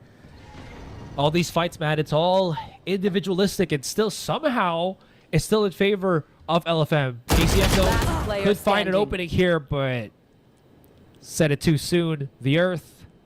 Gotta go. To the moon we go, skirts, as the Earth is just Flattened. flat. Yeah. Last round in the half. I'm out of here. Well, you never know. It might get inflated again, become around, you know? That's the first time I've heard of the Earth inflation theory, man. There are the people who think it's round. There are the people who think it's who think wrong, and then there are the people like you who think it gets it's a balloon. inflated. Yeah. And what? The sun is like a billiard ball. That's crazy. Never know. Uh, It's true. Never been well- in space except for the astronauts. That's true. They That's don't- true. We'll yeah, see. they might not tell us the truth. You know what I'm saying? Here we Dude, go. I was in the moon landing, you know, and now we're gonna see the landing by Nick. ACM stuck in the middle of the star, and the Gravital, well, keeping him in check. But beyond that, though, Kiki and the rest BBE still anticipating any kind of push. The overdrives do clash. Some AC/DC currents, but truly One Nay enemy is the remaining. father of all power. Spike down A quad A. with the overdrive, and he's looking for the ace. Nay, more like yes, yes, and yes. We're good. The ace at the end. It's a 10-2 half for LFM. Hell yeah. Using the Switching lightning to I'm out of full here. extent. Ingat Nikola ka. Tesla Don't get would be stuck. very proud of this moment. Look at that. The contact as well is so just good, right, from enemy LFM. remaining. The big contrast that we're seeing from both teams right now is LFM. Here we are, guys. This has been I'll show them. Lintik kayo. a game. Gotta Whoa. go. Yo, Calm down, Neon. Neon, we can understand you. Hello? Yo, at least it's not the words of affirmation every Filipino knows, you know? That's true. That's true. Neon doesn't do that. Yeah. Bring them down. She's nice. She cares about her grandma, you know? Yeah.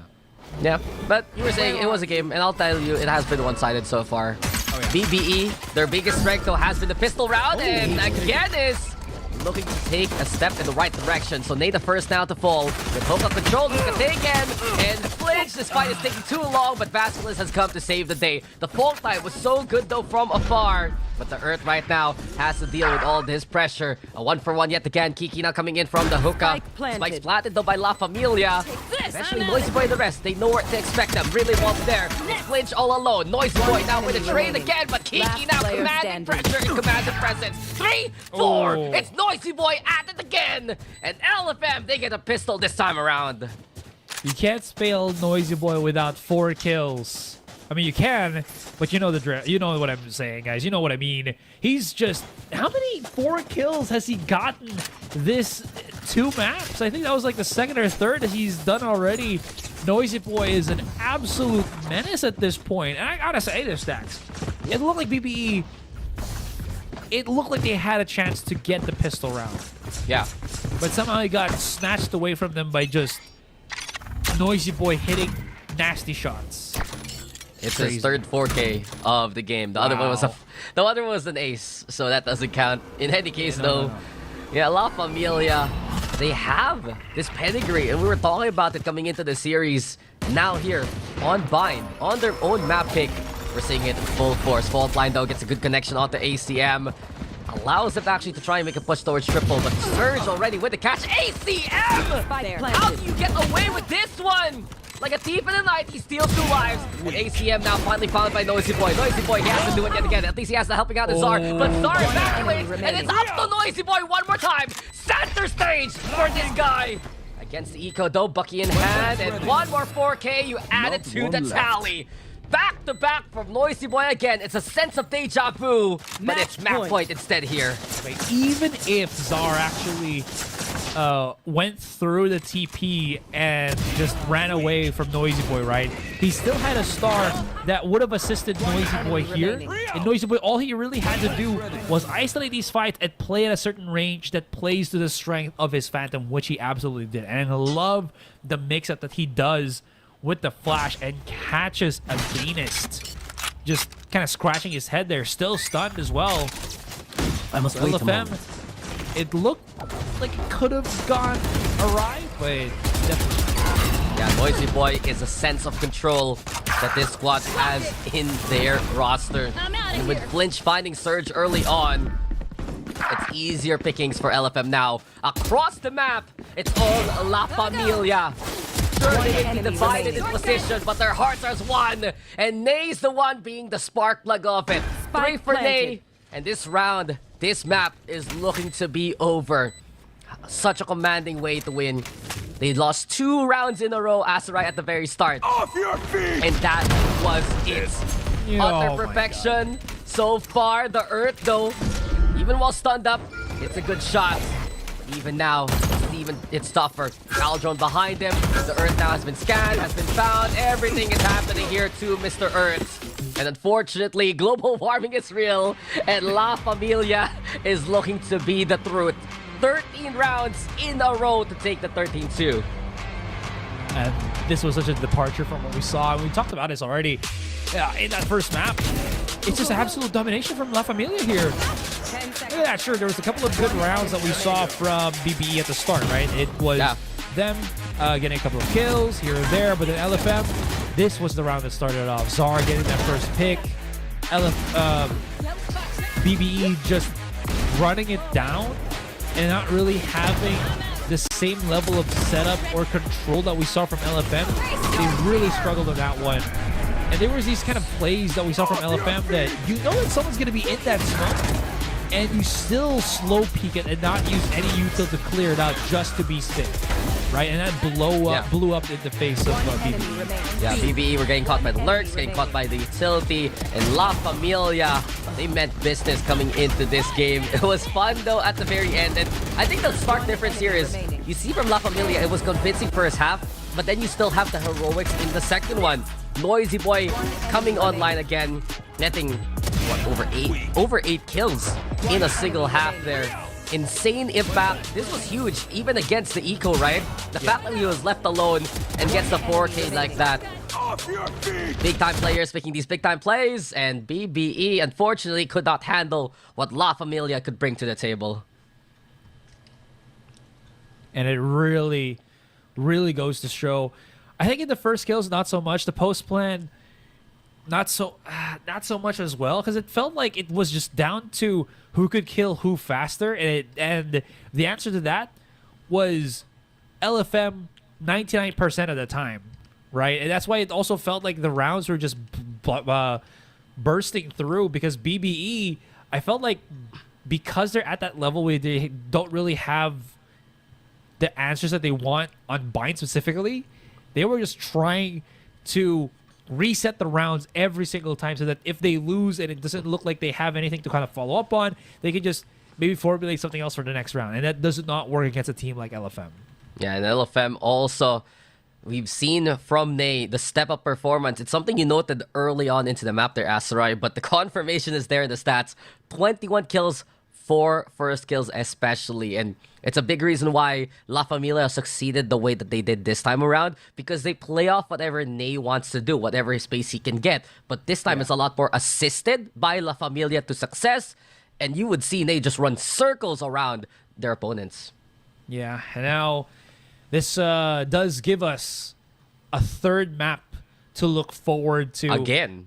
Here, Dax. Yeah, exactly. Another third map here. And it's going to be Ascent at this point. So this, honestly, because of the map that we are going to be following up on, it feels like there's a possibility that, you know, BBE has another plan in store for this one. But I am checking the stats right now. If BBE has actually played in Ascent, feels like the answer to that is no. We haven't actually seen that, so it's going to be quite a mystery for us and the viewers to see how they're going to be performing. In any case, guys, we are going to be going on a break. When we come back, it's going to be map number 3 in this series here at VALORANT Challengers Southeast Asia. So do not go anywhere. So apparently, I'm a boomer now, guys. Oh, yeah, 100%. Welcome to VALORANT Challengers Southeast Asia. There you go. No more need for stutters and whatnot. But speaking of stutters, it feels like there is that bit of a lull that we're seeing here from BBE. La Familia is just putting them to the test, and they've been failing it round after round in that bind map here, Dax. And it feels like coming into map 3 on Ascent, there has to be some form of reset here, because this is not looking good at all. Look at the contrast from what that first map is to what the second map was. Yeah, La Familia, they brought in discipline for map number 2, and it was so one-sided, truthfully. As soon as the first 2 rounds were over, it was just all La Familia every single round. But coming into Ascent, there is a little bit more of hope here for BBE. The fact of the matter is they did ban it out versus the Mongols. But at the same time, La Familia also didn't have the best showing of it. It was a 4-13 with the Mongols taking it. They played a standard composition. And now the fact that BBE have this tape on La Familia, there is a chance for them to maybe figure out some of the weaknesses, figure out how they can find these openings. And since they did keep split close anyway and took the win there still is a fighting chance if base beta can actually go for the reset that they need. Yeah, because there still is so much that felt like base beta was doing pretty well. Kiki was still pretty aggressive. We saw Surge having those great setups. But I think one of the biggest problems right now for them is that La Familia, Ney is starting to get activated here. He was not really felt at all on map number 1. Yep. Map 2, he's top fragger. And if he can translate that into map 3, this is going to be a bit of a challenge, or an even bigger challenge for base beta esports. Well, here we are, guys. The last map of stage number 1, last map of the night as well. It's a battle for second place. Unfortunately for these two teams, they're not gonna make it into the next stage of VCTC. But they're fighting for glory, and La Familia, after what we saw in that last map, they're in prime position to do just that. Base beta though, Asarai, you can see it here. Surge the one now, playing the Deadlock. ACM moves over to the Omen to play that controller role. So it's standard Deadlock versus the standard meta Ascent comp. Yeah, Noisy Boy also moves into that Killjoy route over Vascalis. So this is going to be quite the interesting loop around as well. And, you know, first Killjoy of the day. Hooray. Hooray. Oh, a bit of contact on A-main already. The one-way smoke stops Flinch from really committing to this. And he's just alone, but he will have reinforcements as the rest of LFM is pushing slowly into A short. No one is marking this. Kiki is unaware, and he's kind of over-committing. The paranoia set up for Pinch is going to be there. It blinds both of them. Great picks, but no, hold on. A-main is still in control of BBE. Yeah, and ACM also with a find towards Raptor. So every single angle of opportunity, base beta still has in their hands. LFM effectively stuck on site right now. And that double up on main is just so risky to deal with that they can't even go for the push. But shots from Ney do sing through. And he's feeling it from the last map. 3v3 now as odds are equalized. The plant coming down here for Czar. But BBE still want to find the push anyway. ACM as well as Agennis. Ney though, the Slayer with the Sheriff. A second victim to his thing. Agennis now finds the head of the Jet, but can't hit the shot.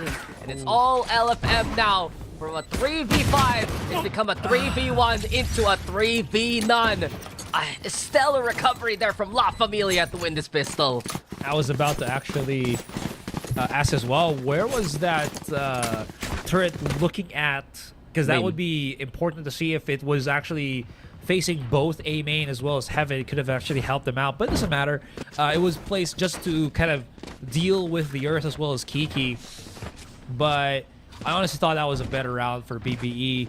Could have maybe even gotten the pistol, but somehow LFM even stuck on the site. Cool, calm as a cucumber under pressure. And that's really not the start that the BBE was looking for. And exactly what you said there, Asarai. Ney has found his footing in this series. And we'll see if that can continue on. Vascalis, though, first and foremost, Vascalis! It's just aggression incarnate, holding W. And LFM are taking A away. Simply put, Vascalis is not done. He wants an ace too, and he will get it on a silver platter. Easy pickings for the Sova here. Dang. Chill, Vascalis. LFM is just creating more and more stats for themselves. It's lovely to see. This puts a bit of damper on things. And look at that. There was also a point where, look, BBE, 2 of their players, not even looking through their own spawn. They already knew that Vascalis was pushing through, so I was expecting at least one of them to just mark the position just in case. Yeah, well, BBE, unfortunately, their fundamentals now being tested, and they had a good start in the pistol, but that's been effectively it so far. La Familia now.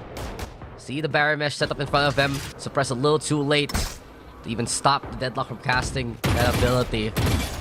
And while this happens, Kiki now playing here at mid. And the first time we see him play something else than the Neon in this series.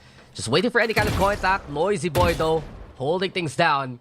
And check out the guns here for La Familia Asteroid. Into their bonus, they have 2 rifles, 2 Guardians, a lot of long-range opportunities for them to use. I like the white swing, but there's just too many players to handle. Kiki's just gonna get dropped, and that opens up market control. Spots out one on B main. One-way smoke comes through, so that's kind of good. Surge does get the pick, and Flinch and Earth as well, not wasting any Spike time down, whatsoever. Gets the contact, gets the dub. Zar a bit too far from Nay, who is trapped on mid here. Low HP, ACM could make him Last work for player his meal. standing. And he does, but Earth does get that Sensor refrag. down. 30 seconds left. Earth, it's his world there towards B. And a single one-way was enough for BBE to stabilize. A wrap up there towards shorts, and a round finally taken here by base beta. That's what you want to see here from the defense. Just use that utility to put a stop to LFM. Be patient, be a lot more reserved, and as soon as the Earth found the timing, he even caught Noisy Boy busy setting up the turret. Yeah, I think they just did really expect that through that one-way smoke, they were gonna get pushed, but both of them just got clipped. I also like this adjustment that we received for Surge. Once he hears once he hears things happening in A-main, he immediately throws the wall. It's a quick reaction, and it's a quick cast anyway. You can outpace the suppress with the deadlock wall. And as BBE have moved away and found that pick, they still have Kiki here playing towards Raptors. TP now towards the generator. The Owl Drone's there too. And LFM got a good execute onto the side. Hunter Fury also used up now. Vasquez finds a target. Nay also overrunning Surge there. And La Familia, not only did they get the side, they have the tree area to hell control under their clutches. And with the plant now going down, they have many angles to work with. Spike planted. Yeah, you see how forward Nay is also holding here on short when he knows that ACM is playing in that kind of position. Wants to repeat it once again, and he wins the first battle. Could have got it for the second as well. Paranoia being Last thrown out right player now by standing. ACM. He's alone. Tries to push through. Hit by the blade. And this is where it really becomes difficult. There's just so many crossfires, so many refrags possibility there that he has to work quick. Not quick enough, and he falls down. The only way forward. Nice try there from ACM, getting 3 for his troubles. But in the end, doesn't really matter as BBE gave up the site. They lost out as soon as they backed away, and we've seen this from Vasquez multiple times. You get the Hunter's Fury online early, especially because he had 7 kills to his name there.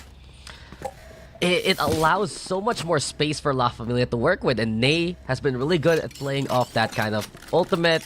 Now he wants to push towards B main here, and the Earth crouch down. Sheriff though is sharp, and a pick onto the Jet, something that LFM didn't expect. Well, does go to the wayside here as he doesn't really get much control. Great start though, if you can get more conversion here with that mid push coming out from ACM. That could have been something. Not gonna happen. Noisy Boy just waiting for his team against.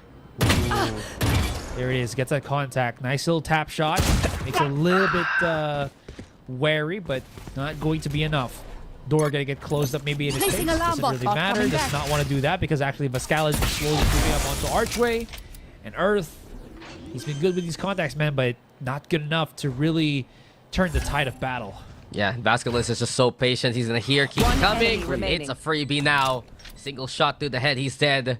La Familia, another convincing round. And you'd think that BBE would get momentum after they got their own round there, but no. La Familia convincing yet again on a round-per-round basis. It's just been so effective. Experience is really shining through. And Vasquez, you put him on the Sova, he just feels so comfortable on that character. Yeah, absolutely. And I love seeing this style of play here from LFM because it's very aggressive, similar to what we saw from map number 2, but Here. different in the sense that we're now seeing, you know, on map number 2, on Bind, we're seeing the team play. This one and here, we're seeing the individualistic kind of shine a little bit more because everyone else is just spread out. Noisy Boy, though, has been a recipient of just first contact woes. He's just being picked off every single time, but the refrag comes in swift though. Yeah, and Kiki is too ambitious, just jump peeking like that. And if you whiff the shot, you're out in the open. Even with a quick punish, La Familia, from this point on, putting the pressure into A. The Sonic sensors are still in position though. Hunter's Fury gonna be there too from the Earth. Right here. It's coming in from mid, and they're getting the distance at least to stay away from those bolts. Spike now planted though while this all happens. Flinch. Also, I love the play from La Familia. They send the guy who can teleport to safely navigate. The utility from the deadlock is still there, but it doesn't matter because LFM gave keep away. Yeah, and plus they're playing into this a bit blind because they don't really know where the rest of the post planters are. They only know that Nay is just somewhere there.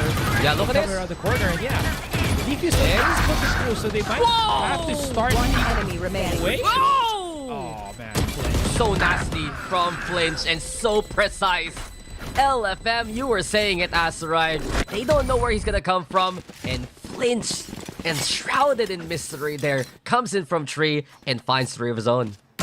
Alright, I did get a bit concerned for LFM here, because if Flinch didn't peek at that right time, you saw how close the spike was from being diffused. It was a fraction of a second from being BBE. Sure, they might get wiped off, but at least get a defuse, a point back into the board. But no, LFM steamrolling into this one. No signs of slowing down, but they are looking to go for this conversion. Earth, not this time, brother, not this time. Paranoia comes in swift from ACM, but he's not going to be able to escape. And Againist is just collateral at this point, extra collateral at this point, and that's going to be that. He can, the door! The door is too strong. Sad. And they learned his lesson. He took a wider swing that time. Yeah. Found the pick, and from that point on, it was BBE all falling on a park and equal. Come on, Kiki. Kiki, what are we doing? Okay, he's setting things up. Oh, did you see that? Did you see that? Yes. Right? And then Flinch is the one who gets hit by the headshot I like instead. it. They're using the drone as a shield, the battering ram. Oh my god. I just feel bad for Flinch. How does he die there? He's probably asking his whole team, why me? What happened to the owl drone? What happened to the jet? Why am I dead? The conspiracy is Vascalis intentionally dropped it a little bit so that the shot from Kiki would have actually hit his teammate. It's insane.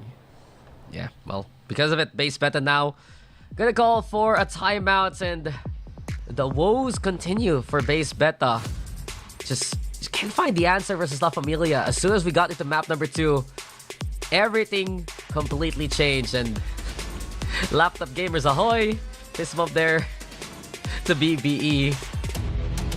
Brother, don't open your DMs on screen, man. Please. I will say though, He's back. from what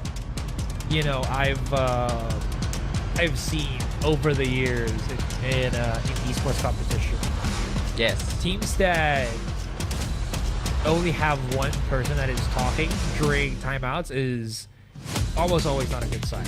It just means that they're starting to get into their heads, and again, this is just from what I've seen before.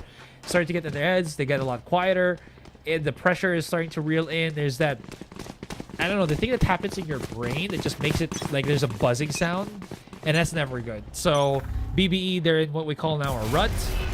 Their IGL, from the looks of it, is trying to rally things back, but there has to be that one round that makes them all feel connected again, and they're trying to find that here and now. Okay, they changed things up with the setup. You got again, it's now playing into A. Cybercage is there, but look who's coming with Flinch. No! Can't find the shot, and Kiki's providing covering fire. Kiki with another one. The operator finding success, and Kiki now couldn't get the third. The lockdown gonna be into play though. LFM trying to buy space for themselves to put the plant down. Ooh, they actually find Against as well. So massive lead at the very start, but it will get flipped up. That ultimate lockdown from Noisy Boy does slow the pace ever so slightly, but this 2 versus 3 is still workable. Vascalis, I love the positioning, but that wall is It's even smarter. supreme. Just love it. Surge now buying so much time. Everything's left to Noisy Boy for the time being. He doesn't get hit by the grab net. That's good for LFM. That's good. A chance here for Noisy Boy. And not only that, here goes the Hunter's Fury. There's no escaping. The dynamic duo now. They made a pinch with the bow and the gun. And the Hunter's Fury was good enough pressure anyway. No way. No way. That Daxa was talking about how important it is to find that rut buster round to just bring you out of that loop that you've been playing on, and then somehow the 2 versus 5 turns into a 2 versus 3, and then LFM still convert the dub. And I was praising it being BBE already. Surge, great play with the wall, isolates the fight. Vasquez manages to wrap around, use the Over there. ultimate, and Noisy Boy was just there to No keep things surprises. locked and loaded for the Take flight. site. It's just insane. It makes such a big change when Noisy Boy is alive longer into the game. But that's what happens too. Just steps up as the grab that didn't connect. In any case, though, BBE now a fighting chance yet again. It's a 1-for-1 as the blades have annulled. And the Earth now flattened one more time. Vasquez with the double of his own. Surge can be onside. Here comes the paranoia courtesy of ACM. Maybe Surge can find the pick here. enemy Seems like the remaining. answer's no. And La Familia with the overrun yet again. planted. They brought the bulldozer towards B.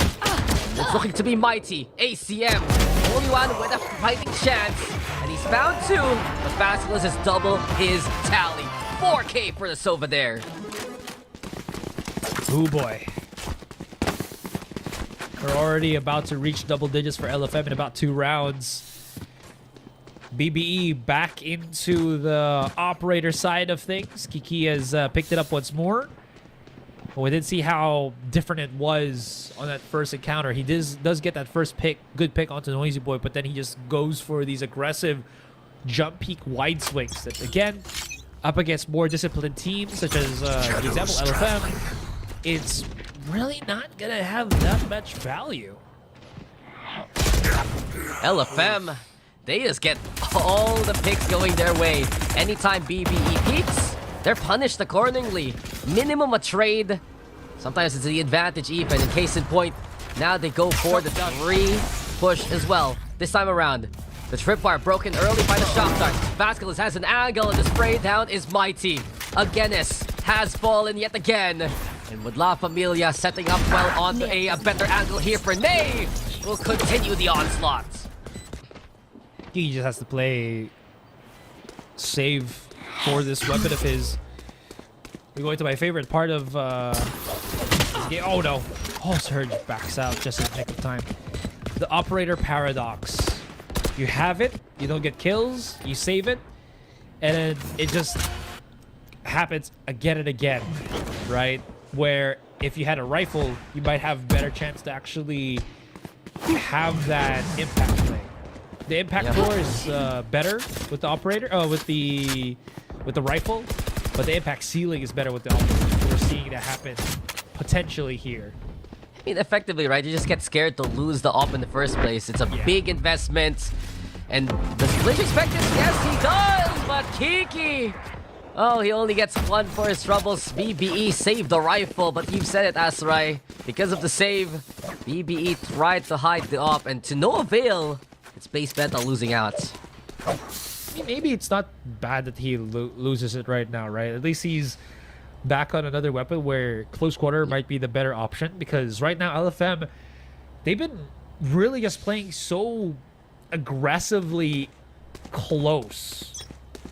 I mean, like, they just push A short multiple times, so maybe this judge is gonna have a better impact on that one. I don't know. I could be just not really getting that thing anyways, though.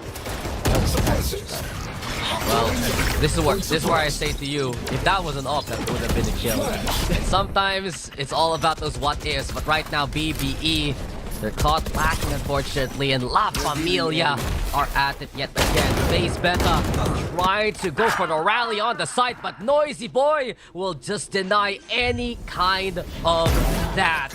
And here comes ACM now. He's shown up to the plate, but he can only strike out 1. LFM, they're making it fast, they're making it quick, and they made it to double digits. Last round before the switch. And this is BBE are stuck at 1, man. What else is there for them to do? We're at that point where, again, or we're already past the point of BBE just having a different spell in this first half. The best that they can really hope for is that they get some good first contact against LFM and then try to build off of that. And then whatever happens, they just reset and play the second half that could be better for them. I feel you. A pistol might be exactly what BBE needs coming into this one. But a fighting chance with the Guardians. The lockdown's gonna be there too. And the Yurts trying to find the angle here from Market. But La Familia spending in lockdown, they now go for the null command. And even though there's deadlock wall, it's Lee already trying to go for the clear. The Earth though, shutting him down. Hunter Fury now courtesy of Vasquez from afar. But mark any targets. BBE avoiding a casualty. And Zar instead catching the lurk ACM. Look at the special delivery though. It's been flinch waiting on A side all this time. There's the plant. There's Zar getting another. And BBE. Oh no! Not like this, Kiki. The Vasquez Masterclass is back in action. And La Familia all across the map just get the win. Those are the type of mistakes that you get when you don't really have two things. Not the clear-cut information. Another commanding set from La Familia in that first half. 10 rounds in a row this time. Actually, it's 9. I miscounted. But in any case, they're looking to make it 10 if they win this pistol. Welcome back, guys. Is this going to be a quick half? Or can BBE mount an incredible comeback? La Familia, though, all the confidence in the world. And here comes they already with the aggression. Finds 2 targets, gets one of them. Kiki, though, low HP, looking to punish now. Zar trying to get on away. And then all the chaos. BBE still stuck here by B main. Yeah.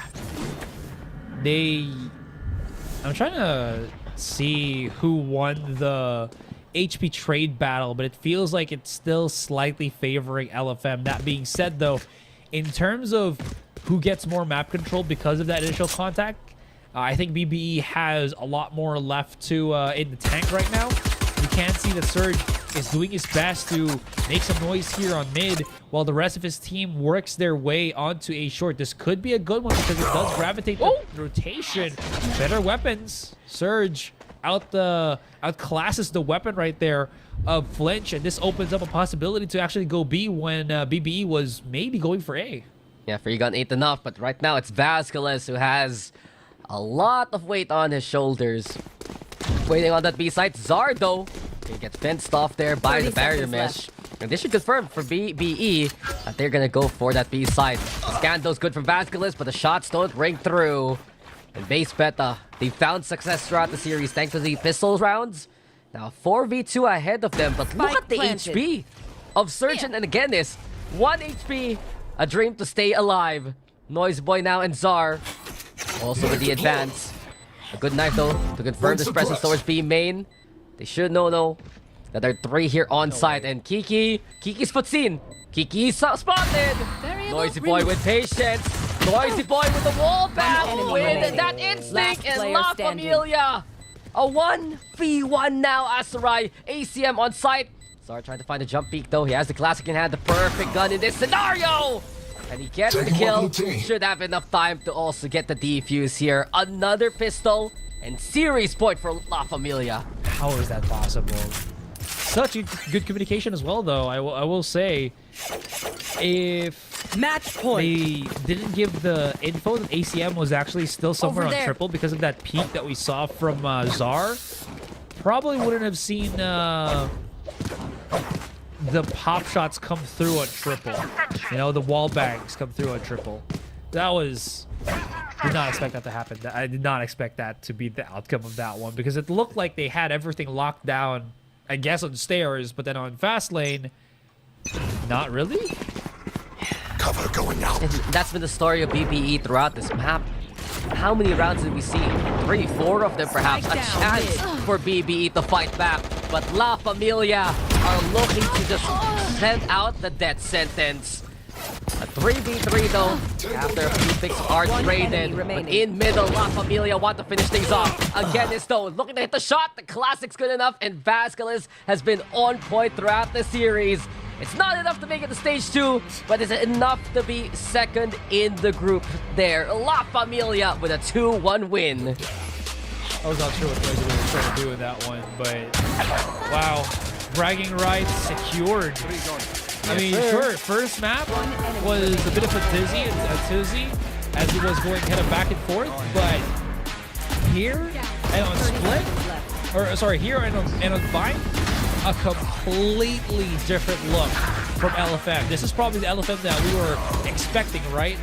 Names that we've already seen, names that have already proven themselves, and a team that has that pedigree, has that experience, all come up. BBE definitely felt that in the later parts of the series. Yeah, 26-3, if I'm correct, over the last 2 maps. It was just La Familia proving that they have this momentum and they're happy to play things out versus BBE. Get a little bit more in the tank for whatever other series they're gonna play in the near future. And it's great to see BBE though. This was their first foray really into this VCT competition. They did make it through at the very end, and at least they had a good showing in map number 1. But the score doesn't lie. Wow. This was all La Familia from the get-go. 11-11 for LFM on the post plan. Make a wish, man. What a number. We don't usually see that every day.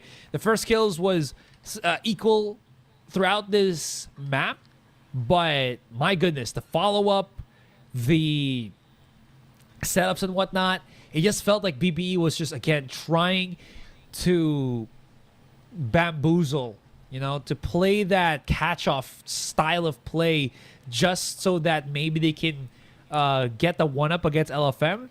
And ultimately, it doesn't really work that way against a team such as LFM. Noisy Boy having such a great game.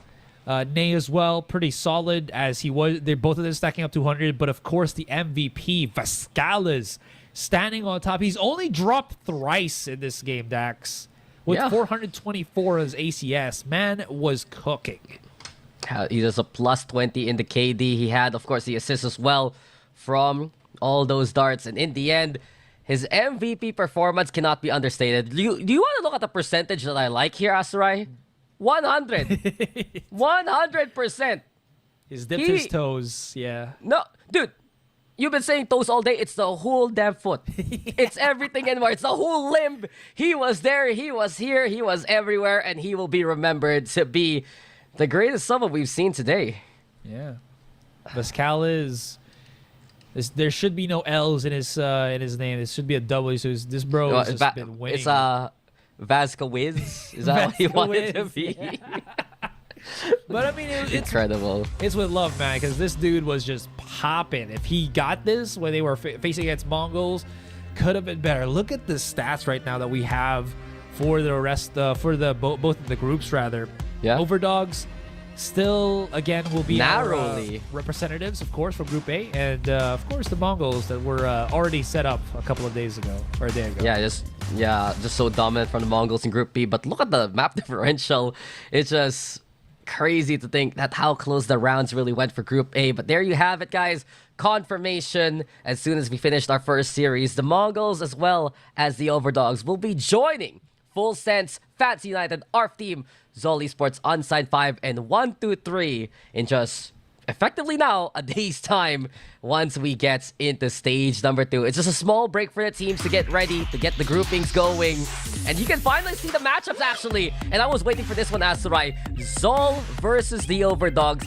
Unsigned 5 versus the Mongols. Which means actually that we have 2 Mongolian squads effectively in this bracket, but they're in different groups. That's awesome. And of course, we still have the already notable ones, 1, 2, 3, Full Sense, yeah, exactly, ARF, and Fancy. Gotta love it, man. I want to see Fancy United up in action once more. And it's going to be happening another time. But our next match is going to be 1, 2, 3 versus Full Sense, OVERDOGS versus Zol Esports. Happening again in tomorrow, actually.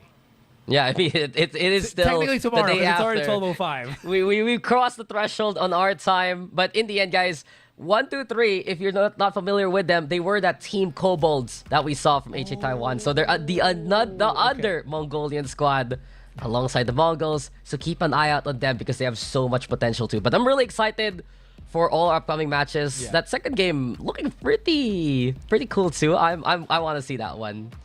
Yeah, same here, man. I'm very excited. Anyways, that will conclude our stream for tonight, guys. And it was a definite doozy here. Stage 1, we've completed all of our teams. Unfortunately for the others, it was just bragging rights. But what bragging rights it truly was. In any case, my name is Asarai. With me now is Dax. We'll be seeing you on the next one for more action here at VALORANT Challengers Southeast Asia. We'll see you guys tomorrow.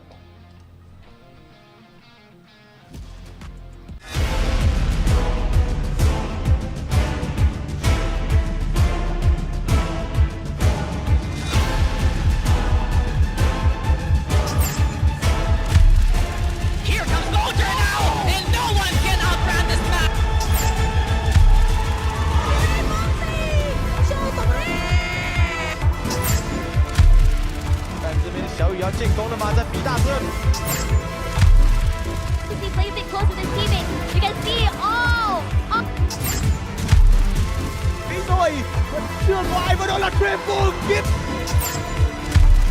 打มาดีต่อซ้ายก่อน